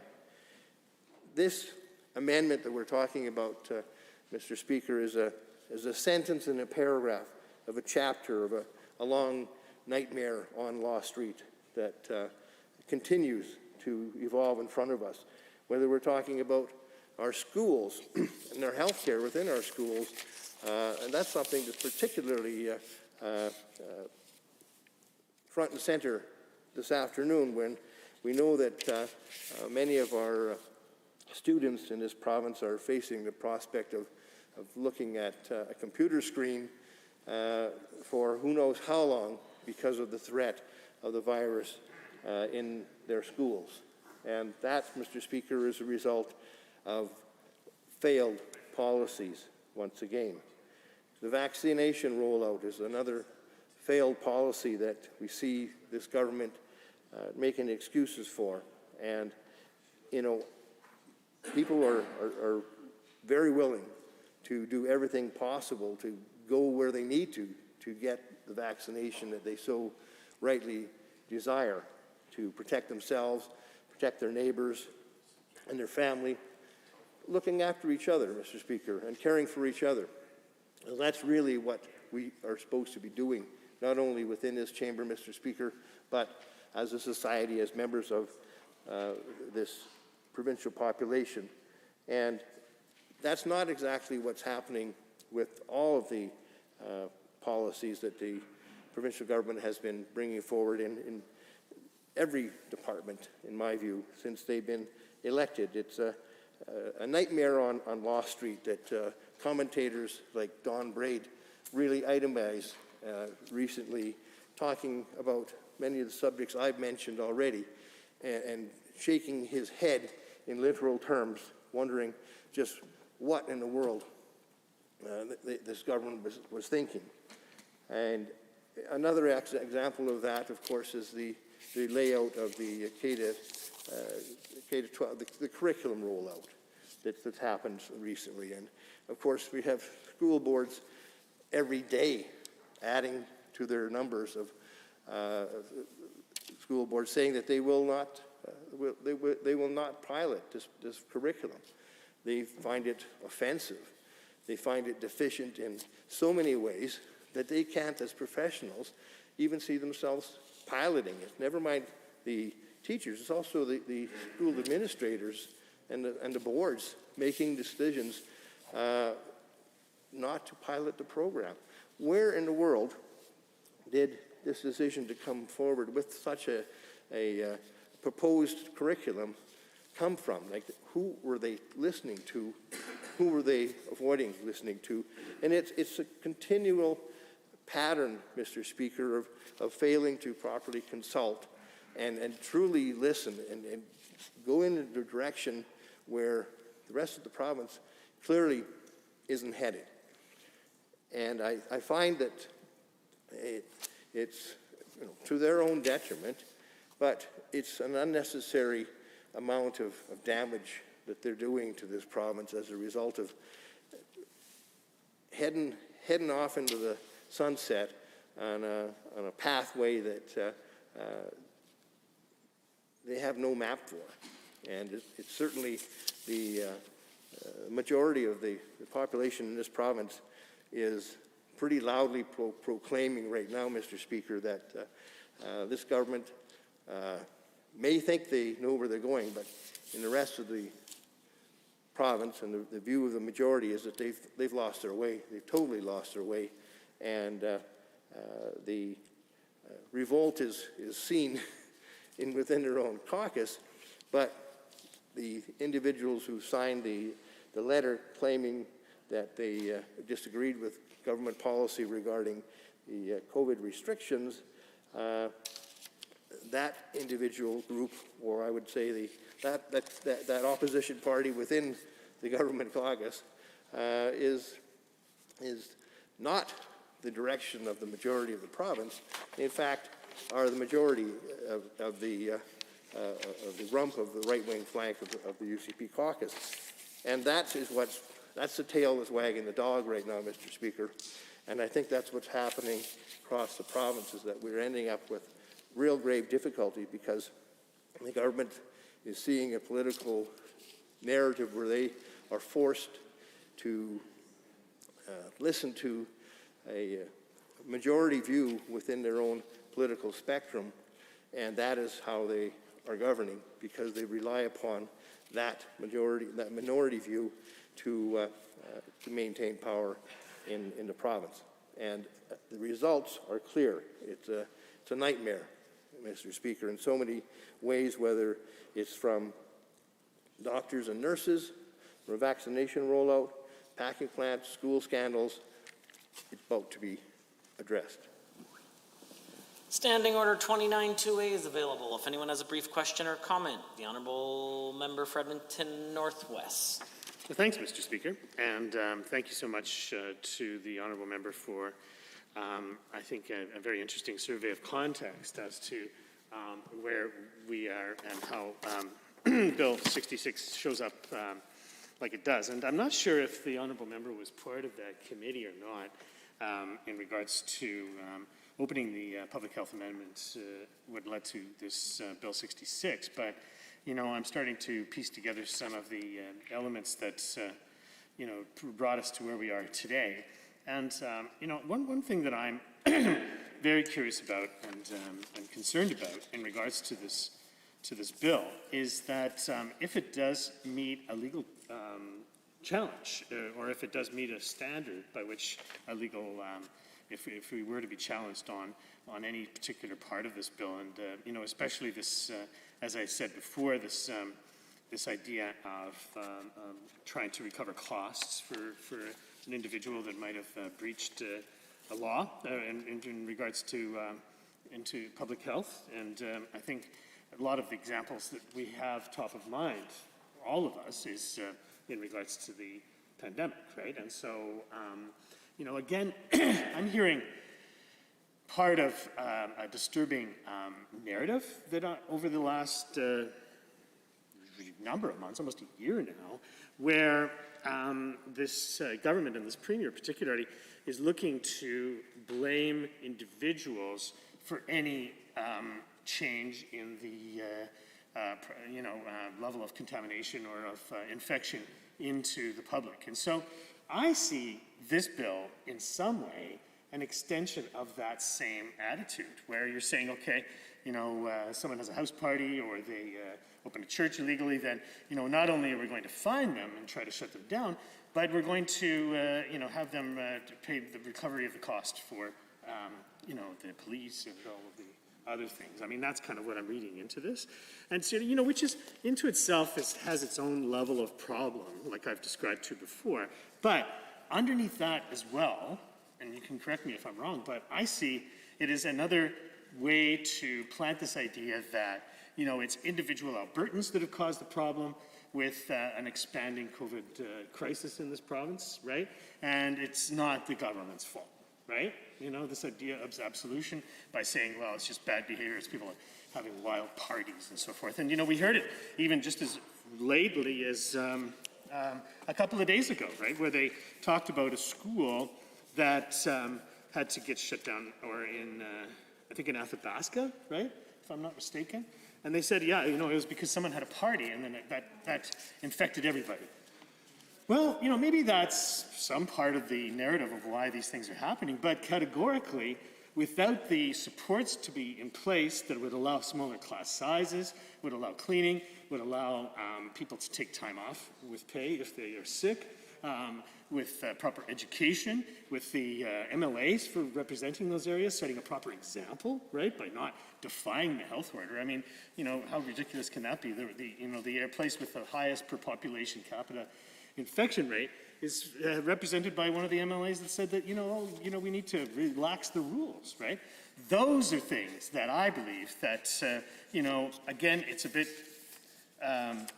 circuitous, my argument, but I think people can understand what I'm saying, right? That you, by somehow implicitly blaming individuals and their behaviors, I mean, people have to be responsible, but you are somehow putting in a tacit notion that it's not the government's fault. No, it's people's bad behavior that's put us in this predicament right now. And so, that this law, or this bill, which could be law, has some small element of that. And I don't know if the honourable member had thought of that before, but I just was curious to know his thoughts to see if I'm heading down the right path here, because I want to make sure I'm right. I want to get a vote for this thing or not, right? So. The honourable member has about 30 seconds remaining, should he choose to use it. Thank you, Mr. Speaker. I certainly would like to respond by saying that the honourable member brings up a very good point. And what it makes me think about, Mr. Speaker, is what one would hope we see in a premier as he or she leads the province through a very difficult time, and that is a measure of the depth of their belief that they have to bring everybody together to one place and not to divide and allow for divisions to grow and fester, which end up causing bigger problems than they originally had. Honourable members, on Amendment RA1, are there others wishing to speak? The member for Edmonton South has risen. Thank you, Mr. Speaker. It's a pleasure to rise today and speak to RA1 on Bill 66, the Public Health Amendment Act.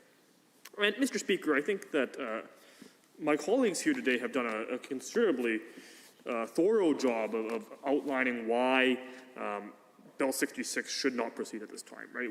We know that this bill isn't about promoting public health. It's not about ensuring that we're doing the right things in the middle of a large public health emergency. Instead, Mr. Speaker, we can see very clearly that Bill 66 is about cleaning up a political mess, a disaster of what we saw in Bill 10, which prompted basically full-on revolt and lawsuits, that was forced to have a review committee to look at the Public Health Act and bring in amendments and do all this work. And then now we see the government bringing forward this bill, Bill 66, that changes things that weren't even addressed by the committee, right? That the committee didn't even do the work on. And this government basically hasn't taken the time to ensure that the proper consultation would be completed, right? The government, we saw in committee, refused to allow the experts come and present on the issues we were worried about, that the opposition was worried about. The government caucus blocked the presentation of Dr. Hinshaw. They blocked the presentation of the experts that we requested. And really, when we look at what the Public Health Act Review Committee did, that it seems that not a single one of the suggestions in the opposition's minority report were considered, right? And it becomes very clear that the government has not and is not seriously listening to Albertans and listening to the experts when we look at this, right? So that's why it's so important that we go back and take Bill 66 to committee and say we need proper consultation. We need proper work in terms of ensuring that the authorities that are granted by this bill make sense. And we don't know that they make sense, right? We don't know that Bill 66 and the authorities that are moving forward with it make sense. Because, for example, and I know we've talked about this at quite a bit of length today already, but I want to reiterate, the government is bringing in the ability for Alberta Health Services to recover costs when they're enforcing public health orders, right? And we know that this is not a hypothetical thing, right? Like, public health orders are being enforced right now as we speak. We saw just a few days ago a massive rally and protest at Grace Life Church, just outside of Edmonton here, that resulted in the enforcement action. The enforcement action that we saw the member for Peace River make a video against and speak out against. here in Edmonton. He was in Edmonton when he made that video, of course, and we've seen significant public outcry about this enforcement. So now, under Bill 66, what the government is proposing is that those enforcement costs, so for example, the cost of renting or moving the barricades that were used, the cost of having police officers responding, I know RCMP was responding and local police as well, the cost of all of these things and having health officers and health officials on site, all of these things could be recovered by Alberta Health Services. Right, and those fine structures and those types of systems were not explored by the Public Health Act Committee. They were not explored by parliamentarians and were not consulted on with experts or stakeholders. So when we talk about these issues, right, we talk about the types of issues that, Mr. Speaker, we know 17 UCP MLAs signed a letter about just last week. Right, we know that UCP MLAs are very concerned about this, and government caucus MLAs are very concerned about this, yet they are allowing these changes to move forward without giving it proper consultation, without giving it proper thought, and without allowing the stakeholders to have their say. And that's something that's pretty shocking, right? It's pretty shocking that these new authorities that are being given to the government, which are quite significant changes in the powers, right? We know that we've seen, for example, we've seen fines be used in the case of public health orders. We've seen, I think there was an unlawful house party not too long ago that was the individual that was hosting it was fined around $1,000. But this could increase this quite significantly, right? These fines could go up to, in the case of the Grace Life Church incident, tens or even hundreds of thousands of dollars, right? We don't know what the final cost will be in many cases. So when we're talking about this issue of enforcement, when we're talking about this issue of these powers that are being granted to the government, powers that 17 members of the, well, 18 members of the UCP, 18 members of the government caucus have already issued a statement about, just last week, saying that these powers and these authorities seem to be overstepping, that it's very concerning that those same 18 MLAs would stand in this place and rise in this place and speak about, and speak to it, and would then say that they want to have these powers move forward, that they want to have these authorities move forward. So I think it's fairly concerning. It's fairly concerning that the ministry isn't sharing what type of revenues they expect this to provide. They aren't sharing the information around things like what the costs associated with enforcement actually are. They aren't sharing whether they consulted with people like the Bar Association or public health experts or justice or police forces on what this would actually mean. That none of this work that was supposed to be done at the Public Health Act Review Committee, that the Public Health Act Review Committee would have been able to do and do the proper consultation on, it just wasn't done because we didn't know the government wanted to bring these changes in. Right? We didn't know the government was interested in these changes. And Mr. Speaker, it's pretty disappointing because we know that the government severely overstepped its authority with Bill 10, right? When they brought Bill 10 in last spring, we know the government significantly overstepped their authority, and now they're trying to clean it up. But in the process of doing so, are bringing in new powers, which we know at least 17 UCP MLAs are opposed to as well. We know that significant portions of this assembly, at least a quarter of the government caucus, almost half of all government backbenchers, and others are very concerned about that these types of powers and the public health orders under these powers have not been sufficiently investigated, have not been sufficiently consulted on, have not been sufficiently has not been sufficiently received public consultation. So when we look at the types of powers being brought in, when we look at how these enforcement orders are going to be used, when we look at the recovery costs of this, we don't even know if Alberta Health Services or the government has consulted with police forces, right? We don't even know if, for example, here in Edmonton, the Grace Life Church example again, we don't even know that the RCMP would be able to provide an itemized cost to Alberta Health Services to issue these recovery processes. We don't even know that that Alberta Health Services compiles these types of costs in reports, right? We don't even know that how much sending 2, 5, 10 health officials out costs, right? And these are questions that could be answered if the Public Health Act Review Committee had known this was going to be coming and would have done this consultation, right? So it's a little bit strange that the super spreader 17 MLAs here, who have already showed significant concerns with the existing public health orders, would then allow the significant policy change, the significant change in direction, without saying, wait, we need to stop and do a consultation, right? Because we know that there was already the government caucus, as well as the opposition, had significant concerns with Bill 10 when it was introduced last spring. Right? We knew that it had constitutional issues. We knew that it severely overstepped on the authority of government. And now we're seeing the same thing, where the government has not done the work, has not put in the time required, has not actually checked and made sure the stakeholders were on board, has not actually checked and talked to Albertans and talked to the people who are going to be most affected by this. And it seems like this government has just willy-nilly taken the pen and decided they're going to bring in this new fine structure, right? And that's something that's very disappointing, right? It's very disappointing because if this was something that the government was not aware of, if the ramifications of bringing in these types of changes was not something the government was aware of, they certainly should be now. Now that significant enforcement orders have been used in the last several days here in this province, and of course not that far from the House here as well, from this place that we're standing in right now, the significant enforcement orders that have utilized resources not only from Alberta Health Services but from municipal police forces and the RCMP, our federal police force as well, that's utilized significant resources. That these types of changes should be very concerning.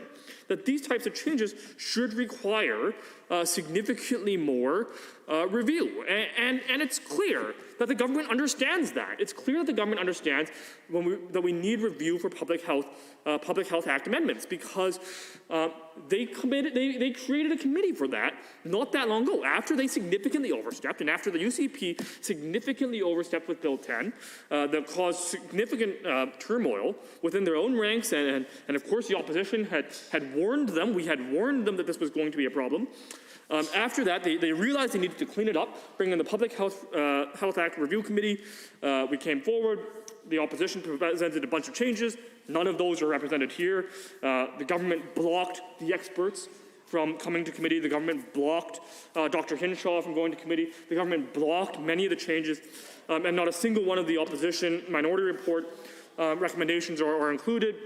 But now we look at that and we see that basically these changes that are being brought forward weren't involved in that consultation. So the government understands consultation is important. The government understands that when you're making these substantive changes to the Public Health Act, you do need to make consultation. That's why they struck the committee immediately. Yet they completely neglected to consult on the significant and substantive policy change, which is to recover costs during enforcement actions. Right? So how, on one hand, can the government say consultation is important, we know we need to consult, that's why we're creating a committee, and then at that committee not only block the experts from speaking, block Dr. Hinshaw from speaking, block I believe it was over 20 experts the opposition requested we speak to from speaking, but then also bring in changes that they didn't even bring up in committee. Also bring in changes that weren't even considered at the committee level. Right? So to, on one hand, say the government wants to consult on these significant changes to the Public Health Act. On one hand, say we want to fix the mistakes that the government made with Bill 10. We want to fix the mistakes when this government significantly overstepped their authority. And that's why they struck that committee. On one hand, the government tries to do this. On the other, they completely failed to do any of the work they just said they wanted to do. Right? It's something that's completely shocking that the government would try to speak out both sides of their mouths like that, Mr. Speaker. And I think it's pretty disappointing. I think it's pretty disappointing because we know that members of the government caucus agree with us. How do we know that members of the government caucus agree with us? Well, at least 17 of them signed a letter to that effect.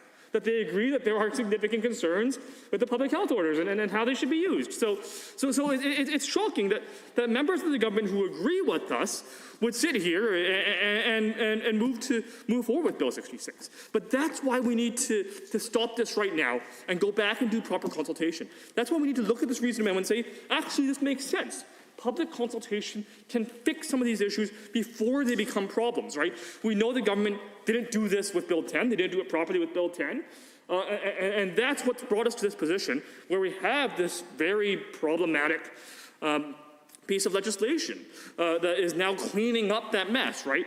And we know that we saw, again, the member for Peace River already talked about how he believed the enforcement actions that were done at Grace Life Church.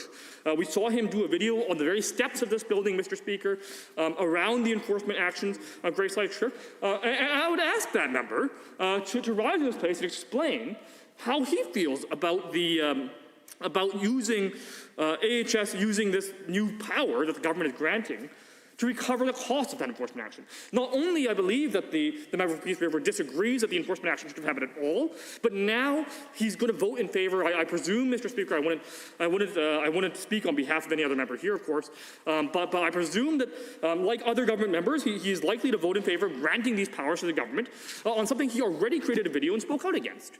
Right? It simply is unbelievable. It's unbelievable that government members have this cognitive dissonance, right? That on one hand, they can say we disagree with the public health orders, they disagree with enforcing the public health orders, and then on the other hand, they would vote in favor of granting more power that wasn't consulted on, wasn't reviewed, and parliamentarians in this place did not even go to committee and talk about, right? When we had a committee specifically to review these types of changes. That's the type of really shocking thing. So Mr. Speaker, I think we need to stop this bill. We need to go back and we need to talk to the public about it. Thank you. Honourable members, the timing of the conclusion of that speech is near perfect because pursuant to Standing Order 8.1, the House stands adjourned until this evening at 7:30 p.m.